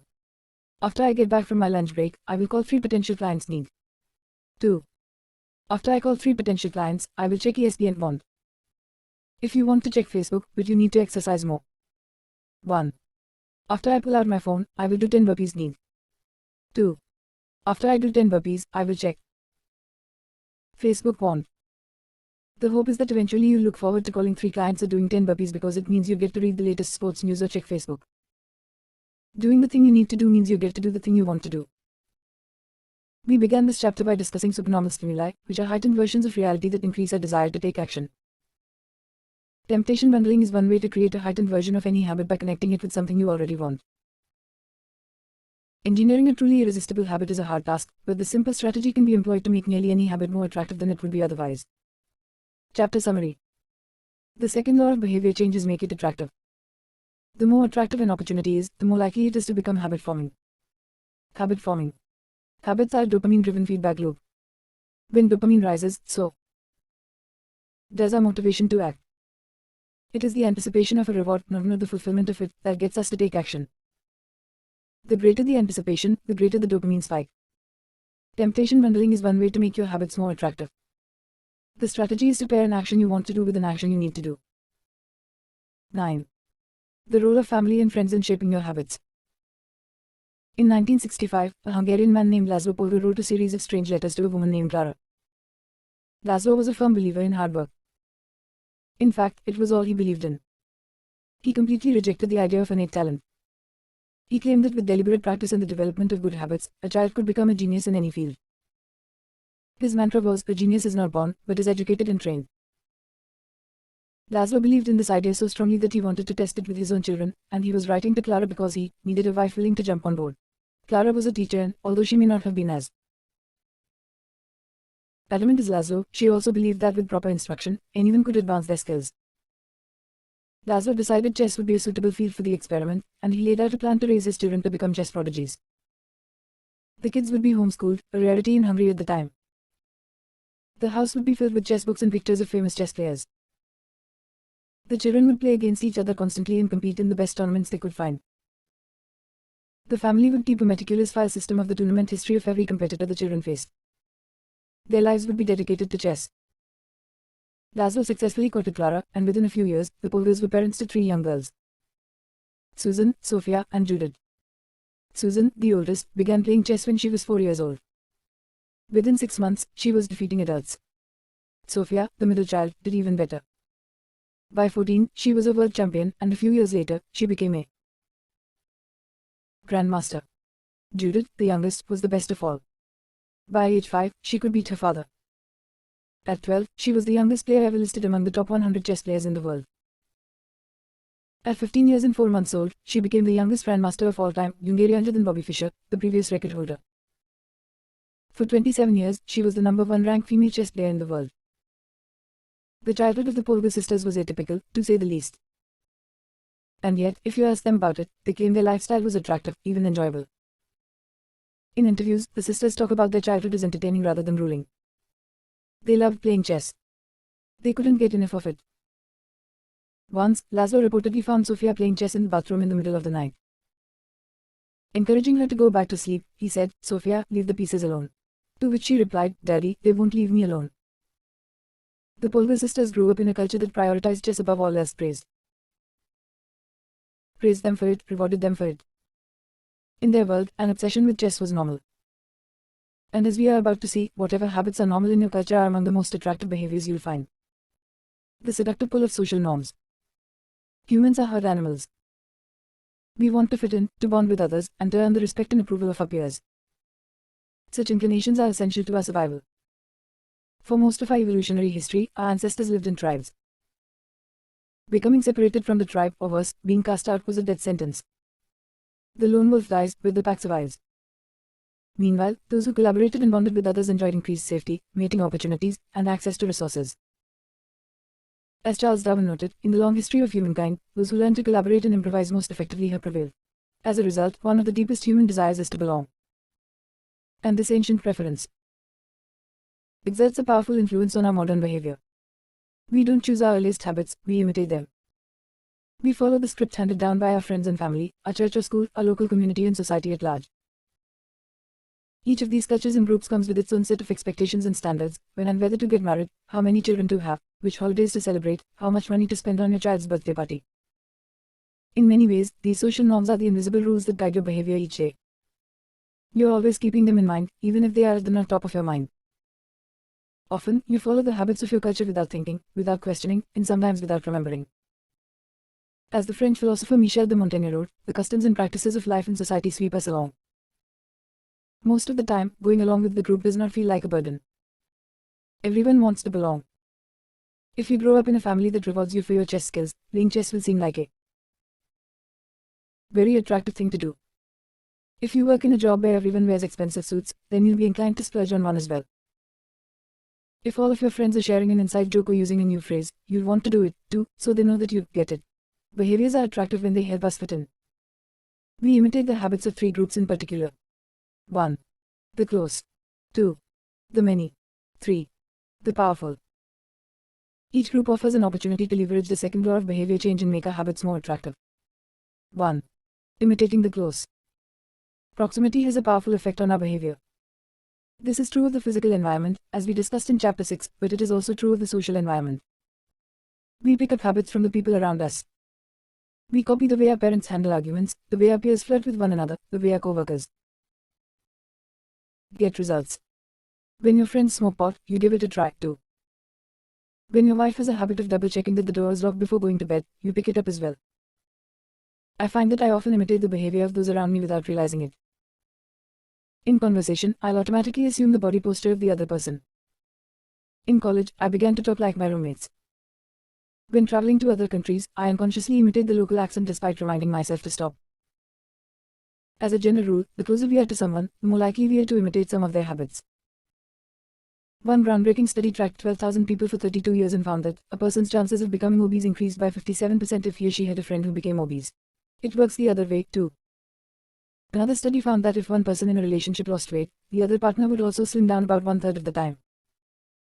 Our friends and family provide a sort of invisible peer pressure that pulls us in their direction. Of course, peer pressure is bad only if you're surrounded by bad influences. When astronaut Mike Massimino was a graduate student at MIT, he took a small robotics class. Of the 10 people in the class, 4 became astronauts. If your goal was to make it into space, then that room was about the best culture you could ask for. Similarly, one study found that the higher your best friend's IQ at age 11 or 12, the higher your IQ would be at age 15, even after controlling for natural levels of intelligence. We soak up the qualities and practices of those around us. One of the most effective things you can do to build better habits is to join a culture where your desired behavior is the normal behavior. New habits seem achievable when you see others doing them every day. If you are surrounded by fit people, you're more likely to consider working out to be a common habit. If you're surrounded by jazz lovers, you're more likely to believe it's reasonable to play jazz every day.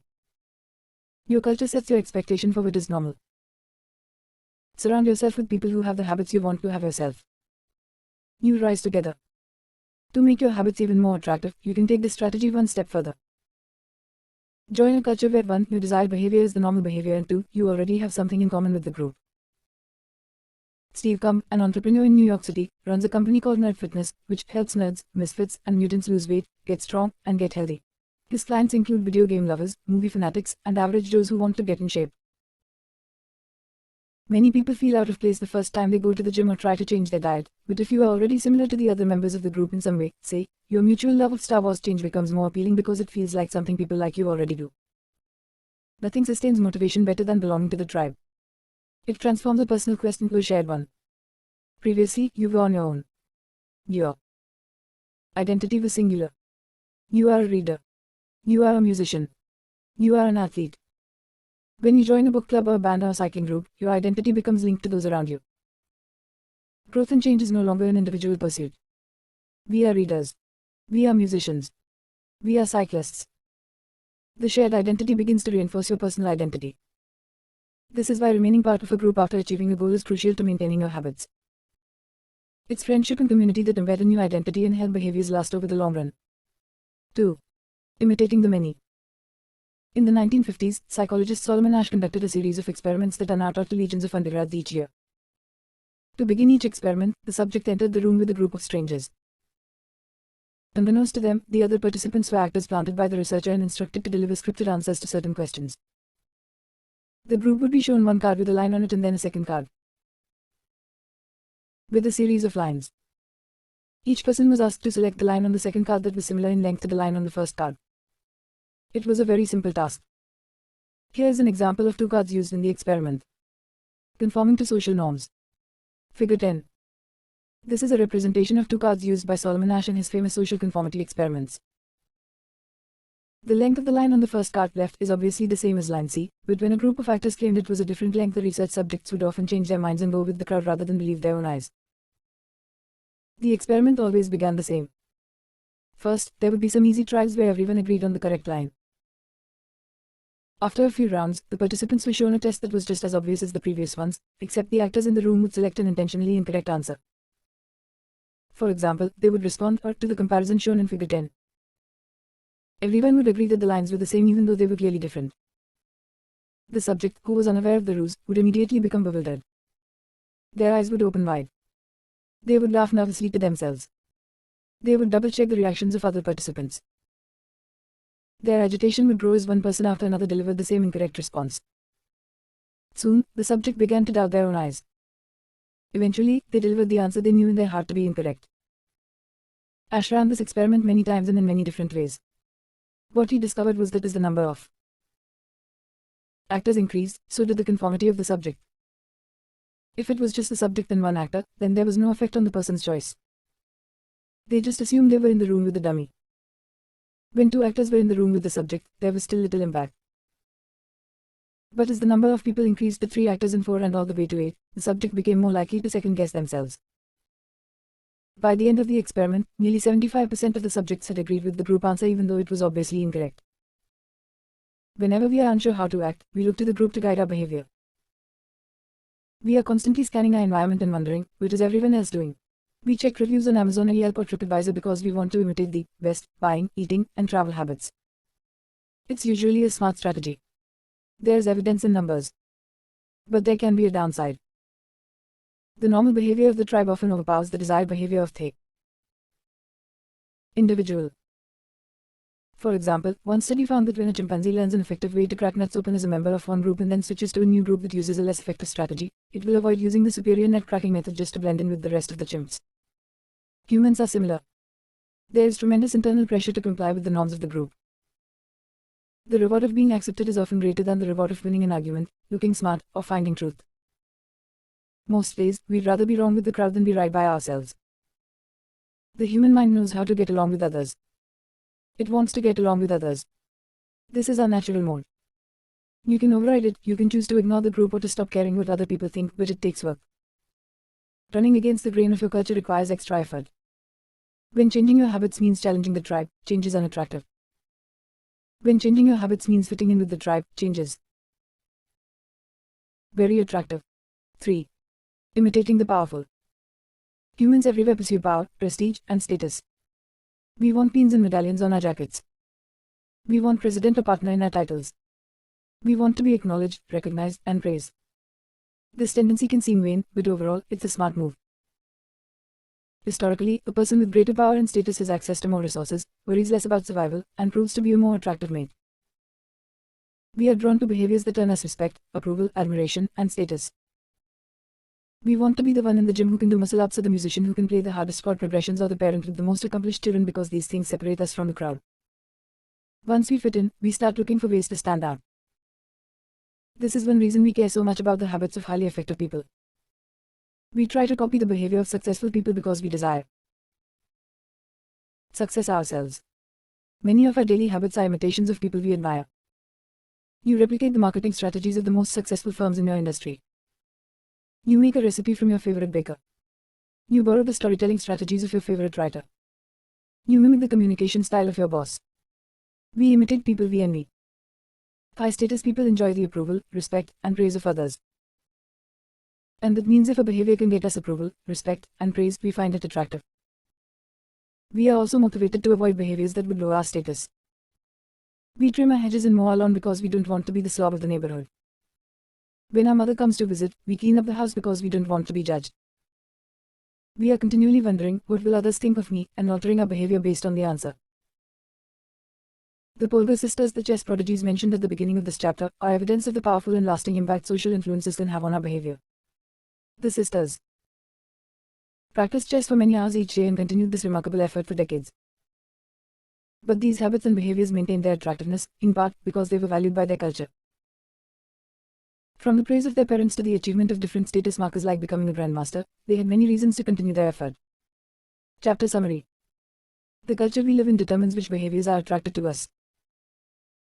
We tend to adopt habits that are praised and approved of by our culture because we have a strong desire to fit in and belong to the tribe. We tend to imitate the habits of three social groups: the close family and friends, the many, the tribe, and the powerful, those with status and prestige. One of the most effective things you can do to build better habits is to join a culture where 1. Your desired behavior is the normal behavior, and 2. You already have something in common with the group. The normal behavior of the tribe often overpowers the desired behavior of. How to find and fix the causes of your bad habits. In late 2012, I was sitting in an old apartment just a few blocks from Istanbul's most famous street, Istiklal Caddesi. I was in the middle of a 4-day trip to Turkey and my guide, Mike, was relaxing in a worn-out armchair a few feet away. Mike wasn't really a guide. He was just a guy from Vienna who had been living in Turkey for 5 years, but he offered to show me around while I was visiting the country and I took him up on it. On this particular night, I had been invited to dinner with him and a handful of his Turkish friends. There were 7 of us, and I was the only one who hadn't, at some point, smoked at least 1 pack of cigarettes per day. I asked one of the Turks how he got started. Friends, he said. It always starts with your friends. One friend smokes, then you try it. What was truly fascinating was that half of the people in the room had managed to quit smoking. Mike had been smoke-free for a few years at that point, and he swore up and down that he broke the habit because of a book called Alan Carr's Easy Way to Stop Smoking. It frees you from the mental burden of smoking, he said. It tells you, stop lying to yourself. You know you don't actually want to smoke. You know you don't really enjoy this. It helps you feel like you're not a victim anymore. You start to realize that you don't need to smoke. I had never tried a cigarette, but I took a look at the book afterward out of curiosity. The author employs an interesting strategy to help smokers eliminate their cravings. He systematically reframes each cue associated with smoking and gives it a new meaning. He says things like, you think you are quitting something, but you're not quitting anything because cigarettes do nothing for you. You think smoking is something you need to do to be social, but it's not. You can be social without smoking at all. You think smoking is about relieving stress, but it's not. Smoking does not relieve your nerves, it destroys them. Over and over, he repeats these phrases and others like them. Get it clearly into your mind, he says. You are losing nothing and you are making marvelous positive gains not only in health, energy and money but also in confidence, self-respect, freedom and, most important of all, in the length and quality of your future life. By the time you get to the end of the book, smoking seems like the most ridiculous thing in the world to do. And if you no longer expect smoking to bring you any benefits, you have no reason to smoke. It is an inversion of the second law of behavior change.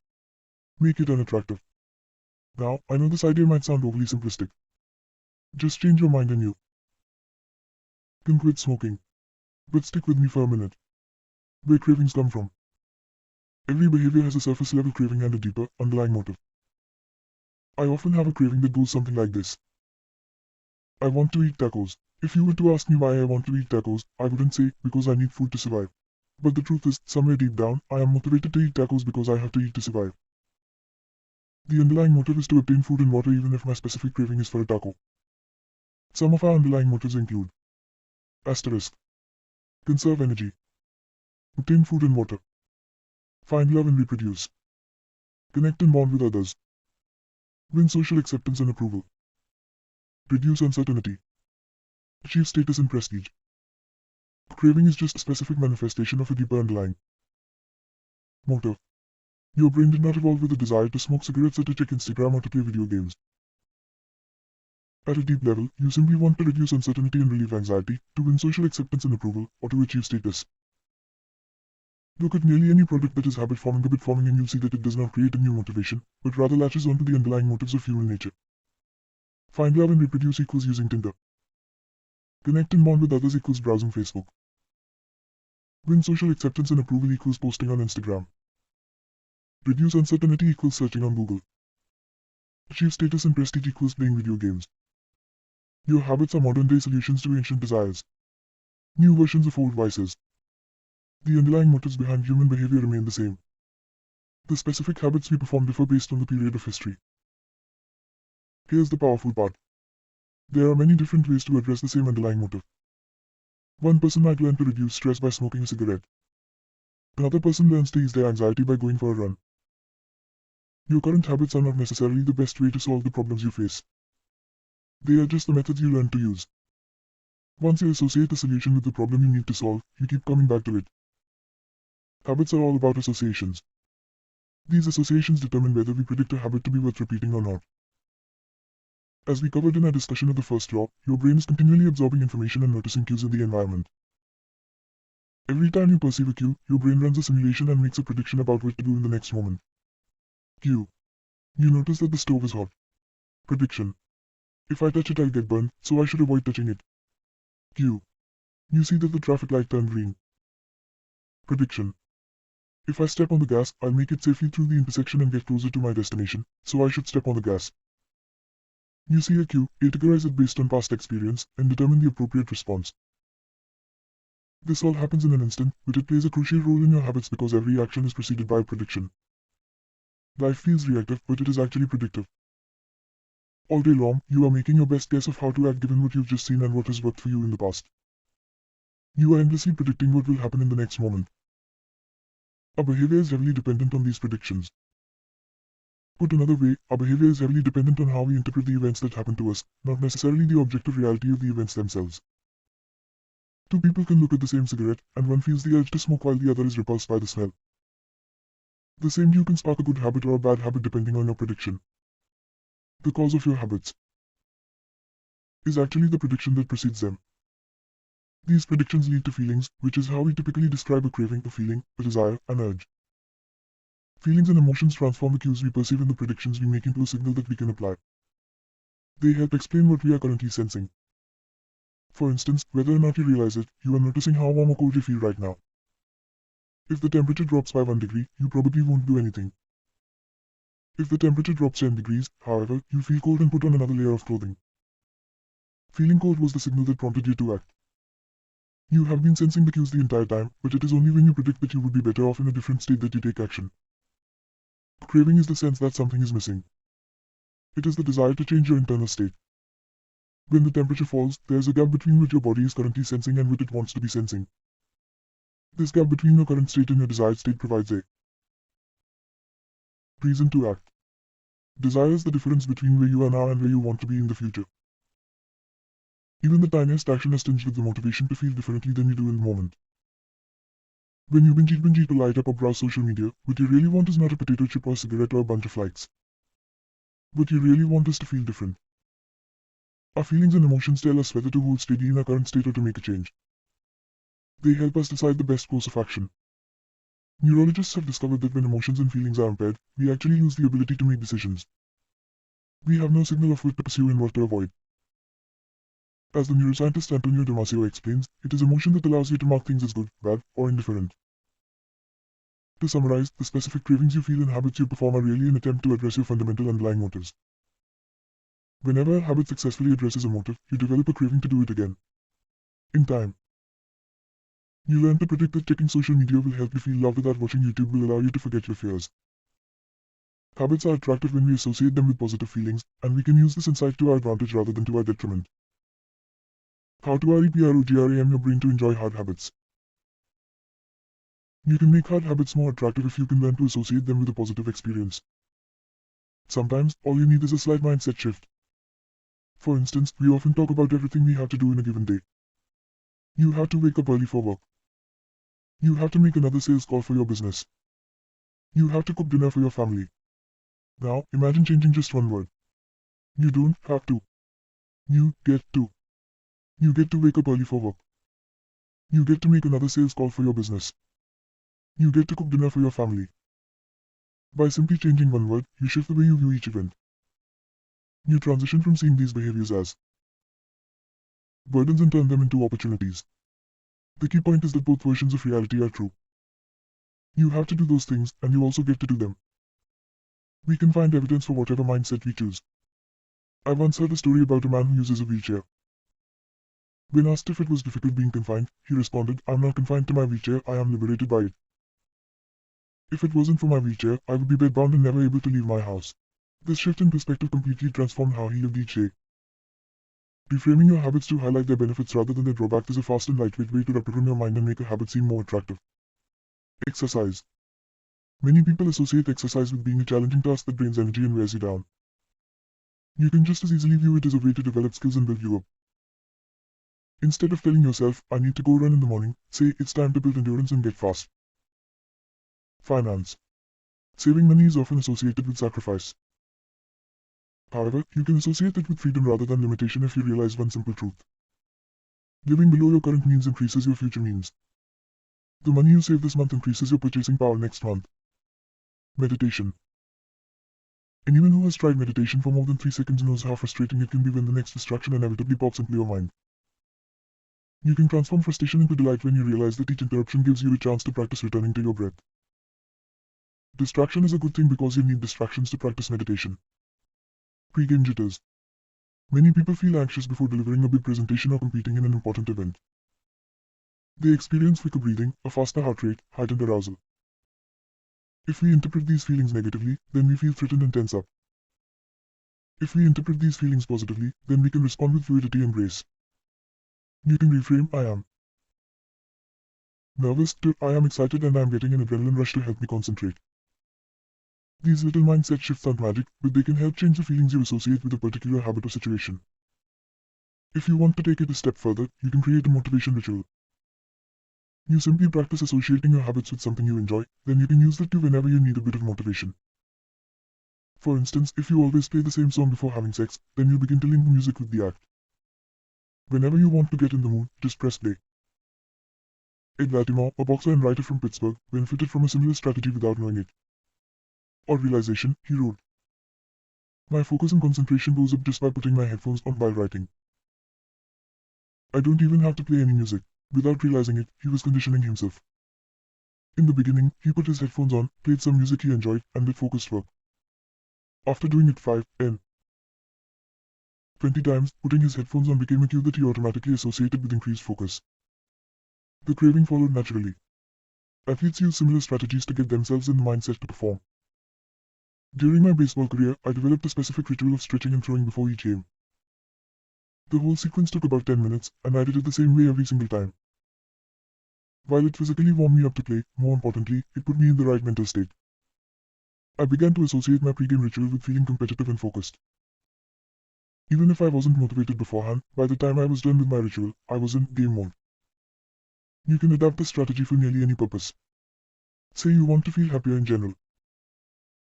Find something that makes you truly happy, like petting your dog or taking a bubble bath, and then create a short routine that you perform every time before you do the thing you love. Maybe you take 3 deep breaths and smile. 3 deep breaths. Smile. Pet the dog. Repeat. Eventually, you'll begin to associate this breathe and smile routine with being in a good mood. It becomes a cue that means feeling happy. Once established, you can break it at any time you need to change your emotional state. Stressed at work. Take 3 deep breaths and smile. Sad about life. 3 deep breaths and smile. Once a habit has been built, the cue can prompt a craving, even if it has little to do with the original situation. The key to finding and fixing the causes of your bad habits is to reframe the associations you have about them. It's not easy, but if you can reprogram your predictions, you can transform a hard habit into an attractive one. Chapter Summary. The inversion of the second law of behavior changes make it unattractive. Every behavior has a surface-level craving and a deeper underlying motive. Your habits are modern-day solutions to ancient desires. The cause of your habits is actually the prediction that precedes them. The prediction leads to a feeling. Highlight the benefits of avoiding a bad habit to make it seem unattractive. Habits are attractive when we associate them with positive feelings and unattractive when we associate them with negative feelings. Create a motivation ritual by doing something you enjoy immediately before a difficult habit. How to create a good habit. The first law. Make it obvious. 1.1. Fill out the habit scorecard. Write down your current habits to become aware of them. 1.2. Use implementation intentions. I will be EHAVIOR at time and location. 1.3. Use habit stacking. After current habit, I will new habit. 1.4. Design your environment. Make the cues of good habits obvious and visible. The second law. Make it attractive. 2.1. Use temptation bundling. Pair an action you want to do with an action you need to do. 2.2. Join a culture where your desired behavior is the normal behavior. 2.3. Create a motivation ritual. Do something you enjoy immediately before a difficult habit. The third law. Make it easy. The fourth law. Make it satisfying. How to break a bad habit. Inversion of the first law. Make it invisible. 1.5. Reduce exposure. Remove the cues of your bad habits from your environment. Inversion of the second law. Make it unattractive. 2.4. Reframe your mindset. Highlight the benefits of avoiding your bad habits. Inversion of the third law. Make it difficult. Inversion of the fourth law. Make it unsatisfying. You can download a printable version of this habits cheat sheet at atomichabits.com/cheat. The third law. Make it easy. 11. Walk slowly, but never backward. On the first day of class, Jerry Ullsman, a professor at the University of Florida, divided his film photography students into two groups. Everyone on the left side of the classroom, he explained, would be in the quantity group. They would be graded solely on the amount of what they produced. On the final day of class, he would tally the number of photos submitted by each student. 100 photos would rate an A, 90 photos AB, 80 photos AC, and so on. Meanwhile, everyone on the right side of the room would be in the quality group. They would be graded only on the excellence of their work. They would only need to produce one photo during the semester, but to get an A, it had to be a nearly perfect image. At the end of the term, he was surprised to find that all the best photos were produced by the quantity group. During the semester, these students were busy taking photos, experimenting with composition and lighting, testing out various methods in the darkroom, and learning from their mistakes. In the process of creating hundreds of photos, they honed their skills. Meanwhile, the quality group sat around speculating about perfection.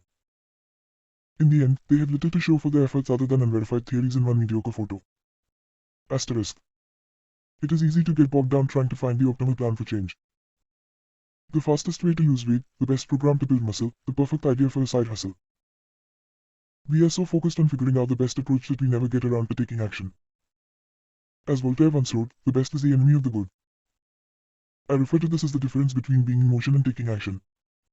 The two ideas sound similar, but they're not the same. When you're in motion, you're planning and strategizing and learning. Those are all good things, but they don't produce a result. Action, on the other hand, is the type of behavior that will deliver an outcome. If I outline 20 ideas for articles I want to write, that's motion. If I actually sit down and write an article, that's action. If I search for a better diet plan and read a few books on the topic, that's motion. If I actually eat a healthy meal, that's action. Sometimes motion is useful, but it will never produce an outcome by itself. It doesn't matter how many times you go talk to the personal trainer, that motion will never get you in shape. Only the action of working out will get the result you're looking to achieve. If motion doesn't lead to results, why do we do it? Sometimes we do it because we actually need to plan to learn more. But more often than not, we do it because motion allows us to feel like we are making progress without running the risk of failure. Most of us are experts at avoiding criticism. It doesn't feel good to fail or to be judged publicly, so we tend to avoid situations where that might happen. And that's the biggest reason why you slip into motion rather than taking action. You want to delay failure. It's easy to be in motion and convince yourself that you're still making progress. You think, I've got conversations going with 4 potential clients right now. This is good. We are moving in the right direction. Or, I brainstormed some ideas for that book I want to write.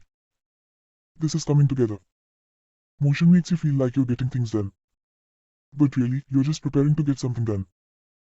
When preparation becomes a form of procrastination, you need to change something. You don't want to merely be planning. You want to be practicing. If you want to master a habit, the key is to start with repetition, not perfection.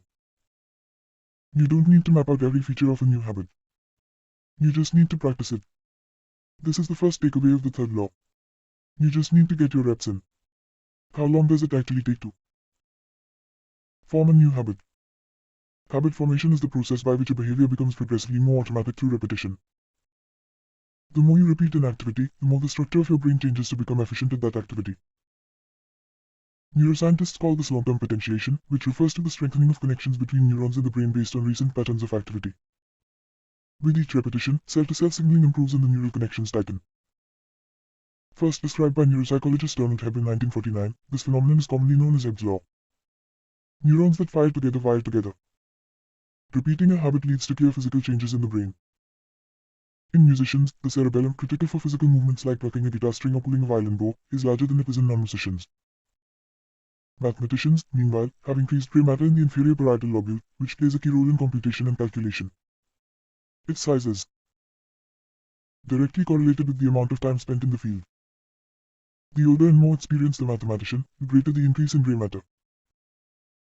When scientists analyzed the brains of taxi drivers in London, they found that the hippocampus, the region of the brain involved in spatial memory, was significantly larger in their subjects than in non-taxi drivers. Even more fascinating, the hippocampus decreased in size when the driver retired. Like the muscles of the body responding to regular weight training, particular regions of the brain adapt as they are used and atrophy as they are abandoned. Of course, the importance of repetition in establishing habits was recognized long before neuroscientists began poking around. In 1860, the English philosopher George H. Lewis noted, in learning to speak a new language, to play on a musical instrument, or to perform unaccustomed movements, great difficulty is felt, because the channels through which each sensation has to pass have not become established. But no sooner has frequent repetition cut a pathway, then this difficulty vanishes. The actions become so automatic that they can be performed while the mind is otherwise engaged. Both common sense and scientific evidence agree. Repetition is a form of change. Each time you repeat an action, you are activating a particular neural circuit associated with that habit. This means that simply putting in your reps is one of the most critical steps you can take to encoding a new habit. It is why the students who took tons of photos improved their skills while those who merely theorized about perfect photos did not. One group engaged in active practice, the other in passive learning. One in action, the other in motion. All habits follow a similar trajectory from effortful practice to automatic behavior, a process known as automaticity. Automaticity is the ability to perform a behavior without thinking about each step, which occurs when the non-conscious mind takes over. It looks something like this. The habit line. Figure 11. In the beginning point A habit requires a good deal of effort and concentration to perform. After a few repetitions point B it gets easier, but still requires some conscious attention. Within if practice point C the habit becomes more automatic than conscious. Beyond this threshold, the habit line, the behavior can be done more or less without thinking. A new habit has been formed. On the following page, you'll see what it looks like when researchers track the level of automaticity for an actual habit like walking for 10 minutes each day. The shape of these charts, which scientists call learning curves, reveals an important truth about behavior change. Habits form based on frequency, not time. Walking 10 minutes per day. Figure 12.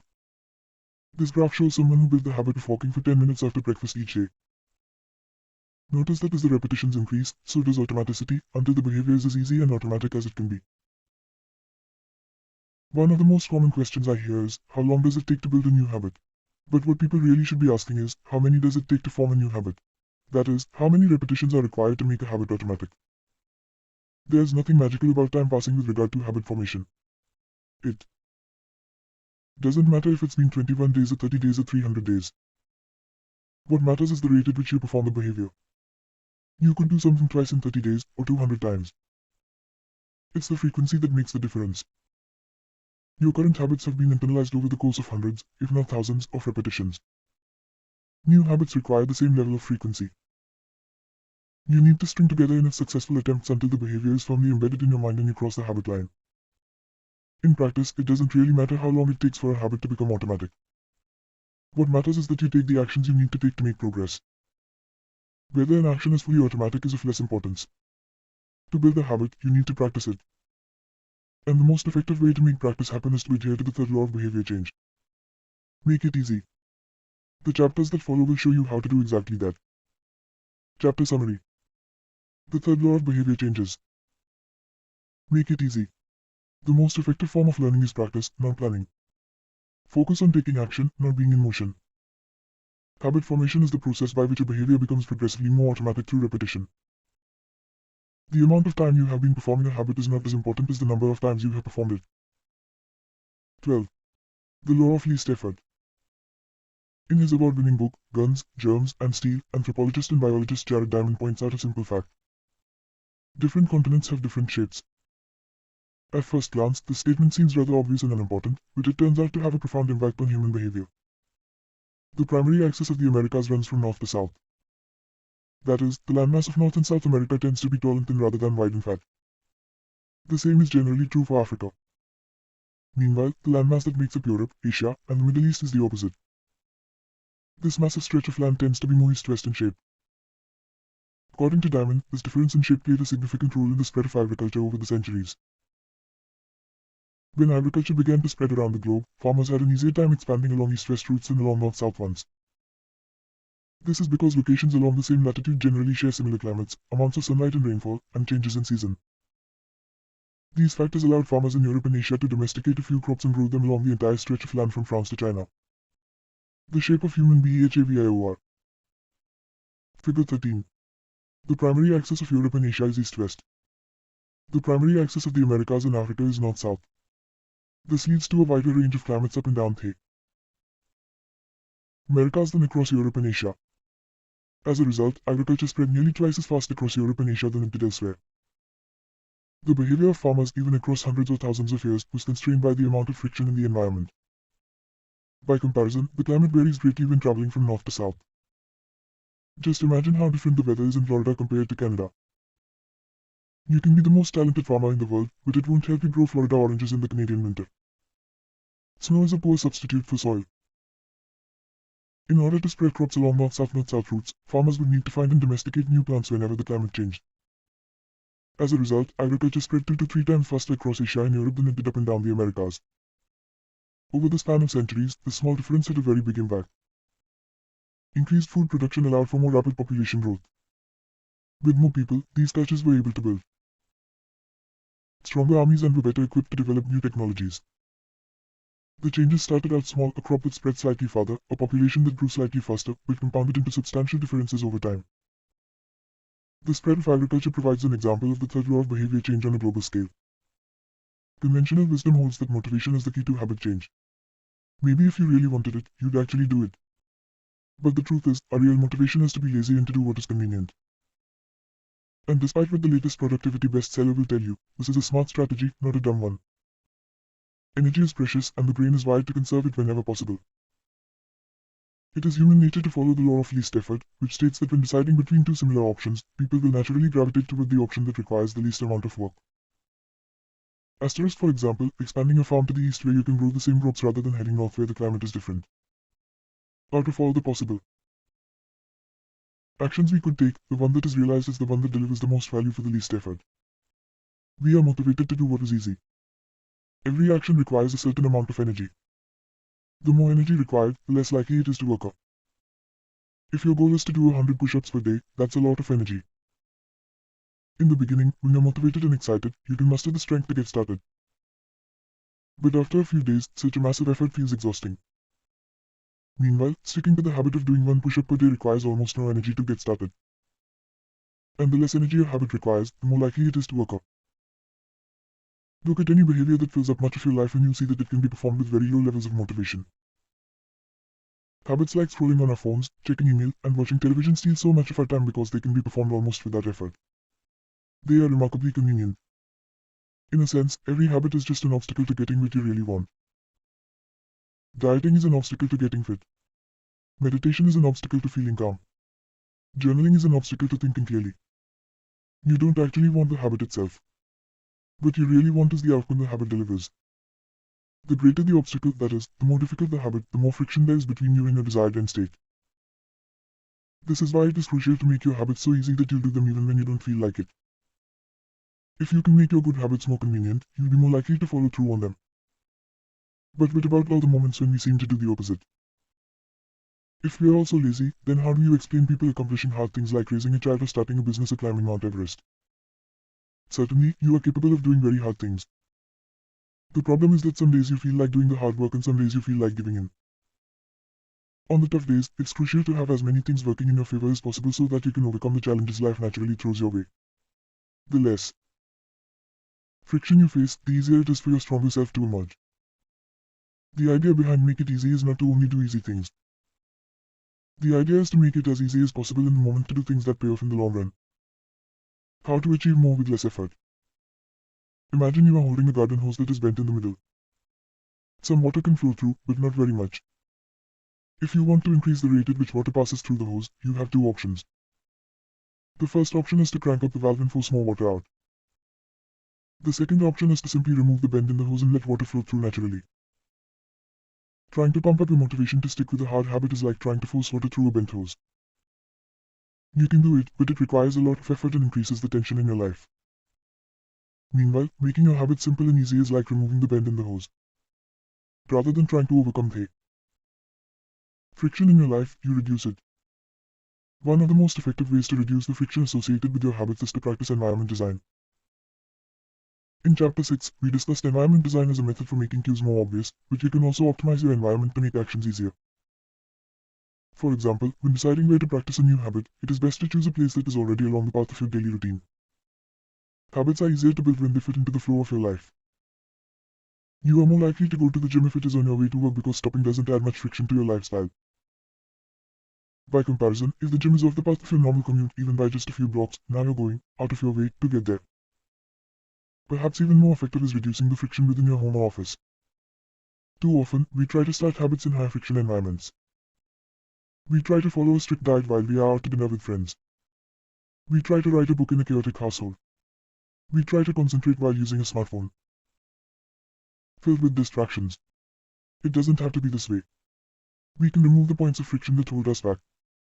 This is precisely what electronics manufacturers in Japan began to do in the 1970s. In an article published in the New Yorker titled "Better All the Time," James Suroki writes, Japanese firms emphasized what came to be known as lean production, relentlessly looking to remove waste of all kinds from the production process, down to redesigning workspaces so workers didn't have to waste time twisting and turning to reach their tools. The result was that Japanese factories were more efficient and Japanese products were more reliable than American ones. In 1974, service calls for American-made color televisions were 5 times as common as for Japanese televisions. By 1979, it took American workers 3 times as long to assemble their sets. I like to refer to this strategy as addition by subtraction. Asterisk, the Japanese companies looked for every point of friction in the manufacturing process and eliminated it. As they subtracted wasted effort, they added customers and revenue. Similarly, when we remove the points of friction that sap our time and energy, we can achieve more with less effort.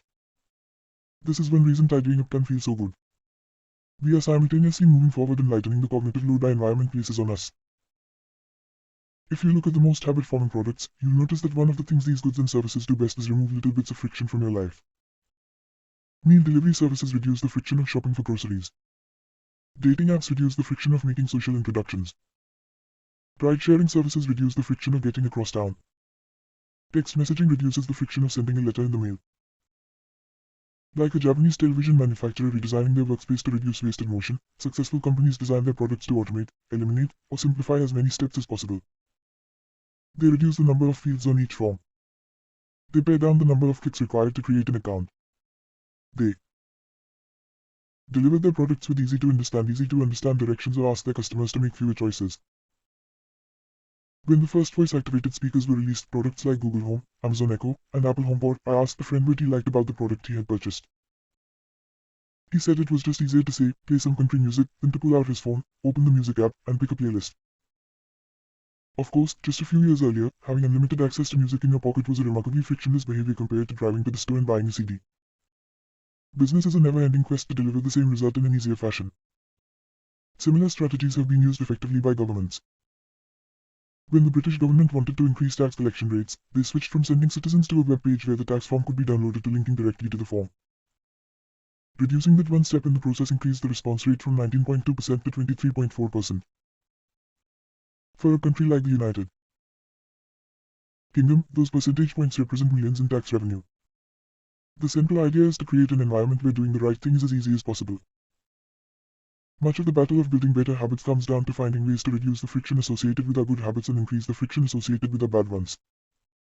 Prime the environment for future use. Oswald Nichols is an IT developer from Natchez, Mississippi. He is also someone who understands the power of priming his environment. Nichols dialed in his cleaning habits by following a strategy he refers to as resetting the room. For instance, when he finishes watching television, he places the remote back on the TV stand, arranges the pillows on the couch, and folds the blanket. When he leaves his car, he throws any trash away.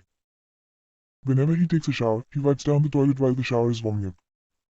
As he notes, the perfect time to clean the toilet is right before you wash yourself in the shower anyway. The purpose of resetting each room is not simply to clean up after the last action, but to prepare for the next action. When I walk into a room, everything is in its right place, Knuckles wrote. Because I do this every day in every room, stuff always stays in good shape. Dot. Dot. Dot. People think I work hard, but I'm actually really lazy. I'm just proactively lazy. It gives you so much time back. Whenever you organize a space for its intended purpose, you are priming it to make the next action easy. For instance, my wife keeps a box of greeting cards that are pre-sorted by occasion: birthday, sympathy, wedding, graduation, and more. Whenever necessary, she grabs an appropriate card and sends it off. She is incredibly good at remembering to send cards because she has reduced the friction of doing so. For years, I was the opposite. Someone would have a baby and I would think, I should send a card. But then weeks would pass and by the time I remembered to pick one up at the store, it was too late. The habit wasn't easy. There are many ways to prime your environment so it's ready for immediate use. If you want to cook a healthy breakfast, place the skillet on the stove, set the cooking spray on the counter, and lay out any plates and utensils you'll need the night before. When you wake up, making breakfast will be easy. Want to draw more? Put your pencils, pens, notebooks, and drawing tools on top of your desk, within easy reach. Want to exercise? Set out your workout clothes, shoes, gym bag, and water bottle ahead of time. Want to improve your diet? Chop up a ton of fruits and vegetables on weekends and pack them in containers, so you have easy access to healthy, ready-to-eat options during the week. These are simple ways to make the good habit the path of least resistance. You can also invert this principle and prime the environment to make bad behaviors difficult. If you find yourself watching too much television, for example, then unplug it after each use. Only plug it back in if you can say out loud the name of the show you want to watch. This setup creates just enough friction to prevent mindless viewing. If that doesn't do it, you can take it a step further. Unplug the television and take the batteries out of the remote after each use, so it takes an extra 10 seconds to turn it back on. And if you're really hardcore, move the television out of the living room and into a closet after each use. You can be sure you'll only take it out when you really want to watch something. The greater the friction, the less likely the habit. Whenever possible, I leave my phone in a different room until lunch. When it's right next to me, I'll check it all morning for no reason at all. But when it is in another room, I rarely think about it. And the friction is high enough that I won't go get it without a reason. As a result, I get 3 to 4 hours each morning when I can work without interruption. If sticking your phone in another room doesn't seem like enough, tell a friend or family member to hide it from you for a few hours. Ask the coworker to keep it at their desk in the morning and give it back to you at lunch. It is remarkable how little friction is required to prevent unwanted behavior. When I hide beer in the back of the fridge where I can't see it, I drink less. When I delete social media apps from my phone, it can be weeks before I download them again and log in. These tricks are unlikely to curb a true addiction, but for many of us, a little bit of friction can be the difference between sticking with a good habit or sliding into a bad one. Imagine the cumulative impact of making dozens of these changes and living in an environment designed to make the good behaviors easier and the bad behaviors harder. Whether we are approaching behavior change as an individual, a parent, a coach, or a leader, we should ask ourselves the same question. How can we design a world where it's easy to do what's right? Redesign your life so the actions that matter most are also the actions that are easiest to do. Chapter Summary. Human behavior follows the law of least effort. We will naturally gravitate toward the option that requires the least amount of work. Create an environment where doing the right thing is as easy as possible. Reduce the friction associated with good behaviors. When friction is low, habits are easy. Increase the friction associated with bad behaviors. When friction is high, habits are difficult. Prime your environment to make future actions easier. 13. How to stop procrastinating by using the 2-minute rule. Twyla Tharp is widely regarded as one of the greatest dancers and choreographers of the modern era. In 1992, she was awarded a MacArthur Fellowship, often referred to as the Genius Grant, and she has spent the bulk of her career touring the globe to perform her original works. She also credits much of her success to simple daily habits. I begin each day of my life with a ritual, she writes. I wake up at 5:30 a.m., put on my workout clothes, my leg warmers, my sweatshirt, and my hat. I walk outside my Manhattan home, hail a taxi, and tell the driver to take me to the Pumping Iron Gym at 91st Street and 1st Avenue, where I work out for 2 hours. The ritual is not the stretching and weight training I put my body through each morning at the gym. The ritual is the cab. The moment I tell the driver where to go, I have completed the ritual. It's a simple act, but doing it the same way each morning habitualizes it, makes it repeatable, easy to do. It reduces the chance that I would skip it or do it differently. It is one more item in my arsenal of routines, and one less thing to think about. Hailing a cab each morning may be a tiny action, but it is a splendid example of the third law of behavior change. Researchers estimate that 40 to 50% of our actions on any given day are done out of habit. This is already a substantial percentage, but the true influence of your habits is even greater than these numbers suggest. Habits are automatic choices that influence the conscious decisions that follow. Yes, a habit can be completed in just a few seconds, but it can also shape the actions that you take for minutes or hours afterward. Habits are like the entrance ramp to a highway. They lead you down a path and, before you know it, you're speeding toward the next behavior. It seems to be easier to continue what you are already doing than to start doing something different. You sit through a bad movie for 2 hours. You keep snacking even when you're already full. You check your phone for just a second and soon you have spent 20 minutes staring at the screen. In this way, the habits you follow without thinking often determine the choices you make when you are thinking. Each evening, there is a tiny moment, usually around 5:15 p.m. that shapes the rest of my night. My wife walks in the door from work and either we change into our workout clothes and head to the gym or we crash onto the couch, order Indian food, and watch The Office.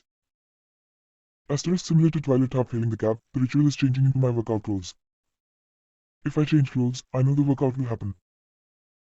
Everything that follows driving to the gym, deciding which exercises to do, stepping under the bar is easy once I've taken the first step. Every day, there are a handful of moments that deliver an outsized impact. I refer to these little choices as decisive moments. The moment you decide between ordering takeout or cooking dinner. The moment you choose between driving your car or riding your bike. The moment you decide between starting your homework or grabbing the video game controller. These choices are a fork in the road. Decisive moments. Figure 14. The difference between a good day and a bad day is often a few productive and healthy choices made at decisive moments. Each one is like a fork in the road, and these choices stack up throughout the day and can ultimately lead to very different outcomes. Decisive moments set the options available to your future self. For instance, walking into a restaurant is a decisive moment because it determines what you'll be eating for lunch. Technically, you are in control of what you order, but in a larger sense, you can only order an item if it is on the menu. If you walk into a steakhouse, you can get a sirloin or a ribeye, but not sushi. Your options are constrained by what's available. They are shaped by the first choice. We are limited by where our habits lead us. This is why mastering the decisive moments throughout your day is so important. Each day is made up of many moments, but it is really a few habitual choices that determine the path you take. These little choices stack up, each one setting the trajectory for how you spend the next chunk of time. Habits are the entry point, not the end point. They are the cab, not the gym. The 2-minute rule. Even when you know you should start small, it's easy to start too big. When you dream about making a change, excitement inevitably takes over and you end up trying to do too much too soon. The most effective way I know to counteract this tendency is to use the 2-minute rule, which states when you start a new habit, it should take less than 2 minutes to do. You'll find that nearly any habit can be scaled down into a 2-minute version. Read before bed each night becomes read one page. Do 30 minutes of yoga becomes take out my yoga mat. Study for class becomes open my notes. Fold the laundry becomes fold one pair of socks. Run 3 miles becomes tie my running shoes. The idea is to make your habits as easy as possible to start. Anyone can meditate for 1 minute, read one page, or put one item of clothing away. And, as we have just discussed, this is a powerful strategy because once you've started doing the right thing, it is much easier to continue doing it. A new habit should not feel like a challenge. The actions that follow can be challenging, but the first 2 minutes should be easy. What you want is a gateway habit that naturally leads you down a more productive path. You can usually figure out the gateway habits that will lead to your desired outcome by mapping out your goals on a scale from very easy to very hard. For instance, running a marathon is very hard. Running a 5 kelvins is hard. Walking 10,000 steps is moderately difficult. Walking 10 minutes is easy. And putting on your running shoes is very easy. Your goal might be to run a marathon, but your gateway habit is to put on your running shoes. That's how you follow the 2-minute rule. Very easy. Easy. Moderate. Hard. Very hard. Put on your running shoes. Walk 10 minutes. Walk 10,000 steps. Run a 5 kelvins. Run a marathon. Write one sentence. Write one paragraph. Write 1,000 words. Write a 5,000-word article. Write a book. Open your notes. Study for 10 minutes. Study for 3 hours. Get straight A's. Earn a PhD. People often think it's weird to get hyped about reading one page or meditating for 1 minute or making one sales call. But the point is not to do one thing. The point is to master the habit of showing up. The truth is, a habit must be established before it can be improved. If you can't learn the basic skill of showing up, then you have little hope of mastering the finer details. Instead of trying to engineer a perfect habit from the start, do the easy thing on a more consistent basis. You have to standardize before you can optimize.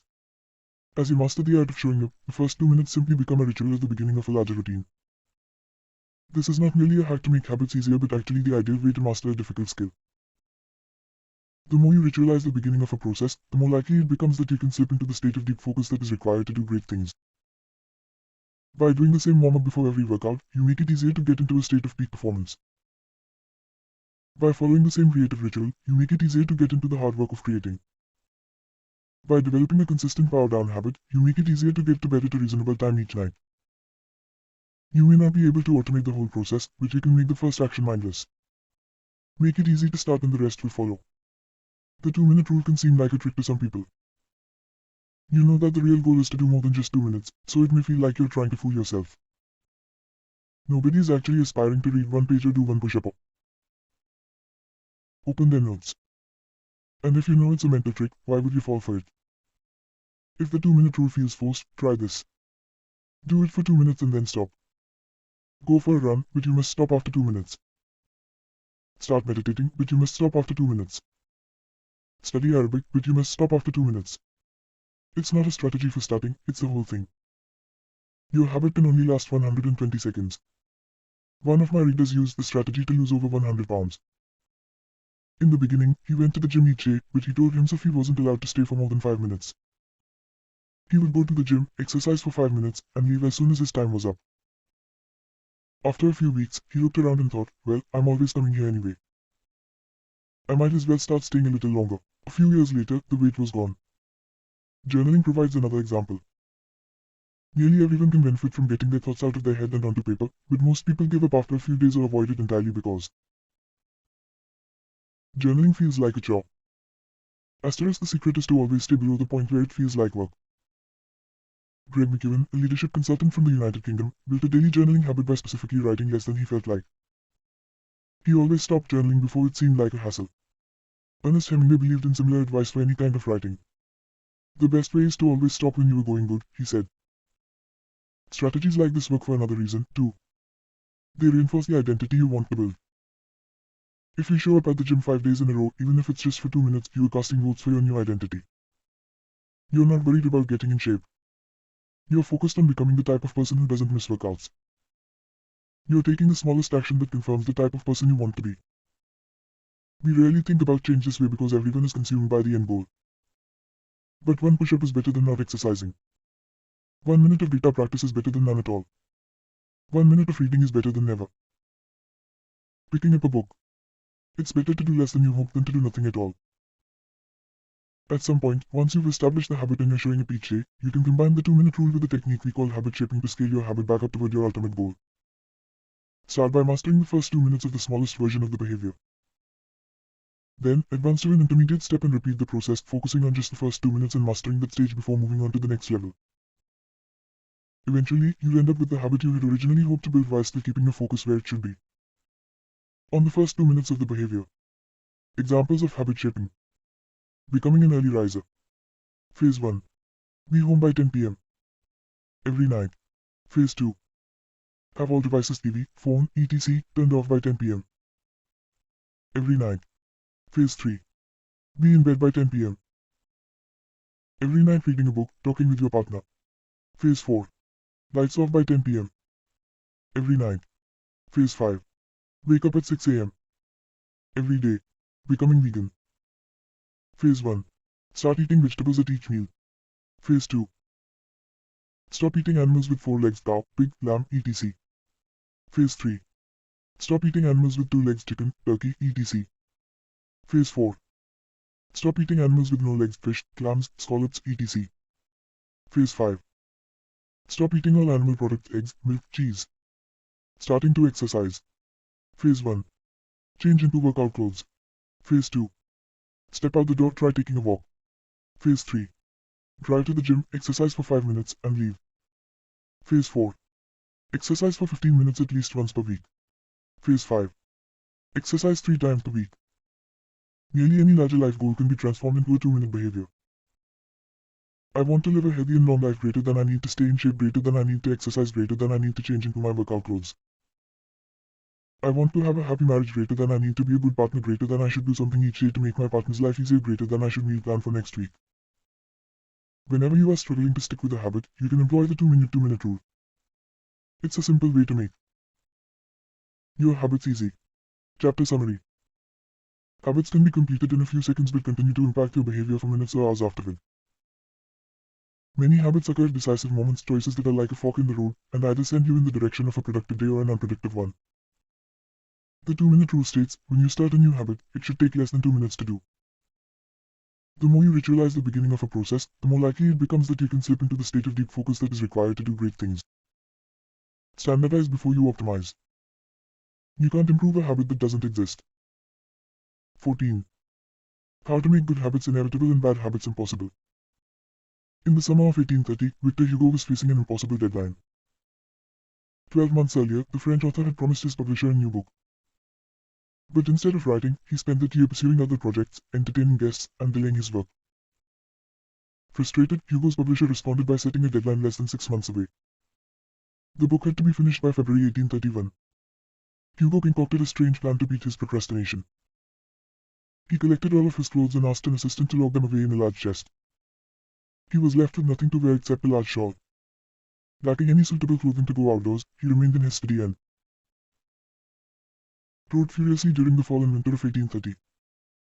The Hunchback of Notre Dame was published 2 weeks early on January 14, 1831. Asterisk. Sometimes success is less about making good habits easy and more about making bad habits hard. This is an inversion of the third law of behavior change. Make it difficult. If you find yourself continually struggling to follow through on your plans, then you can take a page from Victor Hugo and make your bad habits more difficult by creating what psychologists call a commitment device. A commitment device is a choice you make in the present that controls your actions in the future. It is a way to lock in future behavior, bind you to good habits, and restrict you from bad ones. When Victor Hugo shut his clothes away so he could focus on writing, he was creating a commitment device. Asterisk. There are many ways to create a commitment device. You can reduce overeating by purchasing food in individual packages rather than in bulk size. You can voluntarily ask to be added to the ban list at casinos and online. Poker sites to prevent future gambling sprees. I've even heard of athletes who have to make weight for a competition choosing to leave their wallets at home during the week before weigh-in so they won't be tempted to buy fast food. As another example, my friend and fellow habits expert Nihal purchased an outlet timer, which is an adapter that he plugged in between his internet router and the power outlet. At 10 p.m. each night, the outlet timer cuts off the power to the router. When the internet goes off, everyone knows it is time to go to bed. Commitment devices are useful because they enable you to take advantage of good intentions before you can fall victim to temptation. Whenever I'm looking to cut calories, for example, I will ask the waiter to split my meal and box half of it to go before the meal is served. If I waited until the meal came out and told myself, I'll just eat half, it would never work. The key is to change the task such that it requires more work to get out of the good habit than to get started on it. If you are feeling motivated to get in shape, schedule a yoga session and pay ahead of time. If you're excited about the business you want to start, email an entrepreneur you respect and set up a consulting call. When the time comes to act, the only way to bail is to cancel the meeting, which requires effort and may cost money. Commitment devices increase the odds that you'll do the right thing in the future by making bad habits difficult in the present. However, we can do even better. We can make good habits inevitable and bad habits impossible. How to automate a habit and never think about it again. John Henry Patterson was born in Dayton, Ohio, in 1844. He spent his childhood doing chores on the family farm and working shifts at his father's sawmill. After attending college at Dartmouth, Patterson returned to Ohio and opened a small supply store for coal miners. It seemed like a good opportunity. The store faced little competition and enjoyed a steady stream of customers, but still struggled to make money. That was when Patterson discovered his employees were stealing from him. In the mid-1800s, employee theft was a common problem. Receipts were kept in an open drawer and could easily be altered or discarded. There were no video cameras to review behavior and no software to track transactions. Unless you were willing to hover over your employees every minute of the day, or to manage all transactions yourself, it was difficult to prevent theft. As Patterson mulled over his predicament, he came across an advertisement for a new invention called Ritty's Incorruptible Cashier. Designed by fellow Dayton resident James Ritty, it was the first cash register. The machine automatically locked the cash and receipts inside after each transaction. Patterson bought 2 for $50 each. Employee theft at his store vanished overnight. In the next 6 months, Patterson's business went from losing money to making $5,000 in profit, the equivalent of more than $100,000 today. Patterson was so impressed with the machine that he changed businesses. He bought the rights to Ritty's invention and opened the National Cash Register Company. 10 years later, National Cash Register had over 1,000 employees and was on its way to becoming one of the most successful businesses of its time. The best way to break a bad habit is to make it impractical to do. Increase the friction until you don't even have the option to act. The brilliance of the cash register was that it automated ethical behavior by making stealing practically impossible. Rather than trying to change the employees, it made the preferred behavior automatic. Some actions like installing a cash register pay off again and again. These one-time choices require a little bit of effort up front but create increasing value over time. I'm fascinated by the idea that a single choice can deliver returns again and again, and I surveyed my readers on their favorite one-time actions that lead to better long-term habits.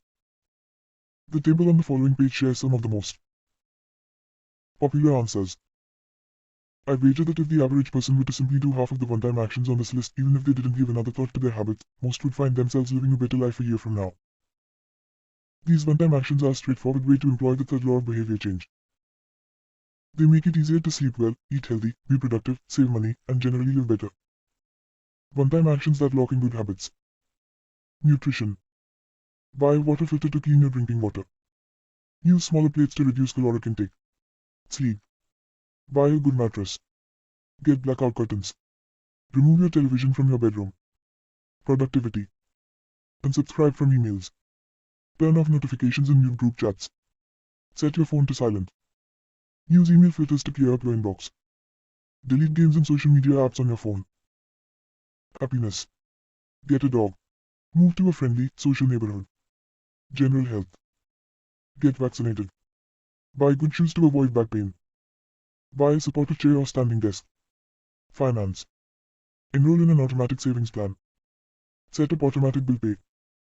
Cut cable service. Ask service providers to lower your bills. Of course, there are many ways to automate good habits and eliminate bad ones. Typically, they involve putting technology to work for you. Technology can transform actions that were once hard, annoying, and complicated into behaviors that are easy, painless, and simple. It is the most reliable and effective way to guarantee the right behavior. This is particularly useful for behaviors that happen too infrequently to become habitual. Things you have to do monthly or yearly, like rebalancing your investment portfolio, are never repeated frequently enough to become a habit, so they benefit in particular from technology remembering to do them for you. Other examples include medicine. Prescriptions can be automatically refilled. Personal finance. Employees can save for retirement with an automatic wage deduction. Cooking. Meal delivery services can do your grocery shopping. Productivity. Social media browsing can be cut off with a website blocker. When you automate as much of your life as possible, you can spend your effort on the tasks machines cannot do yet. Each habit that we hand over to the authority of technology frees up time and energy to pour into the next stage of growth. As mathematician and philosopher Alfred North Whitehead wrote, civilization advances by extending the number of operations we can perform without thinking about them. Of course, the power of technology can work against us as well. Binge watching becomes a habit because you have to put more effort in to stop looking at TV. Screen them to continue doing so. Instead of pressing a button to advance to the next episode, Netflix or YouTube will autoplay it for you. All you have to do is keep your eyes open.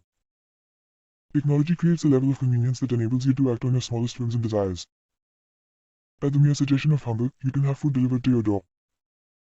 At the slightest hint of boredom, you can get lost in the vast expanse of social media. When the effort required to act on your desires becomes effectively zero, you can find yourself slipping into whatever impulse arises at the moment.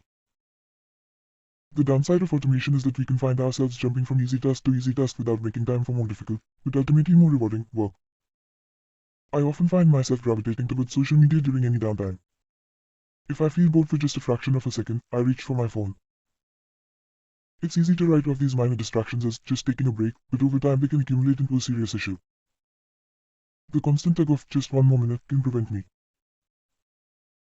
from doing anything of consequence. I'm not the only one. The average person spends over 2 hours per day on social media. What could you do with an extra 600 hours per year? During the year I was writing this book, I experimented with a new time management strategy. Every Monday, my assistant would reset the passwords on all my social media accounts, which logged me out on each device. All week I worked without distraction. On Friday, she would send me the new passwords. I had the entire weekend to enjoy what social media had to offer until Monday morning when she would do it again. If you don't have an assistant, team up with a friend or family member and reset each other's passwords each week. One of the biggest surprises was how quickly I adapted. Within the first week of locking myself out of social media, I realized that I didn't need to check it nearly as often as I had been, and I certainly didn't need it each day. It had simply been so easy that it had become the default. Once my bad habit became impossible, I discovered that I did actually have the motivation to work on more meaningful tasks. After I removed the mental candy from my environment, it became much easier to eat the healthy stuff. When working in your favor, automation can make your good habits inevitable and your bad habits impossible. It is the ultimate way to lock in future behavior rather than relying on willpower in the moment.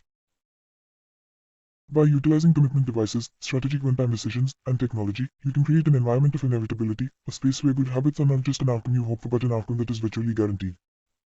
Chapter Summary. The inversion of the third law of behavior changes make it difficult.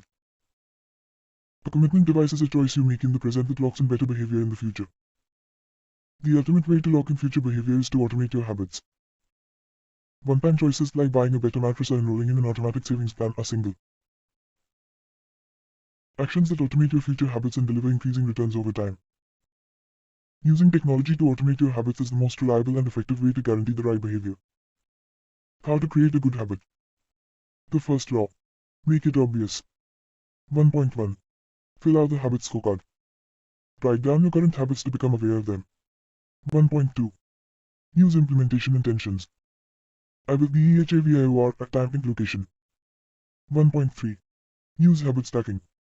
After current habit, I with new habit. 1.4. Design your environment. Make the cues of good habits obvious and visible. The second law. Make it attractive. 2.1. Use temptation bundling. Pair an action you want to do with an action you need to do. 2.2. Join a culture where your desired behavior is the normal behavior. 2.3. Create a motivation ritual. Do something you enjoy immediately before a difficult habit. The third law. Make it easy. 3.1. Reduce friction. Decrease the number of steps between you and your good habits. 3.2. Prime the environment. Prepare your environment to make future actions easier. 3.3. Master the decisive moment. Optimize the small choices that deliver outsized impact. 3.4. Use the 2-minute rule. Downscale your habits until they can be done in 2 minutes or less. 3.5. Automate your habits. Invest in technology and one-time purchases that lock in future behavior. The fourth law. Make it satisfying. How to break a bad habit. Inversion of the first law. Make it invisible. 1.5. Reduce exposure. Remove the cues of your bad habits from your environment. Inversion of the second law. Make it unattractive. 2.4. Reframe your mindset. Highlight the benefits of avoiding your bad habits.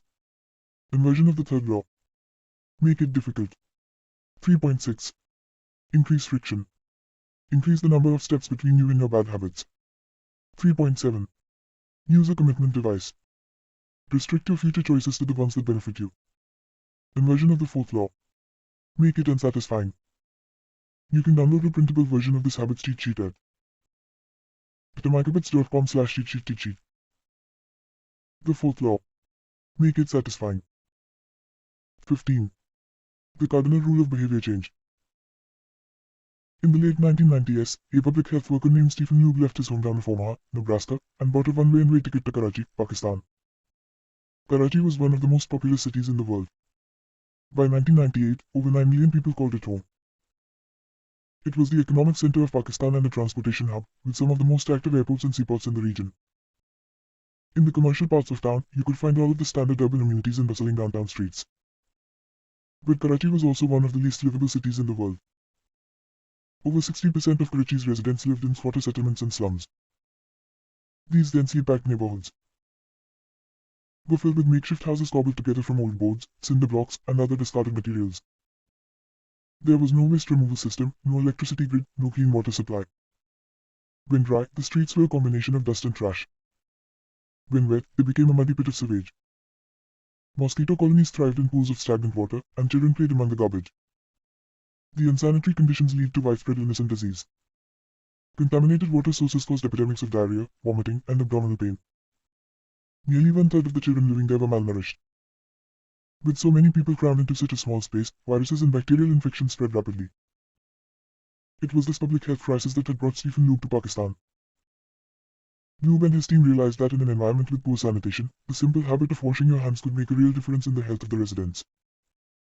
But they soon discovered that many people were already aware that hand washing was important. And yet, despite this knowledge, many residents were washing their hands in a haphazard fashion. Some people would just run their hands under the water quickly.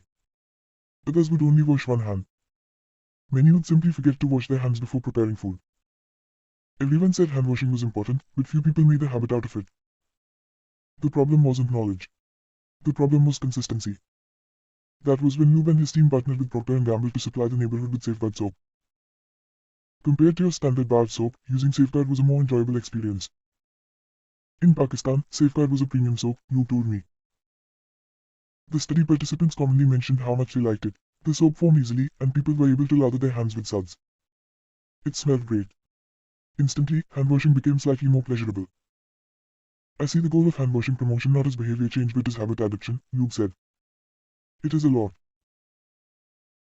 easier for people to adopt a product that provides a strong positive sensory signal, for example the mint taste of toothpaste, than it is to adopt a habit that does not provide pleasurable sensory feedback, like flossing one's teeth.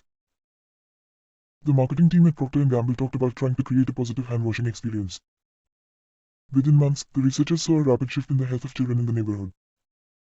The rate of diarrhea fell by 52%, pneumonia by 48%, and impetigo, or bacterial skin infection, by 35%. The long-term effects were even better.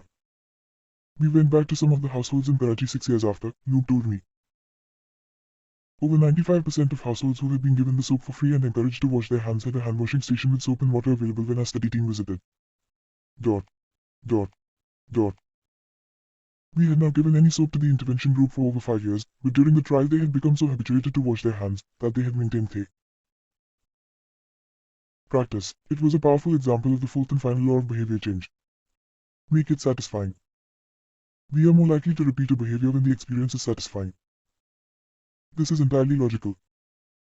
Feelings of pleasure, even minor ones like washing your hands with soap that smells nice and lathers well, are signals that tell the brain. This feels good. Do this again, next time. Pleasure teaches your brain that a behavior is worth remembering and repeating. Take the story of chewing gum. Chewing gum had been sold commercially throughout the 1800s, but it wasn't until it relaunched in 1891 that it became a worldwide habit. Early versions were made from relatively bland resins to eat, but not tasty. Wrigley revolutionized the industry by adding flavors like spearmint and juicy fruit, which made the product flavorful and fun to use. Then they went a step further and began pushing chewing gum as a pathway to a clean mouth. Advertisements told readers to refresh your taste. Tasty flavors and the feeling of a fresh mouth provided little bits of immediate reinforcement and made the product satisfying to use. Consumption skyrocketed, and Wrigley became the largest chewing gum company in the world. Toothpaste had a similar trajectory. Manufacturers enjoyed great success when they added flavors like spearmint, peppermint, and cinnamon to their products. These flavors don't improve the effectiveness of toothpaste. They simply create a clean mouth, feel and make the experience of brushing your teeth more pleasurable. My wife actually stopped using Sensodyne because she didn't like the aftertaste. She switched to a brand with a stronger mint flavor, which proved to be more satisfying. Conversely, if an experience is not satisfying, we have little reason to repeat it. In my research, I came across the story of a woman who had a narcissistic relative who drove her nuts. In an attempt to spend less time with the egomaniac, she acted as dull and as boring as possible whenever he was around. Within a few encounters, he started avoiding her because he found her so uninteresting. Stories like these are evidence of the cardinal rule of behavior change. What is rewarded is repeated. What is punished is avoided. You learn what to do in the future based on what you were rewarded for doing or punished for doing in the past. Positive emotions cultivate habits. Negative emotions destroy them. The first three laws of behavior change: make it obvious, make it attractive, and make it easy increase the odds that a behavior will be performed this time. The fourth law of behavior change: make it satisfying, increases the odds that a behavior will be repeated next time. It completes a habit loop. But there is a trick. We are not looking for just any type of satisfaction. We are looking for immediate satisfaction. The mismatch between immediate and delayed rewards. Imagine you're an animal roaming the plains of Africa, a giraffe or an elephant or a lion. On any given day, most of your decisions have an immediate impact. You are always thinking about what to eat or where to sleep or how to avoid a predator. You are constantly focused on the present or the very near future. You live in what scientists call an immediate return environment because your actions instantly deliver clear and immediate outcomes. Now switch back to your human self. In modern society, many of the choices you make today will not benefit you immediately. If you do a good job at work, you'll get a paycheck in a few weeks. If you exercise today, perhaps you won't be overweight next year. If you save money now, maybe you'll have enough for retirement decades from now. You live in what scientists call a delayed return environment because you can work for years before your actions deliver the intended payoff. The human brain did not evolve for life in a delayed return environment. The earliest remains of modern humans, known as Homo sapiens sapiens, are approximately 200,000 years old.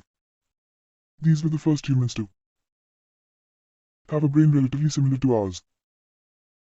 In particular, the neocortex, the newest part of the brain and the region responsible for higher functions like language, was roughly the same size 200,000 years ago as today. You are walking around with the same hardware as your Paleolithic ancestors. It is only recently, during the last 500 years or so, that society has shifted to a predominantly delayed return environment. Asterisk compared to the age of the brain, modern society is brand new. In the last 100 years, we have seen the rise of the car, the airplane, the television, the personal computer, the internet, the smartphone, and Beyoncé. The world has changed much in recent years, but human nature has changed little. Similar to other animals on the African savanna, our ancestors spent their days responding to grave threats, securing the next meal, and taking shelter from a storm. It made sense to place a high value on instant gratification. The distant future was less of a concern. And after thousands of generations in an immediate return environment, our brains evolved to prefer quick payoffs to long-term ones. Behavioral economists refer to this tendency as time inconsistency. That is, the way your brain evaluates rewards is inconsistent across time. Asterisk, you value the present more than the future. Usually, this tendency serves us well.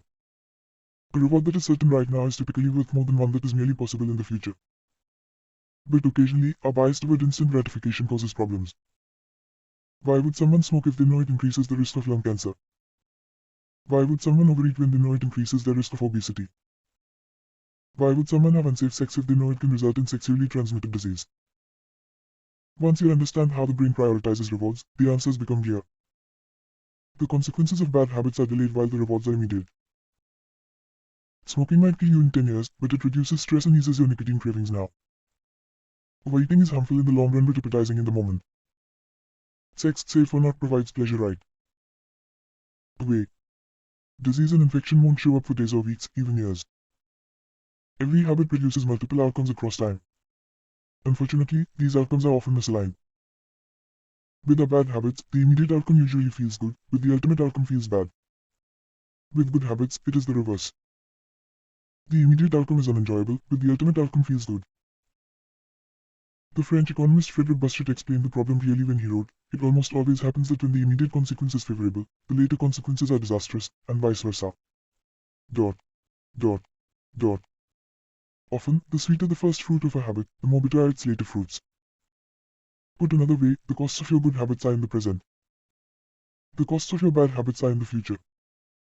The brain's tendency to prioritize the present moment means you can't rely on good intentions. When you make a plan to lose weight, write a book, or learn a language, you are actually making plans for your future self. And when you envision what you want your life to be like, it is easy to see the value in taking actions with long-term benefits. We all want better lives for our future selves. However, when the moment of decision arrives, instant gratification usually wins. You are no longer making a choice for future you, who dreams of being fitter or wealthier or happier. You are choosing for present you, who wants to be full, pampered, and entertained. As a general rule, the more immediate pleasure you get from an action, the more strongly you should question whether it aligns with your long-term goals. Asterisk. With a fuller understanding of what causes our brain to repeat some behaviors and avoid others, let's update the cardinal rule of behavior change. What is immediately rewarded is repeated. What is immediately punished is avoided. Our preference for instant gratification reveals an important truth about success. Because of how we are wired, most people will spend all day chasing quick hits of satisfaction. The road less traveled is the road of delayed gratification. If you are willing to wait for the rewards, you'll face less competition and often get a bigger payoff. As the saying goes, the last mile is always the least crowded. This is precisely what research has shown.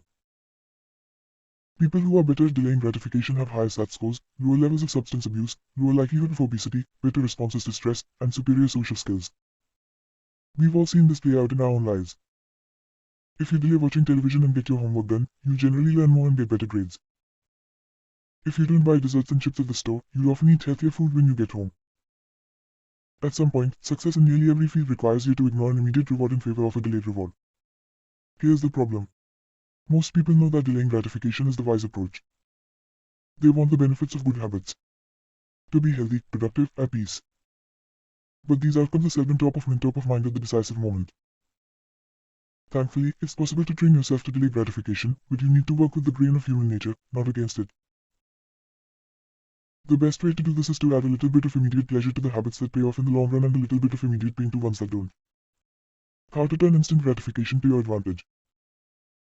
The vital thing in getting a habit to stick is to feel successful even if it's in a small way. The feeling of success is a signal that your habit paid off and that the work was worth the effort. In a perfect world, the reward for a good habit is the habit itself. In the real world, good habits tend to feel worthwhile only after they have provided you with something. Early on, it's all sacrifice. You've gone to the gym a few times, but you're not stronger or fitter or faster, at least not in any noticeable sense. It's only months later, once you shed a few pounds or your arms gain some definition, that it becomes easier to exercise for its own sake. In the beginning, you need a reason to stay on track. This is why immediate rewards are essential. They keep you excited while the delayed rewards accumulate in the background. What we're really talking about here when we're discussing immediate rewards is the ending of a behavior. The ending of any experience is vital because we tend to remember it more than other phases. You want the ending of your habit to be satisfying. The best approach is to use reinforcement, which refers to the process of using an immediate reward to increase the rate of a behavior. Habit stacking, which we covered in Chapter 5, ties your habit to an immediate cue, which makes it obvious when to start. Reinforcement ties your habit to an immediate reward, which makes it satisfying when you finish. Immediate reinforcement can be especially helpful when dealing with habits of avoidance, which are behaviors you want to stop doing.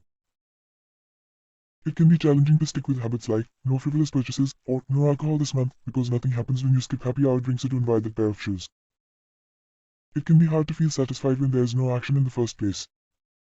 All you're doing is resisting temptation, and there isn't much satisfying about that. One solution is to turn the situation on its head. You want to make avoidance visible. Open a savings account and label it for something you want, maybe leather jacket. Whenever you pass on a purchase, put the same amount of money in the account. Skip your morning latte. Transfer $5. Pass on another month of Netflix. Move $10 over. It's like creating a loyalty program for yourself. The immediate reward of seeing yourself save money toward the leather jacket feels a lot better than being deprived. You are making it satisfying to do nothing. One of my readers and his wife used a similar setup. They wanted to stop eating out so much and start cooking together more. They labeled their savings account trip to Europe. Whenever they skipped going out to eat, they transferred $50 into the account. At the end of the year, they put the money toward the vacation. It is worth noting that it is important to select short-term rewards that reinforce your identity rather than ones that conflict with it. Buying a new jacket is fine if you're trying to lose weight or read more books, but it doesn't work if you're trying to budget and save money. Instead, taking a bubble bath or going on a leisurely walk are good examples of rewarding yourself with free time, which aligns with your ultimate goal of more freedom and financial independence. Similarly, if your reward for exercising is eating a bowl of ice cream, then you're casting votes for conflicting identities, and it ends up being a wash. Instead, maybe your reward is a massage, which is both a luxury and a vote toward taking care of your body. Now the short-term reward is aligned with your long-term vision of being a healthy person. Eventually, as intrinsic rewards like a better mood, more energy, and reduced stress kick in, you'll become less concerned with chasing the secondary reward. The identity itself becomes the reinforcer. You do it because it's who you are and it feels good to be you. The more a habit becomes part of your life, the less you need outside encouragement to follow through. Incentives can start a habit. Identity sustains a habit. That said, it takes time for the evidence to accumulate and a new identity to emerge. Immediate reinforcement helps maintain motivation in the short term while you're waiting for the long-term rewards to arrive. In summary, a habit needs to be enjoyable for it to last. Simple bits of reinforcement, like soap that smells great or toothpaste that has a refreshing mint flavor or seeing $50 hit your savings account, can offer the immediate pleasure you need to enjoy a habit. And change is easy when it is enjoyable. Chapter Summary. The fourth law of behavior change is make it satisfying. We are more likely to repeat a behavior when the experience is satisfying. The human brain evolved to prioritize immediate rewards over delayed rewards. The cardinal rule of behavior change. What is immediately rewarded is repeated. What is immediately punished is avoided. To get a habit to stick, you need to feel immediately successful even if it's in a small way. The first three laws of behavior change: make it obvious, make it attractive, and make it easy increase the odds that a behavior will be performed this time. The fourth law of behavior change: make it satisfying, increases the odds that a behavior will be repeated next time. 16. How to stick with good habits every day. In 1993, a bank in Abbotsford, Canada, hired a 23-year-old stockbroker named Trent Desmond. Abbotsford was a relatively small suburb, tucked away in the shadow of nearby Vancouver, where most of the big business deals were being made. Given the location and the fact that Desmond was a rookie, nobody expected too much of him. But he made brisk progress thanks to a simple daily habit. Desmond began each morning with two jars on his desk. One was filled with 120 paper clips. The other was empty. As soon as he settled in each day, he would make a sales call. Immediately after, he would move one paperclip from the full jar to the empty jar and the process would begin again. Every morning I would start with 120 paperclips in one jar and I would keep dialing the phone until I had moved them all to the second jar, he told me. Within 18 months, Desmond was bringing in $5 million to the firm. By age 24, he was making $75,000 per year, the equivalent of $125,000 today. Not long after, he landed a six-figure job with another company. I like to refer to this technique as the paperclip strategy, and over the years, I've heard from readers who have employed it in a variety of ways. One woman shifted a hairpin from one container to another whenever she wrote a page of her book. Another man moved a marble from one bin to the next after each set of push-ups. Making progress is satisfying, and visual measures like moving paperclips or hairpins or marbles provide clear evidence of your progress. As a result, they reinforce your behavior and add a little bit of immediate satisfaction to any activity. Visual measurement comes in many forms. Food journals, workout logs, loyalty punch cards, the progress bar on a software download, even the page. Numbers in a book. But perhaps the best way to measure your progress is with a habit tracker. How to keep your habits on track. A habit tracker is a simple way to measure whether you did a habit. The most basic format is to get a calendar and cross off each day you stick with your routine. For example, if you meditate on Monday, Wednesday, and Friday, each of those dates gets an X. As time rolls by, the calendar becomes a record of your habit streak. Countless people have tracked their habits, but perhaps the most famous was Benjamin Franklin. Beginning at age 20, Franklin carried a small booklet everywhere he went and used it to track 13 personal virtues. This list included goals like, lose no time, be always employed in something useful, and avoid trifling conversation. At the end of each day, Franklin would open his booklet and record his progress. Jerry Seinfeld reportedly uses a habit tracker to stick with his streak of writing. Jokes. In the documentary Comedian, he explains that his goal is simply to never break the chain of writing jokes every day. In other words, he is not focused on how good or bad a particular joke is or how inspired he feels. He is simply focused on showing up and adding to his streak. Don't break the chain is a powerful mantra. Don't break the chain of sales calls and you'll build a successful book of business. Don't break the chain of workouts and you'll get fit faster than you'd expect. Don't break the chain of creating every day and you will end up with an impressive portfolio. Habit tracking is powerful because it leverages multiple laws of behavior change. It simultaneously makes a behavior obvious, attractive, and satisfying. Let's break down each one. Benefit number 1. Habit tracking is obvious. Recording your last action creates a trigger that can initiate your next one. Habit tracking naturally builds a series of visual cues like the streak of X's on your calendar or the list of meals in your food log. When you look at the calendar and see your streak, you'll be reminded to act again. Research has shown that people who track their progress on goals like losing weight, quitting smoking, and lowering blood pressure are all more likely to improve than those who don't. One study of more than 1,600 people found that those who kept a daily food log lost twice as much weight as those who did not. The mere act of tracking a behavior can spark the urge to change it. Habit tracking also keeps you honest. Most of us have a distorted view of our own behavior. We think we act better than we do. Measurement offers one way to overcome our blindness to our own behavior and notice what's really going on each day. One glance at the paperclips in the container and you immediately know how much work you have or haven't been putting in. When the evidence is right in front of you, you're less likely to lie to yourself. Benefit number 2. Habit tracking is attractive. The most effective form of motivation is progress. When we get a signal that we are moving forward, we become more motivated to continue down the path. In this way, habit tracking can have an addictive effect on motivation. Each small win feeds your desire. This can be particularly powerful on a bad day. When you're feeling down, it's easy to forget about all the progress you have already made. Habit tracking provides visual proof of your hard work, a subtle reminder of how far you've come. Plus, the empty square you see each morning can motivate you to get started because you don't want to lose your progress by breaking the streak.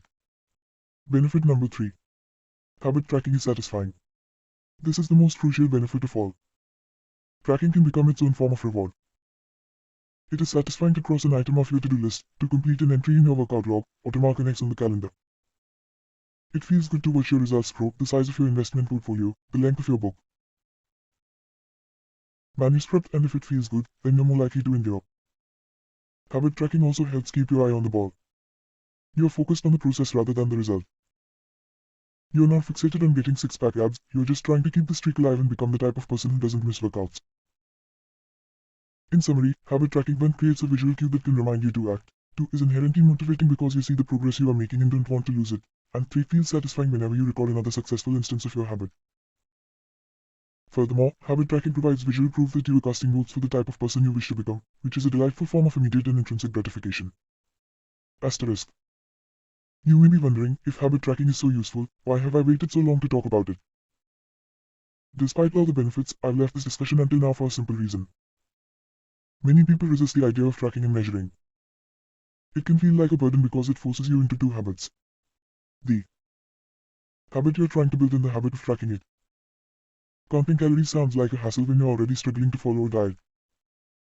Writing down every sales call seems tedious when you've got work to do. It feels easier to say, I'll just eat less, or I'll try harder, or I'll remember to do it. People inevitably tell me things like, I have a decision journal, but I wish I used it more. Or, I recorded my workouts for a week, but then quit. I've been there myself. I once made a food log to track my calories. I managed to do it for 1 meal and then gave up. Tracking isn't for everyone, and there's no need to measure your entire life. But nearly anyone can benefit from it in some form, even if it's only temporary. What can we do to make tracking easier? First, whenever possible, measurement should be automated. You'll probably be surprised by how much you're already tracking without knowing it. Your credit card statement tracks how often you go out to eat. Your Fitbit registers how many steps you take and how long you sleep. Your calendar records how many new places you travel to each year. Once you know where to get the data, add a note to your calendar to review it each week or each month, which is more practical than tracking it every day. Second, manual tracking should be limited to your most important habits. It is better to consistently track 1 habit than to sporadically track 10. Finally, record each measurement immediately after the habit occurs. The completion of the behavior is the cue to write it down. This approach allows you to combine the habit stacking method mentioned in Chapter 5 with habit tracking.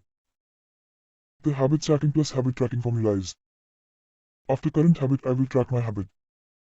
After I hang up the phone from a sales call, I will move 1 paperclip over. After I finish each set at the gym, I will record it in my workout journal. After I put my plate in the dishwasher, I will write down what I ate. These tactics can make tracking your habits easier. Even if you are the type of person who enjoys recording your behavior, I think you'll find a few weeks of measurements to be insightful. It's always interesting to see how you've actually been spending your time. That said, every habit streak ends at some point. And, more important than any single measurement, is having a good plan for when your habits slide off track. How to recover quickly when your habits break down. No matter how consistent you are with your habits, it is inevitable that life will interrupt you at some point. Perfection is not possible. Before long, an emergency will pop up, you get sick or you have to travel for work or your family needs a little more of your time. Whenever this happens to me, I try to remind myself of a simple rule. Never miss twice. If I miss 1 day, I try to get back into it as quickly as possible. Missing 1 workout happens, but I'm not going to miss 2 in a row. Maybe I'll eat an entire pizza, but I'll follow it up with a healthy meal. I can't be perfect, but I can avoid a second lapse. As soon as 1 streak ends, I get started on the next one. The first mistake is never the one that ruins you. It is the spiral of repeated mistakes that follows. Missing once is an accident. Missing twice is the start of a new habit. This is a distinguishing feature between winners and losers. Anyone can have a bad performance, a bad workout, or a bad day at work. But when successful people fail, they rebound quickly. The breaking of a habit doesn't matter if the reclaiming of it is fast. I think this principle is so important that I'll stick to it even if I can't do a habit as well or as completely as I would like. Too often, we fall into an all or nothing cycle with our habits. The problem is not slipping up. The problem is thinking that if you can't do something perfectly, then you shouldn't do it at all. You don't realize how valuable it is to just show up on your bad or busy days. Lost days hurt you more than successful days help you. If you start with $100, then a 50% gain will take you to $150. But you only need a 33% loss to take you back to $100. In other words, avoiding a 33% loss is just as valuable as achieving a 50% gain. As Charlie Munger says, the first rule of compounding: never interrupt it unnecessarily. This is why the bad workouts are often the most important ones. Sluggish days and bad workouts maintain the compound gains you accrued from previous good days.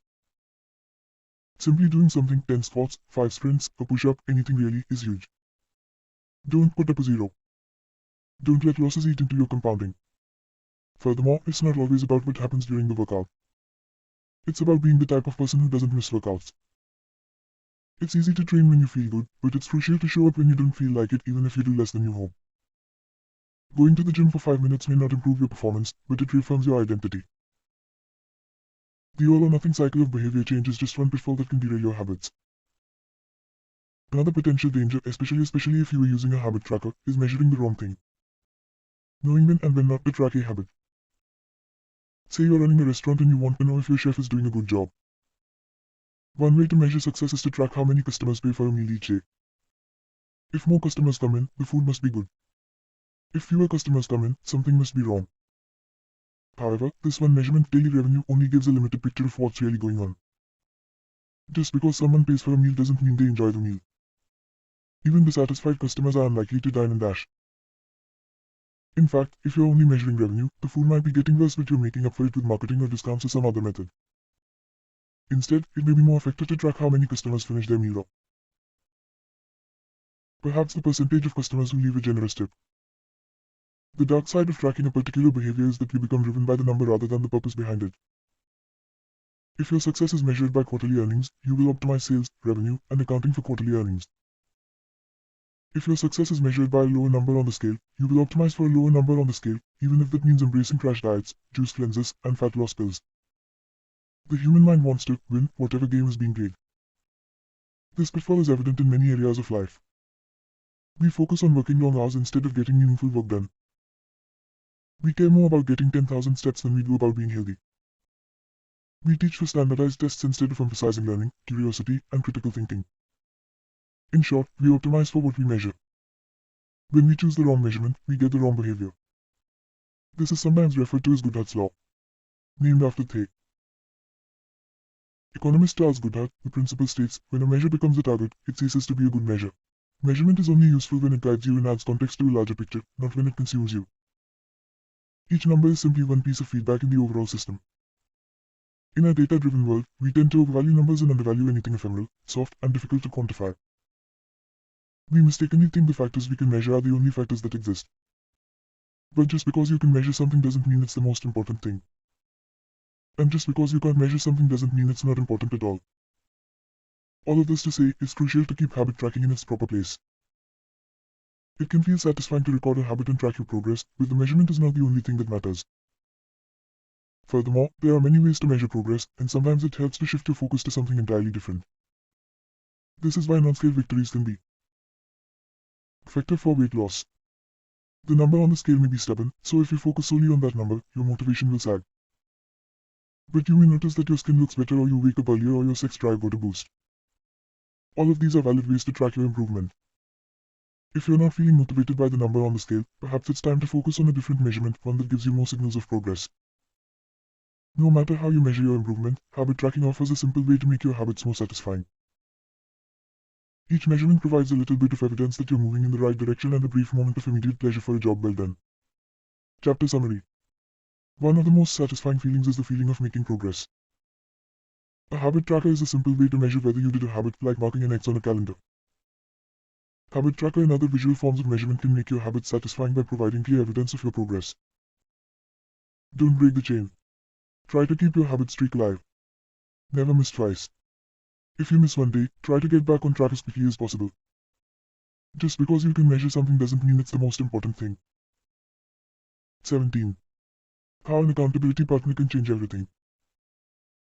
After serving as a pilot in World War II, Roger Fisher attended Harvard Law School and spent 34 years specializing in negotiation and conflict management. He founded the Harvard Negotiation Project and worked with numerous countries and world leaders on peace resolutions, hostage crises, and diplomatic compromises. But it was in the 1970s and 1980s, as the threat of nuclear war escalated, that Fisher developed perhaps his most interesting idea. At the time, Fisher was focused on designing strategies that could prevent nuclear war, and he had noticed a troubling fact. Any sitting president would have access to launch codes that could kill millions of people but would never actually see anyone die because he would always be thousands of miles away. My suggestion was quite simple, he wrote in 1981. Put that nuclear code number in a little capsule, and then implant that capsule right next to the heart of a volunteer. The volunteer would carry with him a big, heavy butcher knife as he accompanied the president.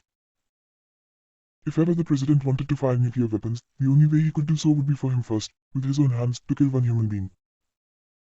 The president says, "George, I'm sorry but tens of millions must die." He has to look at someone and realize what death is but an innocent death is. Blood on the White House carpet. It's reality brought home. When I suggested this to friends in the Pentagon, they said, "My God, that's terrible. Having to kill someone would distort the president's judgment. He might never push the button." Throughout our discussion of the fourth law of behavior change, we have covered the importance of making good habits immediately satisfying.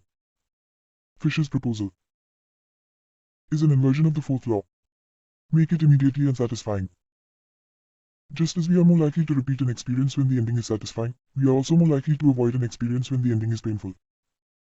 Pain is an effective teacher. If a failure is painful, it gets fixed. If a failure is relatively painless, it gets ignored. The more immediate and more costly your mistake is, the faster you will learn from it. The threat of a bad review forces a plumber to be good at his job. The possibility of a customer never returning makes restaurants create good food. The cost of cutting the wrong blood vessel makes a surgeon master human anatomy and cut carefully. When the consequences are severe, people learn quickly. The more immediate the pain, the less likely the behavior. If you want to prevent bad habits and eliminate unhealthy behaviors, then adding an instant cost to the action is a great way to reduce their odds. We repeat bad habits because they serve us in some way, and that makes them hard to abandon. The best way I know to overcome this predicament is to increase the speed of the punishment associated with the behavior. There can't be a gap between the action and the consequences. As soon as actions incur an immediate consequence, behavior begins to change. Customers pay their bills on time when they are charged a late fee. Students show up to class when their grade is linked to attendance. We jump through a lot of hoops to avoid a little bit of immediate pain. There is, of course, a limit to this. If you're going to rely on punishment to change behavior, then the strength of the punishment must match the relative strength of the behavior it is trying to correct. To be productive, the cost of procrastination must be greater than the cost of action. To be healthy, the cost of laziness must be greater than the cost of exercise. Getting fined for smoking in a restaurant or failing to recycle adds consequence to inaction. Behavior only shifts if the punishment is painful and if reliably enforced. In general, the more local, tangible, concrete, and immediate the consequence, the more likely it is to influence individual behavior. The more global, intangible, vague, and delayed the consequence, the less likely it is to influence individual behavior. Thankfully, there is a straightforward way to add an immediate cost to any bad habit. Create a habit contract. The habit contract. The first seatbelt law was passed in New York on December 1, 1984. At the time, just 14% of people in the United States regularly wore a seatbelt, but that was all about to change. Within 5 years, over half of the nation had seatbelt laws. Today, wearing a seatbelt is enforceable by law in 49 of the 50 states. And it's not just the legislation, the number of people wearing seatbelts has changed dramatically as well.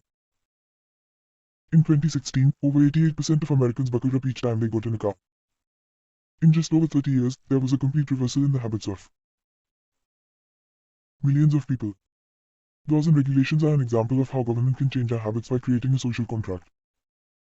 As a society, we collectively agree to abide by certain rules and then enforce them as a group. Whenever a new piece of legislation impacts behavior, seatbelt laws, banning smoking inside restaurants, mandatory recycling, it is an example of a social contract shaping our habits. The group agrees to act in a certain way, and if you don't follow along, you'll be punished. Just as governments use laws to hold citizens accountable, you can create a habit contract to hold yourself accountable. A habit contract is a verbal or written agreement in which you state your commitment to a particular habit and the punishment that will occur if you don't follow through. Then you find one or two people to act as your accountability partners and sign off on the contract with you. Brian Harris, an entrepreneur from Nashville, Tennessee, was the first person I saw put this strategy into action. Shortly after the birth of his son, Harris realized he wanted to shed a few pounds. He wrote up a habit contract between himself, his wife, and his personal trainer. The first version read, Brian's number one objective for Q1 of 2017 is to start eating correctly again so he feels better, looks better, and is able to hit his long-term goal of 200 pounds at 10% body fat. Below that statement, Harris laid out a roadmap for achieving his ideal outcome. Phase number 1. Get back to a strict, slow-carb diet in Q1. Phase number 2. Start a strict macronutrient tracking program in Q2. Phase number 3. Refine and maintain the details of his diet and workout program in Q3. Finally, he wrote out each of the daily habits that would get him to his goal. For example, write down all food that he consumes each day and weigh himself each day. And then he listed the punishment if he failed. If Brian doesn't do these two items, then the following consequence will be enforced. He will have to dress up each workday and each Sunday morning for the rest of the quarter.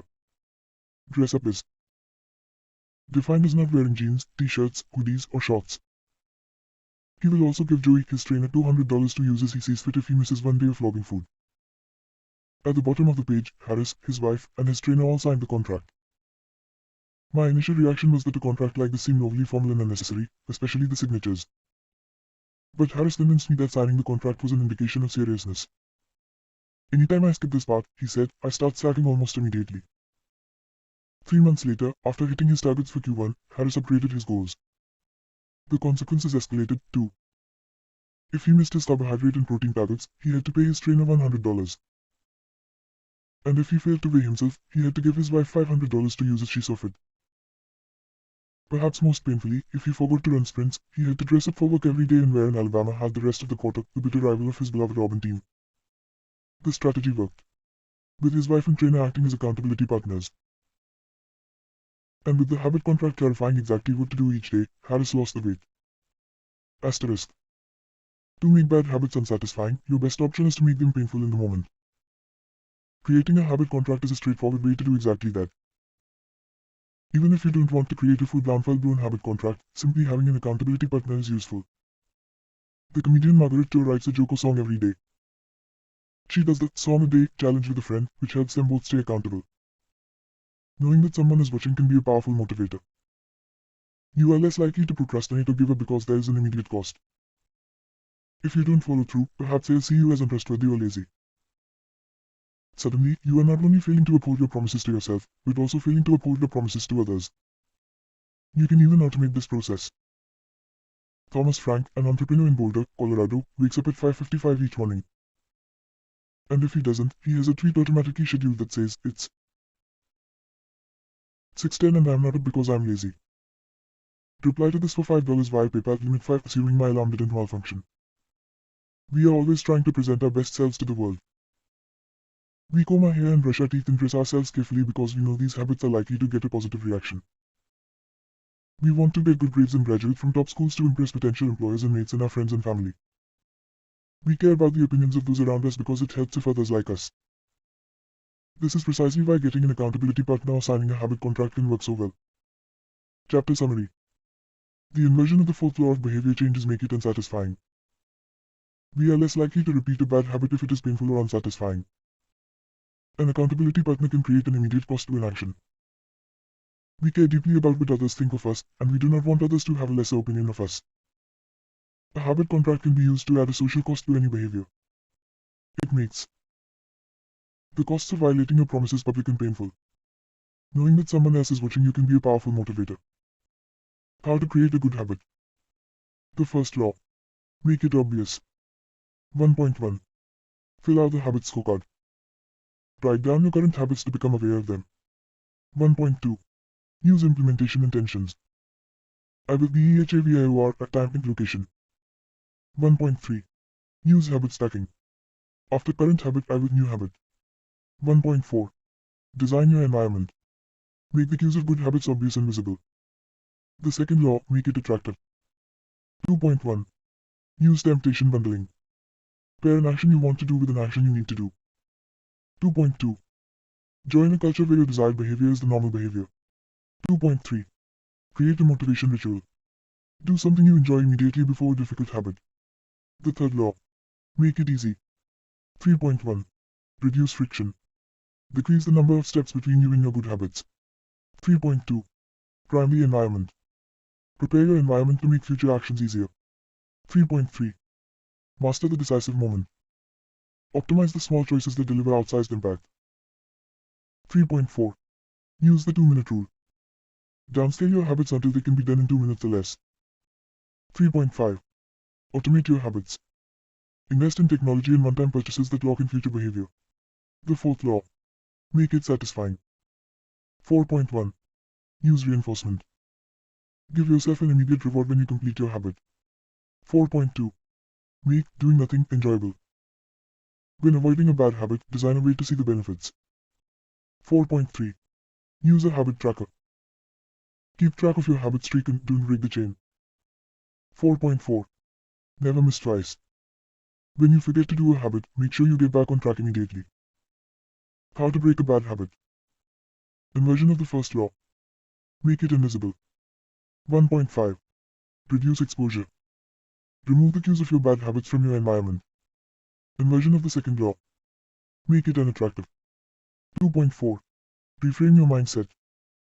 Highlight the benefits of avoiding your bad habits. Inversion of the third law. Make it difficult. 3.6. Increase friction. Increase the number of steps between you and your bad habits. 3.7. Use a commitment device. Restrict your future choices to the ones that benefit you. Inversion of the fourth law. Make it unsatisfying. 4.5. Get an accountability partner. Ask someone to watch your behavior. 4.6. Create a habit contract. Make the cost of your bad habits public and painful. You can download a printable version of this habits cheat sheet at atomichabits.com/cheat sheet. Advanced tactics. How to go from being really good to being truly great. 18. The truth about talent when genes matter and when they don't. Many people are familiar with Michael Phelps, who is widely considered to be one of the greatest athletes in history. Phelps has won more Olympic medals not only than any swimmer but also more than any Olympian in any sport. Fewer people know the name Hicham El Guerrouj, but he was a fantastic athlete in his own right. El Guerrouj is a Moroccan runner who holds 2 Olympic gold medals and is one of the greatest middle distance runners of all time. For many years, he held the world record in the mile, 1,500 meter, and 2,000 meter races. At the Olympic Games in Athens, Greece, in 2004, he won gold in the 1,500 meter and 5,000 meter races. These two athletes are widely different in many ways. For starters, one competed on land and the other in water. But most notably, they differ significantly in height. El Guerrouj is 5 feet, 9 inches tall. Phelps is 6 feet, 4 inches tall. Despite the 7-inch difference in height, the two men are identical in one respect. Michael Phelps and Hicham El Guerrouj wear the same length and seam on their pants. How is this possible? Phelps has relatively short legs for his height and a very long torso, the perfect build for swimming. El Guerrouj has incredibly long legs and a short upper body, an ideal frame for distance running. Now, imagine if these world-class athletes were to switch sports. Given his remarkable athleticism, could Michael Phelps become an Olympic-caliber distance runner with enough training? It's unlikely. At peak fitness, Phelps weighed 194 pounds, which is 40% heavier than El Guerrouj, who competed at an ultralight 138 pounds. Taller runners are heavier runners, and every extra pound is a curse when it comes to distance. Running. Against elite competition, Phelps would be doomed from the start. Similarly, El Guerrouj might be one of the best runners in history, but it's doubtful he would ever qualify for the Olympics as a swimmer. Since 1976, the average height of Olympic gold medalists in the men's 1,500 meter run is 5 feet, 10 inches. In comparison, the average height of Olympic gold medalists in the men's 100 meter freestyle swim is 6 feet, 4 inches. Swimmers tend to be tall and have long backs and arms, which are ideal for pulling through the water. El Guerrouj would be at a severe disadvantage before he ever touched the pool. The secret to maximizing your odds of success is to choose the right field of competition. This is just as true with habit change as it is with sports and business. Habits are easier to perform and more satisfying to stick with when they align with your natural inclinations and abilities. Like Michael Phelps in the pool or Hicham El Guerrouj on the track, you want to play a game where the odds are in your favor. Embracing this strategy requires acceptance of the simple truth that people are born with different abilities. Some people don't like to discuss this fact. On the surface, your genes seem to be fixed, and it's no fun to talk about things you cannot control. Plus, phrases like biological determinism makes it sound like certain individuals are destined for success and others doomed to failure. But this is a short-sighted view of the influence of genes on behavior. The strength of genetics is also their weakness. Genes cannot be easily changed, which means they provide a powerful advantage in favorable circumstances and a serious disadvantage in unfavorable circumstances. If you want to dunk a basketball, being 7 feet tall is very useful. If you want to perform a gymnastics routine, being 7 feet tall is a great hindrance. Our environment determines the suitability of our genes and the utility of our natural talents. When our environment changes, so do the qualities that determine success. This is true not just for physical characteristics but for mental ones as well. I'm smart if you ask me about habits and human behavior. Not so much when it comes to knitting, rocket propulsion, or guitar chords. Competence is highly dependent on context. The people at the top of any competitive field are not only well trained, they are also well suited to the task. And this is why, if you want to be truly great, selecting the right place to focus is crucial. In short, genes do not determine your destiny. They determine your areas of opportunity. As physician Gubomate notes, genes can predispose, but they don't predetermine. The areas where you are genetically predisposed to success are the areas where habits are more likely to be satisfying. The key is to direct your effort toward areas that both excite you and match your natural skills, to align your ambition with your ability. The obvious question is, how do I figure out where the odds are in my favor? How do I identify the opportunities and habits that are right for me? The first place we will look for an answer is by understanding your personality. How your personality influences your habits. Your genes are operating beneath the surface of every habit. Indeed, beneath the surface of every behavior. Genes have been shown to influence everything from the number of hours you spend watching television to your likelihood to marry, a divorce to your tendency to get addicted to drugs, alcohol, or nicotine. There's a strong genetic component to how obedient or rebellious you are when facing authority, how vulnerable or resistant you are to stressful events, how proactive or reactive you tend to be, and even how captivated or bored you feel during sensory experiences like attending a concert. As Robert Plomin, a behavioral geneticist at King's College in London, told me, it is now at the point where we have stopped testing to see if traits have a genetic component because we literally can't find a single one that isn't influenced by our genes. Bundled together, your unique cluster of genetic traits predispose you to a particular personality. Your personality is the set of characteristics that is consistent from situation to situation. The most proven scientific analysis of personality traits is known as the Big Five, which breaks them down into 5 spectrums of behavior. 1. Openness to experience. From curious and inventive on one end to cautious and consistent on the other. 2. Conscientiousness. Organized and efficient to easygoing and spontaneous. 3. Extroversion. Outgoing and energetic to solitary and reserved, you likely know them as extroverts vs. Introverts. 4. Agreeableness. Friendly and compassionate to challenging and detached. 5. Neuroticism. Anxious and sensitive to confident, calm, and stable. All 5 characteristics have biological underpinnings. Extroversion, for instance, can be tracked from birth. If scientists play a loud noise in the nursing ward, some babies turn toward it while others turn away. When the researchers tracked these children through life, they found that the babies who turned toward the noise were more likely to grow up to be extroverts. Those who turned away were more likely to become introverts. People who are high in agreeableness are kind, considerate, and warm. They also tend to have higher natural oxytocin levels, a hormone that plays an important role in social bonding, increases feelings of trust, and can act as a natural antidepressant. You can easily imagine how someone with more oxytocin might be inclined to build habits like writing thank you notes or organizing social events. As a third example, consider neuroticism, which is a personality trait all people possess to various degrees.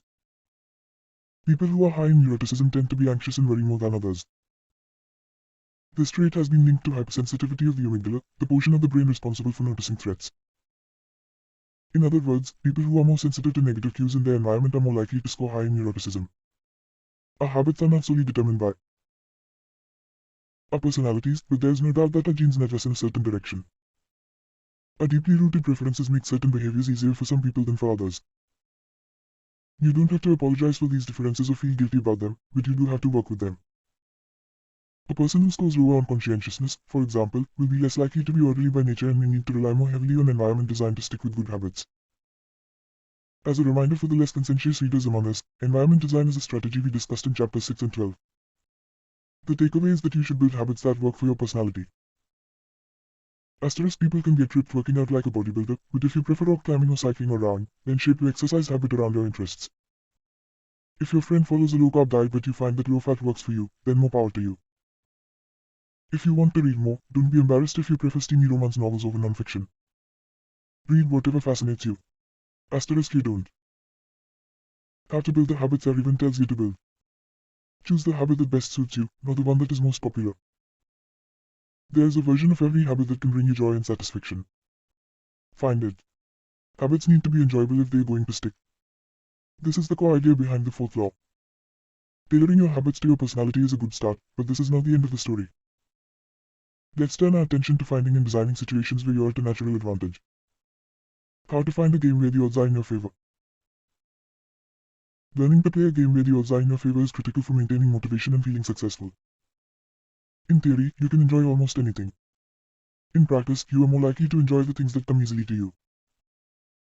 People who are talented in a particular area tend to be more competent at that task and are then praised for doing a good job. They stay energized because they are making progress where others have failed, and because they get rewarded with better pay and bigger opportunities, which not only makes them happier but also propels them to produce even higher quality work. It's a virtuous cycle. Pick the right habit and progress is easy.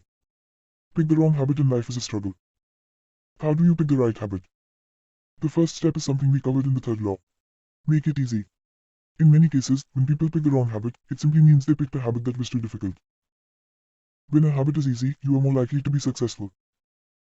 When you are successful, you are more likely to feel satisfied. However, there is another level to consider. In the long run, if you continue to advance and improve, any area can become challenging. At some point, you need to make sure you're playing the right game for your skill set. How do you figure that out? The most common approach is trial and error. Of course, there's a problem with this strategy. Life is short.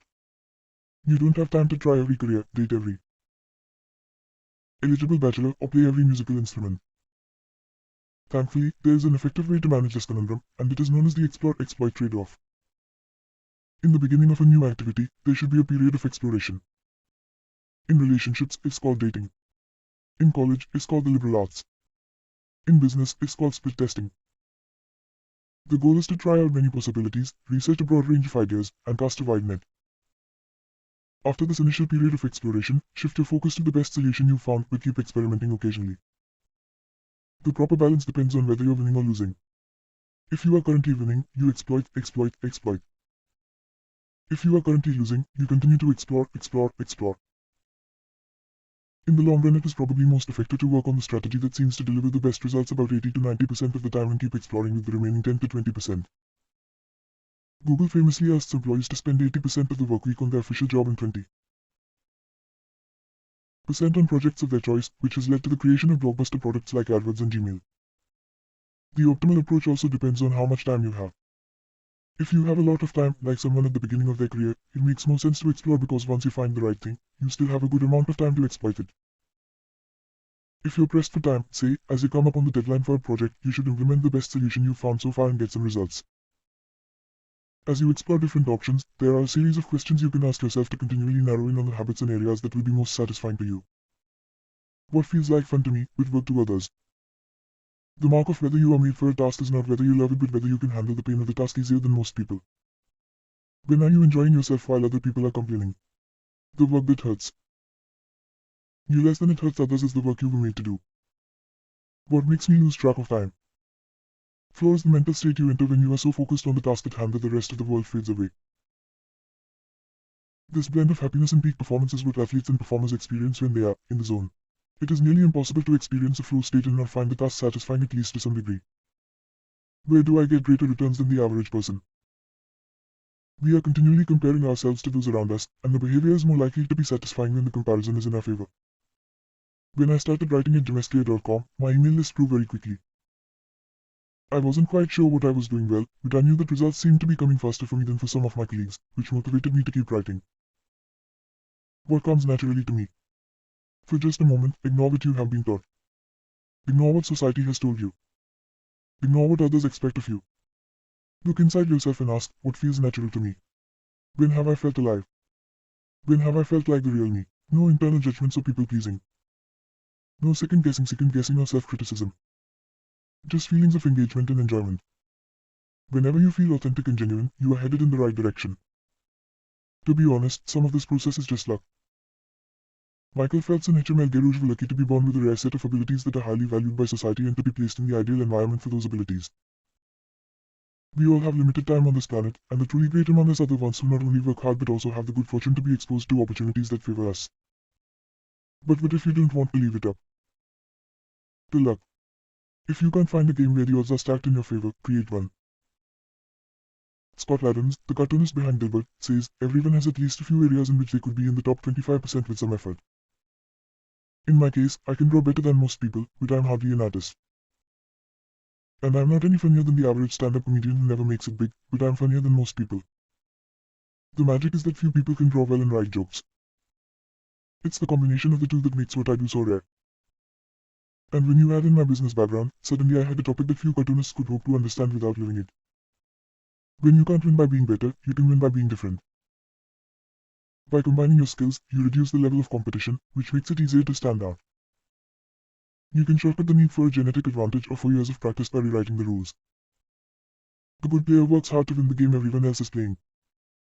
The great player creates a new game that favors their strengths and avoids their weaknesses. In college, I designed my own major, biomechanics, which was a combination of physics, chemistry, biology, and anatomy. I wasn't smart enough to stand out among the top physics or biology majors, so I created my own game.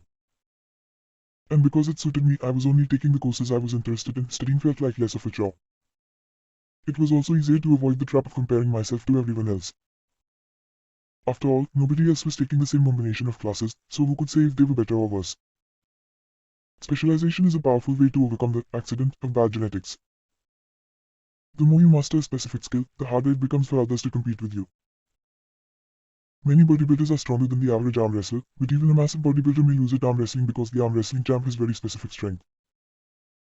Even if you're not the most naturally gifted, you can often win by being the best in a very narrow category. Boiling water will soften a potato but harden an egg. You can't control whether you're a potato or an egg, but you can decide to play a game where it's better to be hard or soft. If you can find a more favorable environment, you can transform the situation from one where the odds are against you to one where they are in your favor. How to get the most out of your genes. Our genes do not eliminate the need for hard work. They clarify it.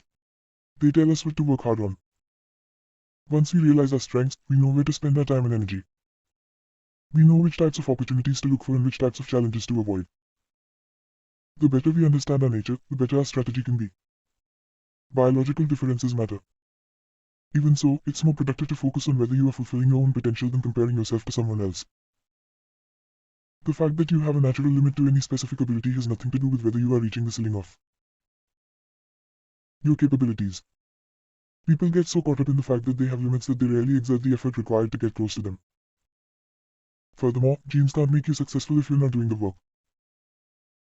Yes, it's possible that the ripped trainer at the gym has better genes, but if you haven't put in the same reps, it's impossible to say if you have been dealt a better or worse genetic hand. Until you work as hard as those you admire, don't explain away their success as luck. In summary, one of the best ways to ensure your habits remain satisfying over the long run is to pick behaviors that align with your personality and skills. Work hard on the things that come easy. Chapter Summary. The secret to maximizing your odds of success is to choose the right field of competition. Pick the right habit and progress is easy. Pick the wrong habit and life is a struggle. Genes cannot be easily changed, which means they provide a powerful advantage in favorable circumstances. And a serious disadvantage in unfavorable circumstances.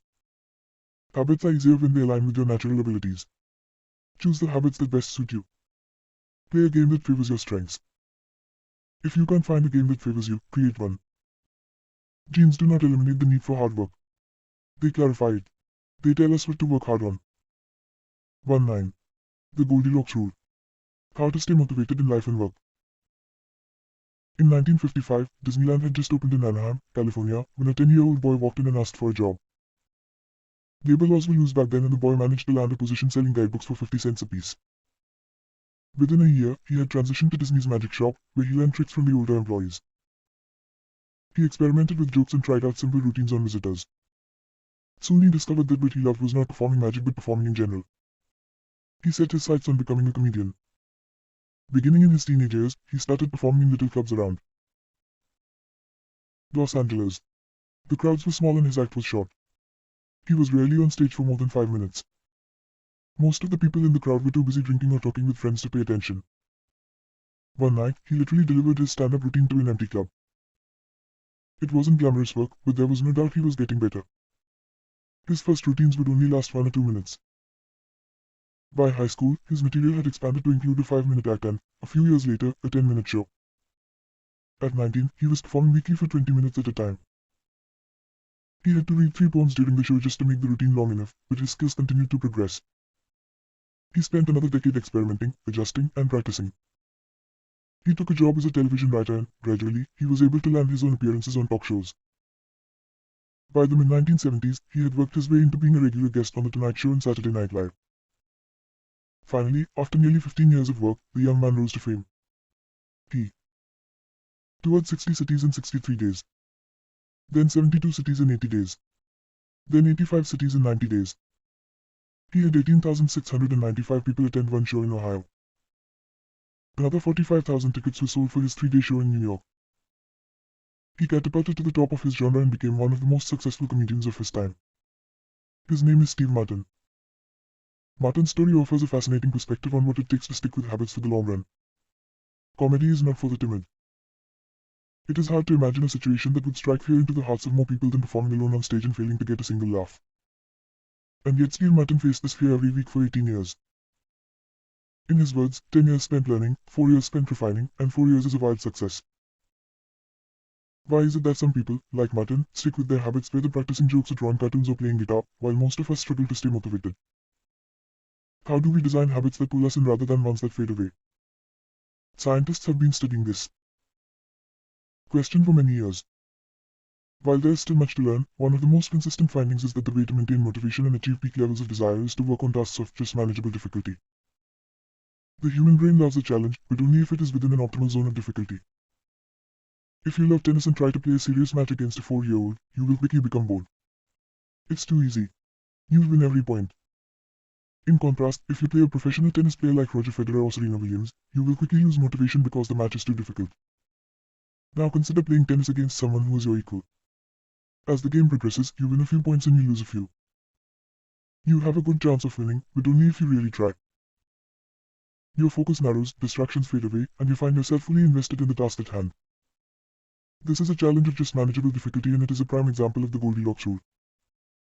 The Goldilocks rule states that humans experience peak motivation when working on tasks that are right on the edge of their current abilities. Not too hard. Not too easy. Just right. The Goldilocks rule. Figure 15. Maximum motivation occurs when facing a challenge of just manageable difficulty. In psychology research, this is known as the Yerkes-Dodson law, which describes the optimal level of arousal as the midpoint between boredom and anxiety. Martin's comedy career is an excellent example of the Goldilocks rule in practice. Each year, he expanded his comedy routine, but only by a minute or two. He was always adding new material. But he also kept a few jokes that were guaranteed to get laughs. There were just enough victories to keep him motivated and just enough mistakes to keep him working hard. When you're starting a new habit, it's important to keep the behavior as easy as possible so you can stick with it even when conditions aren't perfect. This is an idea we covered in detail while discussing the third law of behavior change. Once a habit has been established, however, it's important to continue to advance in small ways. These little improvements and new challenges keep you engaged. And if you hit the Goldilocks zone just right, you can achieve a flow state. Asterisk. A flow state is the experience of being in the zone and fully immersed in an activity. Scientists have tried to quantify this feeling. They found that to achieve a state of flow, a task must be roughly 4% beyond your current ability. In real life, it's typically not feasible to quantify the difficulty of an action in this way, but the core idea of the Goldilocks rule remains. Working on challenges of just manageable difficulty, something on the perimeter of your ability, seems crucial for maintaining motivation. Improvement requires a delicate balance. You need to regularly search for challenges that push you to your edge while continuing to make enough progress to stay motivated. Behaviors need to remain novel in order for them to stay attractive and satisfying. Without variety, we get bored. And boredom is perhaps the greatest villain on the quest for self-improvement. How to stay focused when you get bored working on your goals. After my baseball career ended, I was looking for a new sport. I joined the weightlifting team and one day an elite coach visited our gym. He had worked with thousands of athletes during his long career, including a few Olympians. I introduced myself and we began talking about the process of improvement. What's the difference between the best athletes and everyone else? I asked. What do the really successful people do that most don't? He mentioned the factors you might expect. Genetics, luck, talent. But then he said something I wasn't expecting. At some point it comes down to who can handle the boredom of training every day, doing the same lifts over and over and over. His answer surprised me because it's a different way of thinking about work ethic. People talk about getting amped up to work on their goals.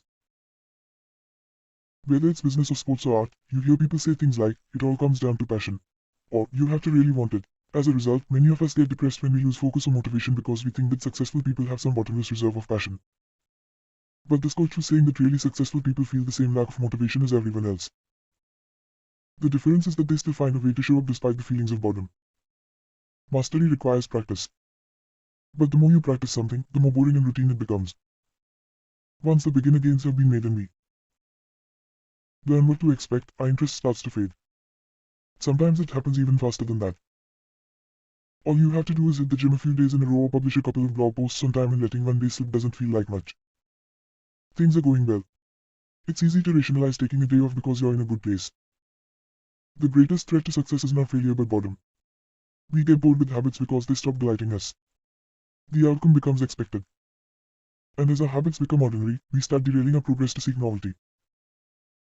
Perhaps this is why we get caught up in a never-ending cycle, jumping from one workout to the next, one diet to the next, one business idea to the next.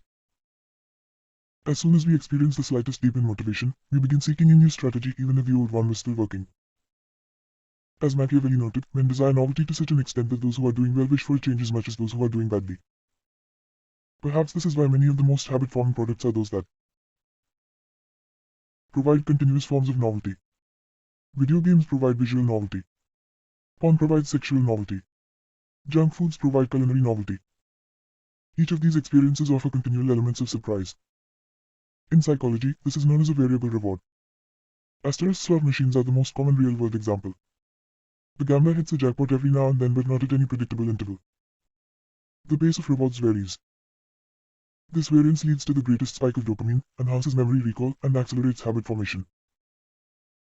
Variable rewards won't create a craving, that is, you can't take a reward people are uninterested in, give it to them at a variable interval, and hope it will change their mind, but they are a powerful way to amplify the cravings we already experience because they reduce boredom. The sweet spot of desire occurs at a 50-50 split between success and failure. Half of the time you get what you want. Half of the time you don't. You need just enough willing to experience satisfaction and just enough wanting to experience desire. This is one of the benefits of following the Goldilocks rule. If you're already interested in a habit, working on challenges of just manageable difficulty is a good way to keep things interesting. Of course, not all habits have a variable reward component, and you wouldn't want them to. If Google only delivered a useful search result some of the time, I would switch to a competitor pretty quickly. If Uber only picked up half of my trips, I doubt I'd be using that service much longer. And if I flossed my teeth each night and only sometimes ended up with a clean mouth, I think I'd skip it. Variable rewards or not, no habit will stay interesting forever. At some point, everyone faces the same challenge on the journey of self-improvement. You have to fall in love with boredom. We all have goals that we would like to achieve and dreams that we would like to fulfill, but it doesn't matter what you're trying to become better at. If you only do the work when it's convenient or exciting, then you'll never be consistent enough to achieve remarkable results. I can guarantee that if you manage to start a habit and keep sticking to it, there will be days when you feel like quitting. When you start a business, there will be days when you don't feel like showing up. When you're at the gym, there will be sets that you don't feel like finishing. When it's time to write, there will be days that you don't feel like typing. But stepping up when it's annoying or painful or draining to do so, that's what makes the difference between a professional and an amateur. Professionals stick to the schedule. Amateurs let life get in the way. Professionals know what is important to them and work toward it with purpose. Amateurs get pulled off course by the urgencies of life. David Kane, an author and meditation teacher, encourages his students to avoid being fair weather meditators. Similarly, you don't want to be a fair weather athlete or a fair weather writer or fair weather anything. When a habit is truly important to you, you have to be willing to stick to it in any mood. Professionals take action even when the mood isn't right. They might not enjoy it, but they find a way to put the reps in. There have been a lot of sets that I haven't felt like finishing, but I've never regretted doing the workout. There have been a lot of articles I haven't felt like writing, but I've never regretted publishing on schedule. There have been a lot of days I've felt like relaxing, but I've never regretted showing up and working on something that was important to me. The only way to become excellent is to be endlessly fascinated by doing the same thing over and over. You have to fall in love with boredom. Chapter Summary. The Goldilocks rule states that humans experience peak motivation when working on tasks that are right on the edge of their current abilities. The greatest threat to success is not failure but boredom. As habits become routine, they become less interesting and less satisfying. We get bored. Anyone can work hard when they feel motivated. It's the ability to keep going when work isn't exciting that makes a difference. Professionals stick to the schedule. Amateurs let life get in the way. 20. The downside of creating good habits. Habits create the foundation for mastery. In chess, it is only after the basic movements of the pieces have become automatic that a player can focus on the next level of the game. Each chunk of information that is memorized opens up the mental space for more effortful thinking. This is true for any endeavor. When you know the simple movements so well that you can perform them without thinking, you are free to pay attention to more advanced details. In this way, habits are the backbone of any pursuit of excellence. However, the benefits of habits come at a cost. At first, each repetition develops fluency, speed, and skill. But then, as a habit becomes automatic, you become less sensitive to feedback. You fall into mindless repetition. It becomes easier to let mistakes slide. When you can do it good enough on autopilot, you stop thinking about how to do it better. The upside of habits is that we can do things without thinking. The downside of habits is that you get used to doing things a certain way and stop paying attention to little errors. You assume you're getting better because you're gaining experience. In reality, you are merely reinforcing your current habits, not improving them. In fact, some research has shown that once a skill has been mastered, there is usually a slight decline in performance over time.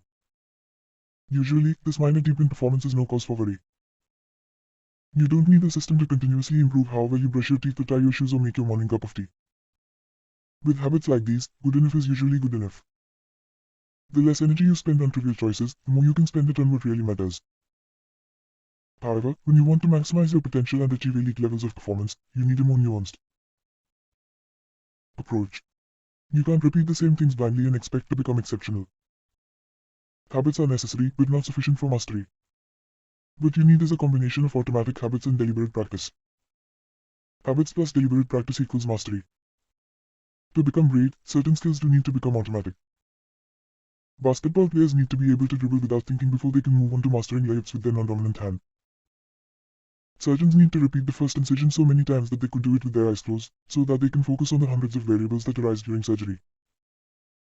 But after one habit has been mastered, you have to return to the effortful part of the work and begin building the next habit. Mastery is the process of narrowing your focus to a tiny element of success, repeating it until you have internalized the skill, and then using this new habit as the foundation to advance to the next frontier of your development. Old tasks become easier the second time around, but it doesn't get easier overall because now you're pouring your energy into the next challenge. Each habit unlocks the next level of performance. It's an endless cycle. Mastering one habit. Mastering a field. Figure 16. The process of mastery requires that you progressively layer improvements on top of one another, each habit building upon the last until a new level of performance has been reached and a higher range of skills has been internalized. Although habits are powerful, what you need is a way to remain conscious of your performance over time, so you can continue to refine and improve. It is precisely at the moment when you begin to feel like you have mastered a skill right when things are starting to feel automatic and you are becoming comfortable, that you must avoid slipping into the trap of complacency. The solution. Establish a system for reflection and review. How to review your habits and make adjustments. In 1986, the Los Angeles Lakers had one of the most talented basketball teams ever assembled, but they are rarely remembered that way. The team started the 1985-1986 NBA season with an astounding 29-5 record.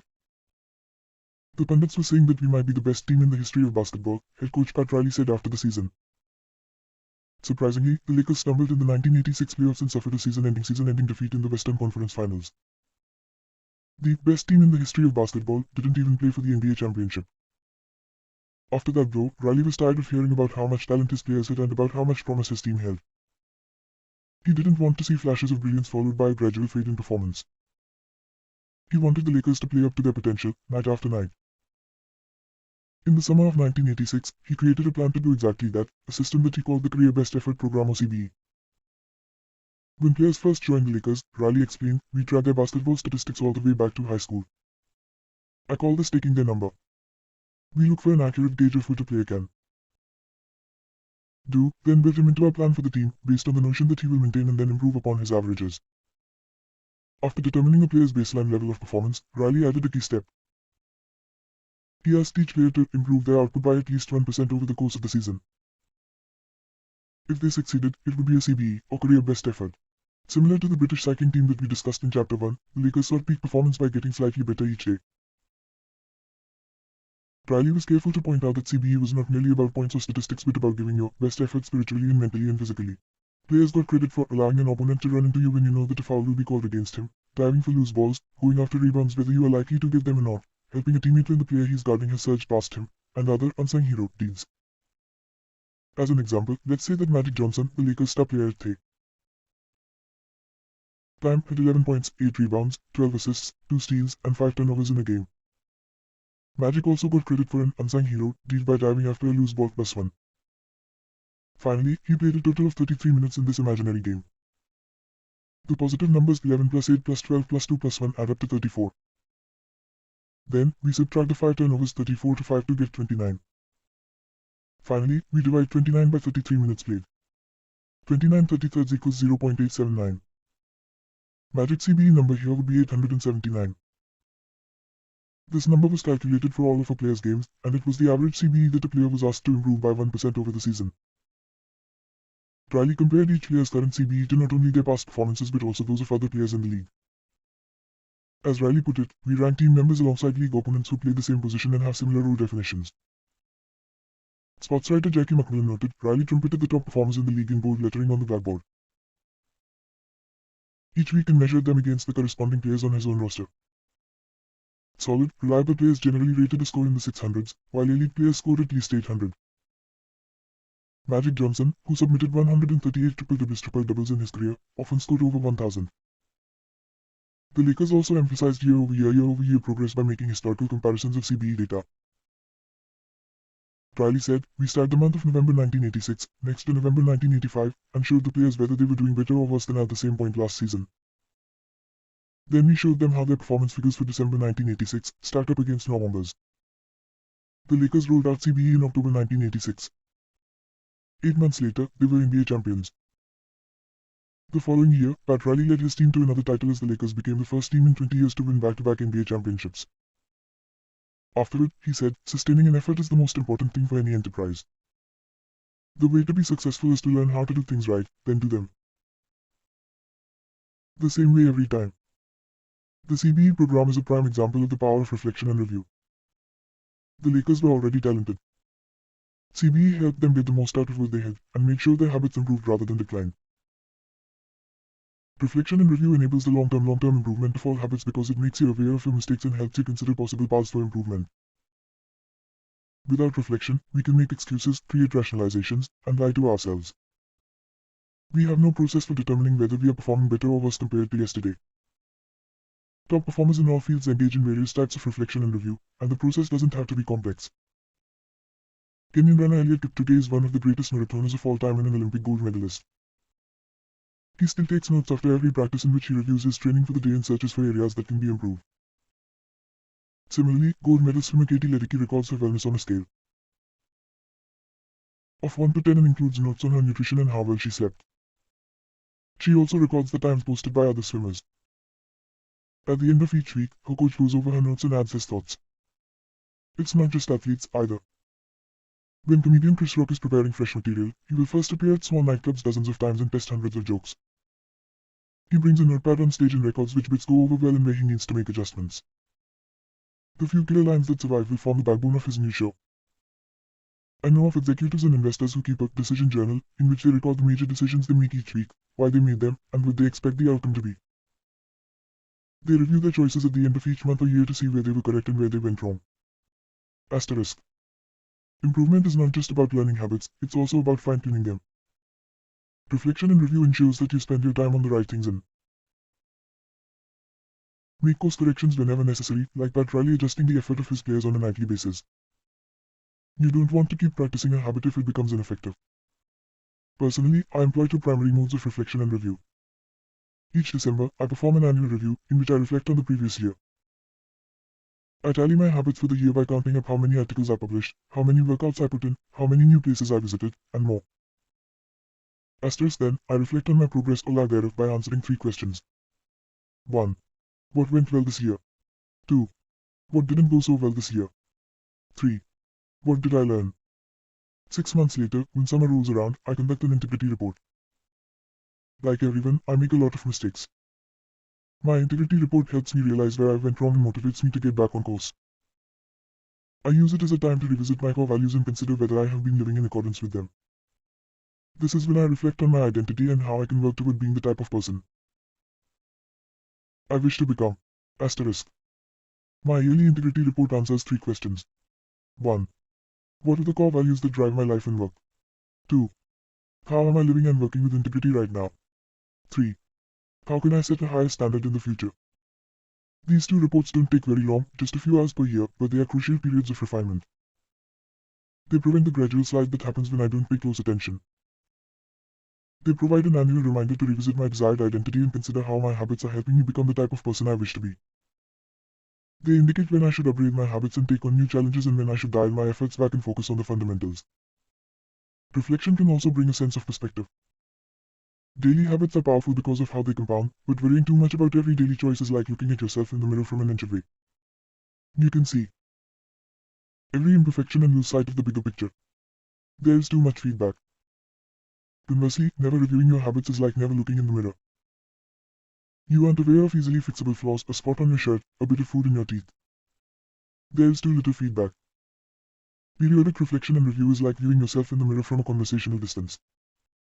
You can see the important changes you should make without losing sight of the bigger picture. You want to view the entire mountain range, not obsess over each peak and valley.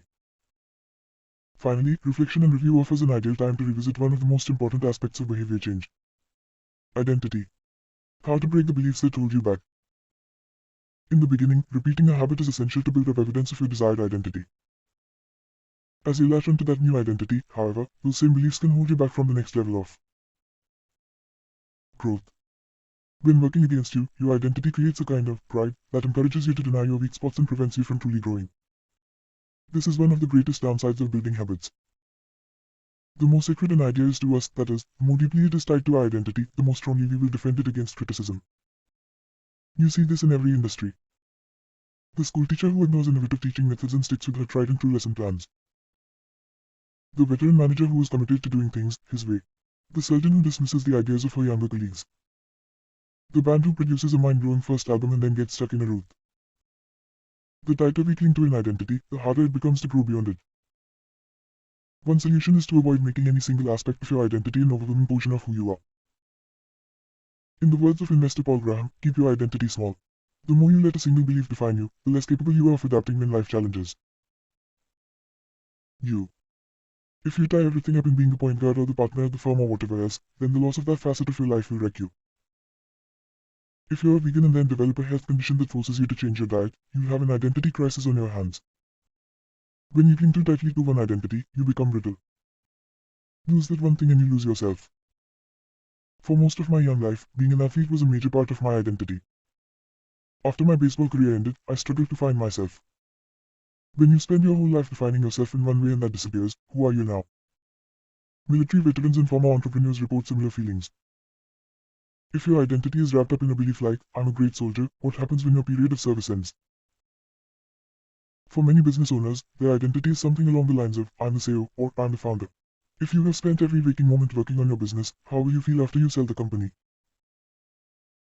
The key to mitigating these losses of identity is to redefine yourself such that you get to keep important aspects of your identity even if your particular role changes. I'm an athlete becomes, I'm the type of person who is mentally tough and loves a physical challenge.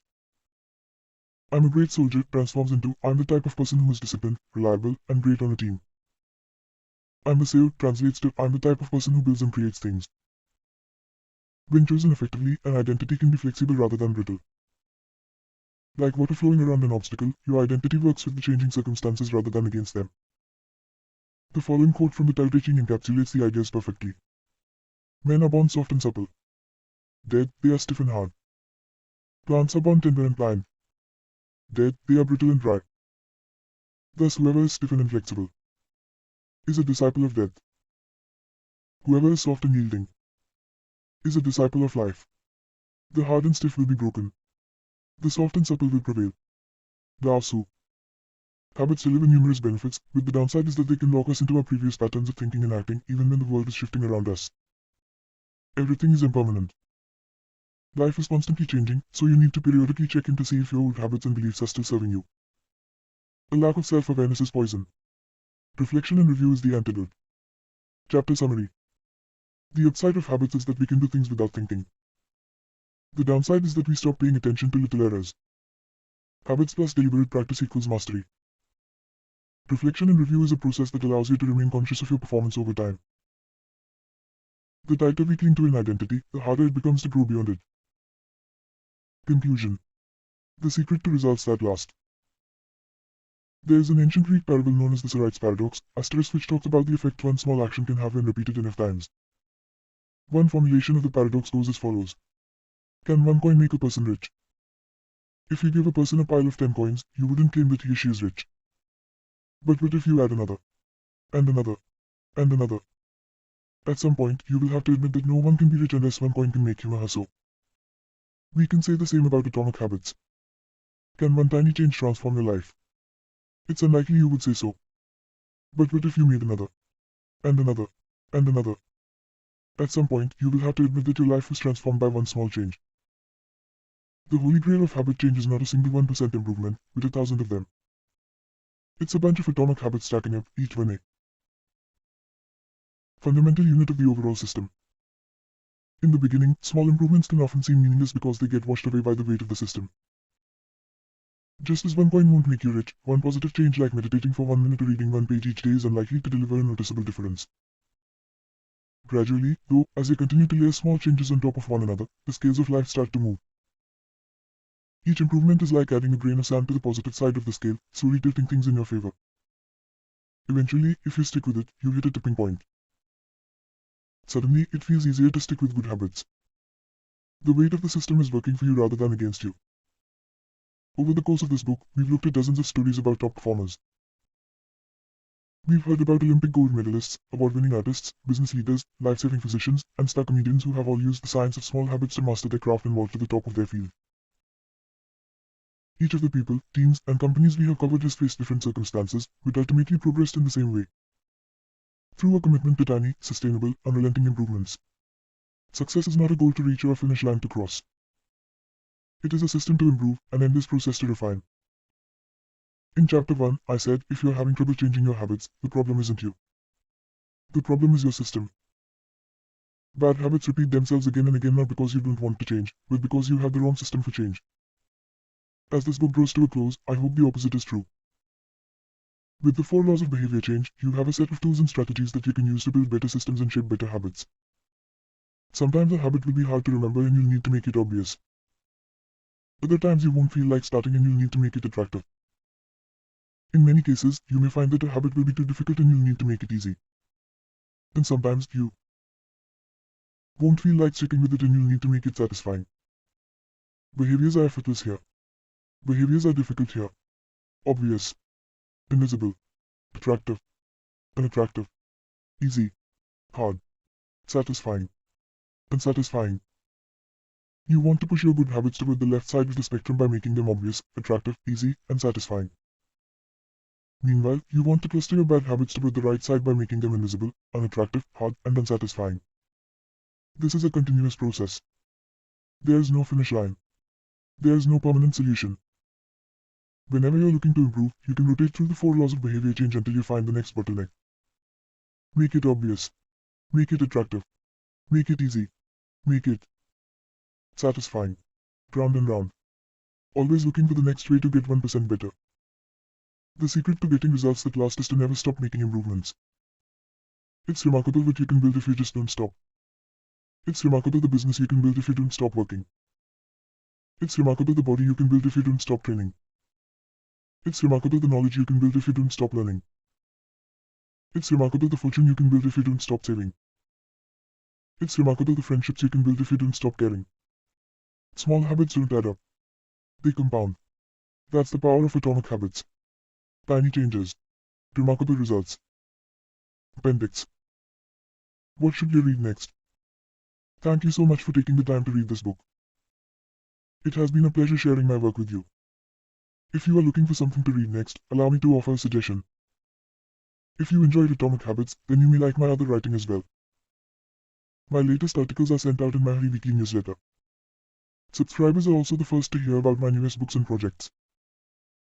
Finally, in addition to my own work, each year I send out a reading list of my favorite books from other authors on a wide range of subjects. You can sign up at gemestria.com/newsletter. Little Lessons from the Four Laws. In this book, I have introduced a 4-step model for human behavior. Cue, craving, response, reward. This framework not only teaches us how to create new habits but also reveals some interesting insights about human behavior. Problem phase. 1. Cue. 2. Craving. Solution phase. 3. Response. 4. Reward. In this section, I have compiled some lessons and a few bits of common sense that are confirmed by the model. The purpose of these examples is to clarify just how useful and wide-ranging this framework is when describing human behavior. Once you understand the model, you'll see examples of it everywhere. Awareness comes before desire. A. Craving is created when you assign meaning to a cue. Your brain constructs an emotion or feeling to describe your current situation, and that means a craving can only occur after you have noticed an opportunity. Happiness is simply the absence of desire. When you observe a cue, but do not desire to change your state, you are content with the current situation. Happiness is not about the achievement of pleasure, which is joy or satisfaction, but about the lack of desire. It arrives when you have no urge to feel differently. Happiness is the state you enter when you no longer want to change your state. However, happiness is fleeting because a new desire always comes along. As Tiberius says, happiness is the space between one desire being fulfilled and a new desire forming. Likewise, suffering is the space between craving a change in state and getting it. It is the idea of pleasure that we chase. We seek the image of pleasure that we generate in our minds. At the time of action, we do not know what it will be like to attain that image or even if it will. Satisfy us. The feeling of satisfaction only comes afterward. This is what the Austrian neurologist Viktor Frankl meant when he said that happiness cannot be pursued, it must ensue. Desire is pursued. Pleasure ensues from action. Peace occurs when you don't turn your observations into problems. The first step in any behavior is observation. You notice a cue, a bit of information, an event. If you do not desire to act on what you observe, then you are at peace. Craving is about wanting to fix everything. Observation without craving is the realization that you do not need to fix anything. Your desires are not running rampant. You do not crave a change in state. Your mind does not generate a problem for you to solve. You are simply observing and existing. With a big enough why you can overcome anyhow. Friedrich Nietzsche, the German philosopher and poet, famously wrote, "He who has a why to live for can bear almost anyhow." This phrase harbors an important truth about human behavior. If your motivation and desire are great enough, that is, why you are acting, you'll take action even when it is quite difficult. Great craving can power great action even when friction is high. Being curious is better than being smart. Being motivated and curious counts for more than being smart because it leads to action. Being smart will never deliver results on its own because it doesn't get you to act. It is desire, not intelligence, that prompts behavior. As Naval Ravikant says, the trick to doing anything is first cultivating a desire for it. Emotions drive behavior. Every decision is an emotional decision at some level. Whatever your logical reasons are for taking action, you only feel compelled to act on them because of emotion. In fact, people with damage to emotional centers of the brain can list many reasons for taking action but still will not act because they do not have emotions to drive them. This is why craving comes before response. The feeling comes first, and then the behavior. We can only be rational and logical after we have been emotional. The primary mode of the brain is to feel. The secondary mode is to think. Our first response, the fast, non-conscious portion of the brain, is optimized for feeling and anticipating. Our second response, the slow, conscious portion of the brain, is the part that does the thinking. Psychologists refer to this as System 1 feelings and rapid judgments versus System 2 rational analysis. The feeling comes first, System 1. The rationality only intervenes later, System 2. This works great when the two are aligned, but it results in illogical and emotional thinking when they are not. Your response tends to follow your emotions. Our thoughts and actions are rooted in what we find attractive, not necessarily in what is logical. Two people can notice the same set of facts and respond very differently because they run those facts through their unique emotional filter. This is one reason why appealing to emotion is typically more powerful than appealing to reason. If a topic makes someone feel emotional, they will rarely be interested in the data. This is why emotions can be such a threat to wise decision-making. Put another way, most people believe that the reasonable response is the one that benefits them, the one that satisfies their desires. To approach a situation from a more neutral emotional position allows you to base your response on the data rather than the emotion. Suffering drives progress.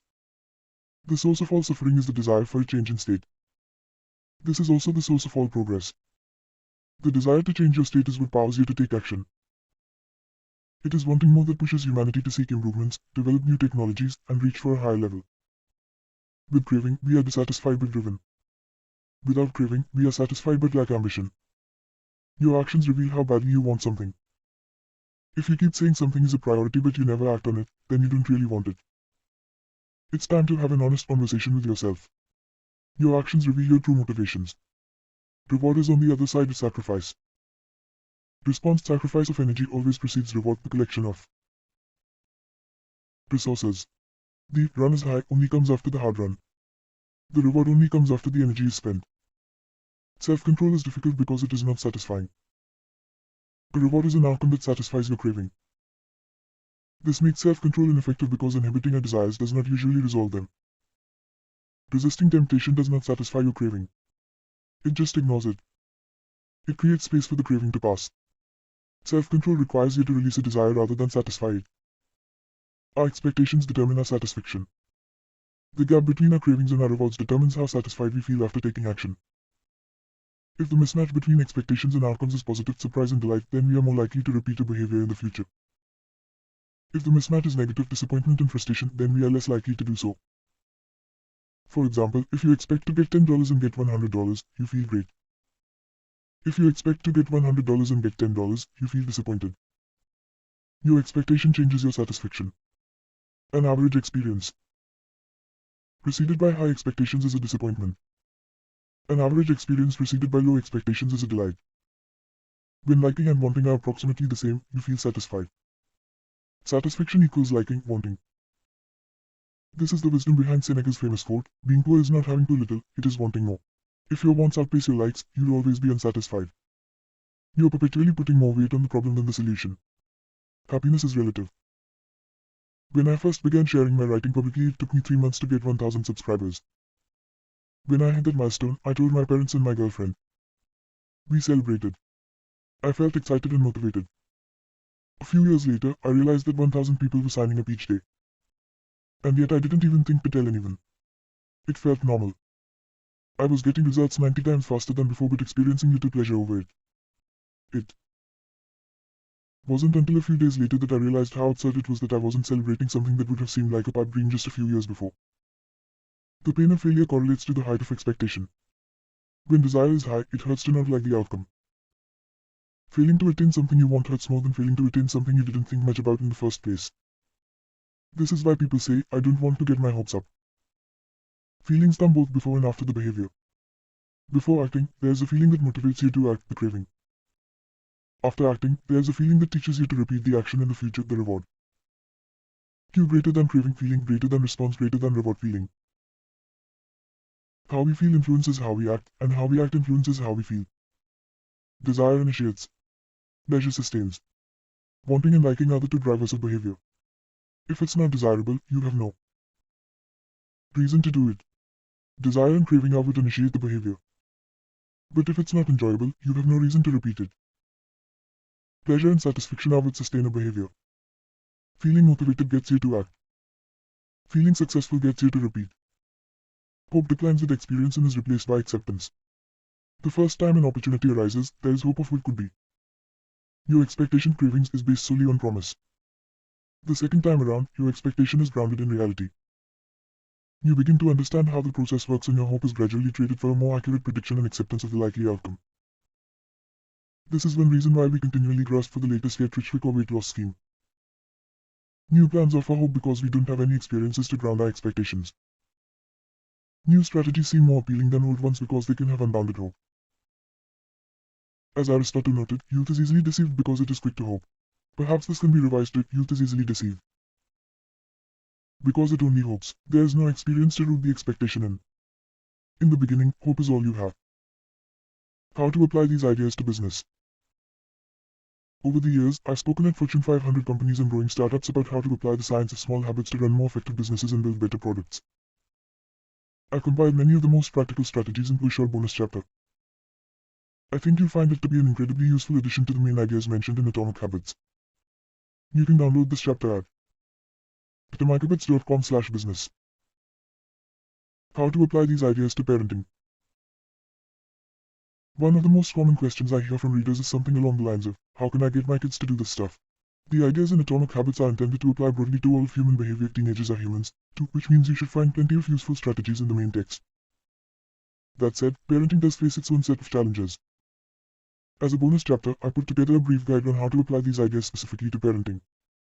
You can download this chapter at atomichabits.com/parenting. Acknowledgements. I have relied heavily on others during the creation of this book. Before anyone else, I must thank my wife, Christy, who has been indispensable throughout this process. She has played every role a person can play in the writing of a book. Spouse, friend, fan, critic, editor, researcher, therapist. It is no exaggeration to say this book would not be the same without her. It might not exist at all. Like everything in our life, we did it together. Second, I am grateful to my family, not only for their support and encouragement on this book but also for believing in me no matter what project I happen to be working on. I have benefited from many years of support from my parents, grandparents, and siblings. In particular, I want my mom and dad to know that I love them. It is a special feeling to know that your parents are your greatest fans. Third, to my assistant, Lindsay Knuckles. At this point, her job defies description as she has been asked to do nearly everything one could imagine for her. Small business. Thankfully, her skills and talents are more powerful than my questionable management style. Some sections of this book are as much hers as they are mine. I am deeply grateful for her help. As for the content and writing of the book, I have a long list of people to thank. To start, there are a few people from whom I have learned so much that it would be a crime to not mention them by name. Leo Babota, Charles Duhigg, Nia Ayal, and BJ Fogg have each influenced my thoughts on habits in meaningful ways. Their work and ideas can be found sprinkled throughout this text. If you enjoyed this book, I'd encourage you to read their writing as well. At various stages of writing, I benefited from the guidance of many fine editors. Thanks to Peter Gazzetti for walking me through the early stages of the writing process and for a kick in the pants when I really needed it. I am indebted to Blake Atwood and Robin Delvaux for transforming my ugly and insanely long first drafts into a tight, readable manuscript. And I am thankful to Annie Baumrover for her ability to add a little class and poetic style to my writing. I'd like to thank the many people who read early versions of the manuscript, including Bruce Ammons, Darcy Ansel, Tim Ballard, Vishal Bhardwaj, Charlotte Blank, Jerome Burt, Sim Campbell, Al Carlos, Nikki Case, Julie Chang, Jason Collins, Deborah Croy, Roger Dooley, Tiago Forte, Matt Datland, Andrew Jair, Randy Giffen, John Giganti, Adam Gilbert, Stephen Guynett, Jeremy Hendon, Jane Howard, Joachim Johnson, Josh Kaufman, Annie Kavanagh, Chris Klaus, Zeke Lopez, Katie Macon, C.Y.D. Manson, Kira McGrath, Amy Mitchell, Anna Moise, Stacey Morris, Tara Nicole Nelson, Taylor Pearson, Matt Shank, Trey Shelton, Jason Shen, Jacob Zangelidis, and Ari Zelmano. The book benefited greatly from your feedback. To the team at Avery and Penguin Random House who made this book a reality, thank you. I owe a debt of special thanks to my publisher, Megan Newman, for her endless patience as I continually pushed back deadlines. She gave me the space I needed to create a book I was proud of and championed my ideas at every step. To Nina, for her ability to transform my writing while still retaining my original message. To Lindsay, Farron, Casey, and the rest of the PRH team for spreading the message of this book to more people than I could ever reach on my own. To Pete Gasso, for designing a beautiful cover for this book. And to my agent, Lisa Dimona, for her guidance and insight at every step of the publishing process. To the many friends and family members who asked, how's the book going, and offered a word of encouragement when I inevitably replied, solely, thank you. Every author faces a few dark moments when writing a book, and one kind word can be enough to get you to show up again the next day. I am sure there are people I have forgotten, but I keep an updated list of anyone who has influenced my thinking in meaningful ways at jemesclear.com/thanks. And finally, to you. Life is short and you have shared some of your precious time with me by reading this book. Thank you. May 2018. Notes. In this section, I have included a detailed list of notes, references, and citations for each chapter in the book. I trust that most readers will find this list to be sufficient. However, I also realize that scientific literature changes over time and the references for this book may need to be updated. Furthermore, I fully expect that I have made a mistake somewhere in this book, either in attributing an idea to the wrong person and not giving credit to someone where it is due. If you believe this to be the case, please email me at james@jamesclear.com so I can fix the issue as soon as possible. In addition to the notes below, you can find a full list of updated endnotes and corrections at atomichabits.com/endnotes. Introduction. We all deal with setbacks. What about luck, you might ask? Luck matters, certainly. Habits are not the only thing that influence your success, but they are probably the most important factor that is within your control. And the only self-improvement strategy that makes any sense is to focus on what you can control. The entrepreneur and investor Naval Ravikant. Naval Ravikant at Naval. To write a great book, you must first become the book. Twitter, May 15, 2018, https://twitter.com/naval/status/9964609480293621776. Stimulus, response, reward. B. F. Skinner, The Behavior of Organisms, New York. Appleton Century Crofts, 1938. Q. Routine, reward. Charles Duhigg, The Power of Habit. Why We Do What We Do in Life and Business, New York. Random House, 2014. Chapter 1. Just a single gold medal at the Olympic Games. Matt Slater, How GB Cycling Went from Tragic to Magic, BBC Sport, April 14, 2008, http://sport2/uk/sport2/high/olympic/sport2/7534073.stmcycling/7534073.stm. The Tour de France. Tom Fordyce, Tour de France 2017. Is Chris Froome Britain's least loved great sportsman? BBC Sport, July 23, 2017, https://www.bbc.com/sport/cycling/40692045 cycling/40692045. One of the top bike manufacturers in Europe refused to sell bikes. Richard Moore, Mastermind. How Dave Brailsford Reinvented the Wheel, Glasgow. Backpage Press, 2013. The whole principle came from the idea. Matt Slater, Olympic Cycling. Marginal gains underpin Team GB dominance, BBC, August 8, 2012, https://www.bbc.com/sport/olympics/19174302 Olympics/19174302. Brailsford and his coaches began by making small adjustments. Tim Harford, Marginal Gains Matter but Game Changes Transform. Tim Harford, April 2017, http://timharford.com/2017/04/timharford.com/2017/04/marginal-gains-matter-with-game-changes-transform marginal-gains-matter-with-game-changes-transform. They even painted the inside of the team rock white. Eben Herald, How 1% Performance Improvements Led to Olympic Gold, Harvard Business Review, October 30, 2015, https://hbr.org/2015/10/hbr.org/2015/10/how-1-performance-improvements-led-to-Olympic-gold how-1-performance-improvements-led-to-Olympic-gold. Kevin Clark, How a Cycling Team Turned the Falcons into NFC Champions, The Ringer, September 12, 2017, https://www.theringer.com/NFL/2017/9/12/2016-932116/NFL/2017/9/12/2016-932116/Atlanta-Falcons-Thomas-Dimitrov-Cycling-Team-Sky Atlanta-Falcons-Thomas-Dimitrov-Cycling-Team-Sky. Just 5 years after Brailsford took over. Technically, the British riders won 57% of the road and track cycling medals at the 2008 Olympics. 14 gold medals were available in road and track cycling events. The Brits won 8 of them. The Brits raised the bar. World and Olympic records set at the 2012 Summer Olympics. Wikipedia, December 8, 2017, #Cycling.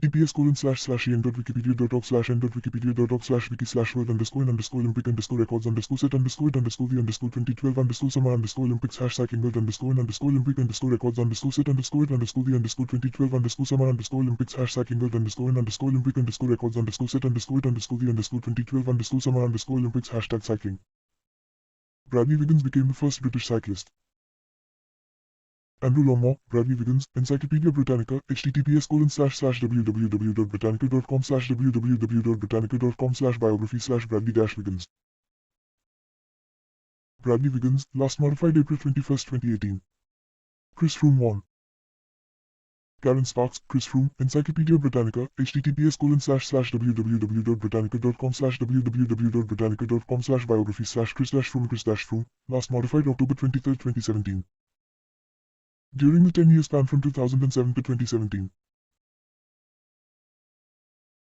Medals won by the Great Britain cycling team at World Championships, Olympic Games and Paralympic Games since 2000, British cycling, https://www.british-cycling.org.uk/db-cycling-team/article/gb-cycling-team/medal-history 0. C equals n hash k0.84 cv8wzw.99 C equals n hash k0.84 cv8wzw.99. Access to NIT 2018. You'll end up 37 times better. Jason Shen, an entrepreneur and writer, received an early look at this book. After reading this chapter, he remarked, "If the gains were linear, you'd predict to be 3.65x better off. But because it is exponential, the improvement is actually 10x greater." April 3, 2018. Habits are the compound interest. Many people have noted how habits multiply over time. Here are some of my favorite articles and books on the subject. Leo Babauta, The Power of Habit Investments, Zen Habits, January 28, 2013, https://zenhabits.net/bang. Morgan Housel, The Freakishy Strong Base, Collaborative Fund, October 31, 2017, http://www.collaborativefund.com/blog/the-freakishy-strong-basete-freakishy-strong-base. Darren Hardy, The Compound Effect, New York. Vanguard Press, 2012. Accomplishing one extra task. As Sam Altman says, a small productivity gain, compounded over 50 years, is worth a lot. Productivity, Sam Altman. April 10, 2018, http://blog.summitman.com/blog.summitman.com/productivity. Habits are a double-edged sword. I'd like to credit Jason Ra with originally describing habits to me in this way. Jason Ra at Jahab their double-edged sword, Twitter, February 21, 2018, https://twitter.com/jaha/jaha/status/9664309073714333984. The more tasks you can handle without thinking. Michael at MA3R. The foundation of productivity is habits. The more you do automatically, the more you're subsequently free to do. This effect compounds. Twitter, April 10, 2018, https://twitter.com/ma3r/status/9838375192748892116 status/9838375192748892116. Each book you read not only teaches. This idea that learning new ideas increases the value of your old ideas is something I first heard about from Patrick O'Shaughnessy, who writes, "This is why knowledge compounds." Old stuff that was a 4/10 in value can become a 10 out of 10, unlocked by another book in the future. http://investorfieldguide.com/reading-tweet-storm-reading-tweet-storm. Cancer spends 80% of its life undetectable. How to Live a Longer, Higher Quality Life, with Peter Thiel, MD, Investors Field Guide, March 7, 2017, http://investorfieldguide.com/investorfieldguide.com/@Thiel. The San Antonio Spurs. Matt Moore, NBA Finals. The Rock, Hammer and Cracking of Spurs Majesty in Game 7, CBS Sports, June 21, 2013, https://www.cbssports.com/nba/news/news/nba-finals-a-rock-hammer-spurs-majesty-game-7 nba-finals-rock-hammer-cracking-spurs-majesty-game-7 nba-finals-rock-hammer-cracking-spurs-majesty-game-7. Inspiration for this drawing came from a tweet titled "Deception of Linear vs Exponential" by Milachev. May 19, 2018.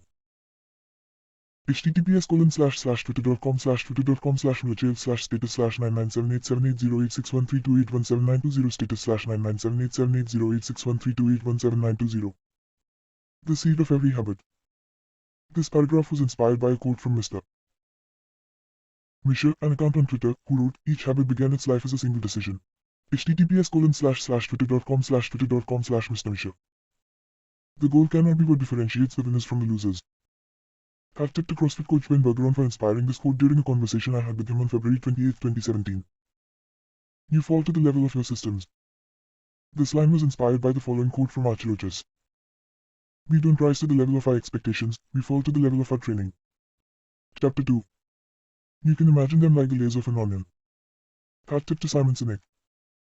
His Golden Circle framework is similar in design, but discusses different topics. For more, see Simon Sinek, Start with Why. How great leaders inspire everyone to take action. London. Portfolio of Penguin. Penguin, 2013-37. I resolved to stop chewing my nails. The quotes used in this section are presented as a conversation for reading clarity, but were originally written by Clark. C. Brian Clark, The Powerful Psychological Boost That Helps You Make and Break Habits. Further, November 14, 2017, https://further.net/pride-habits. Research has shown that once a person. Christopher J.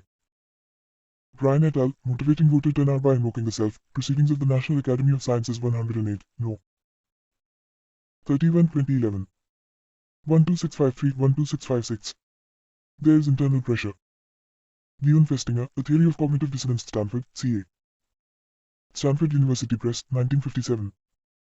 Your identity is literally your repeated beingness. Technically, identidem is a word belonging to the late Latin language. Also, thanks to Tamar Shiponi, a reader of Gemesphere.com, who originally told me about the etymology of the word identity, which she looked up in the American Heritage Dictionary. We change bit by bit. This is another reason atomic habits are such an effective form of change. If you change your identity too quickly and become someone radically different overnight, then you feel as if you lose your sense of self. But if you update and expand your identity gradually, you will find yourself reborn into someone totally new and yet still familiar. Slowly, habit by habit, vote by vote, you become accustomed to your new identity. Atomic habits and gradual improvement are the keys to identity change without identity loss. Chapter 3. Edward Thorndike conducted an experiment. Peter Gray, Psychology, 6th ed. New York. Birth, 2011 108 to 109. By some simple act, such as pulling at a loop of cord. Edward L. Thorndike, Animal Intelligence.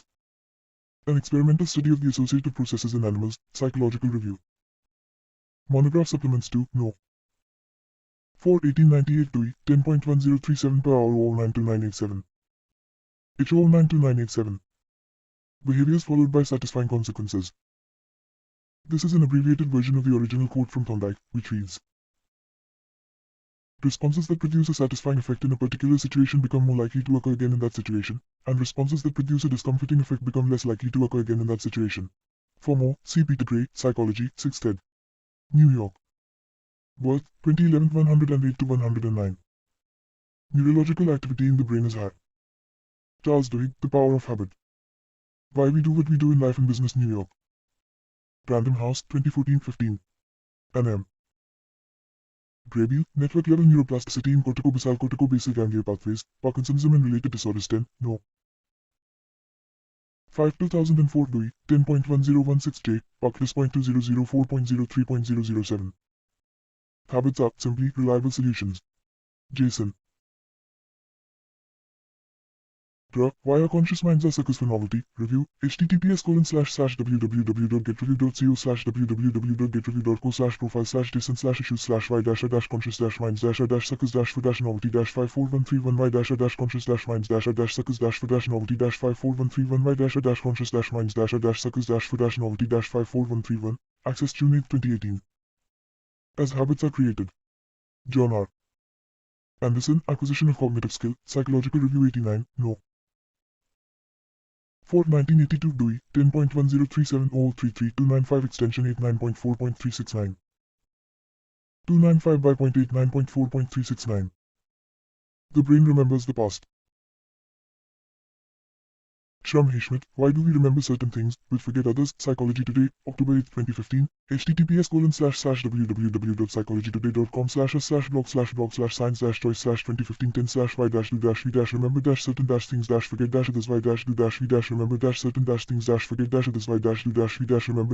things-forget-others. The conscious mind is the bottleneck. William H. Gladstones, Michael A.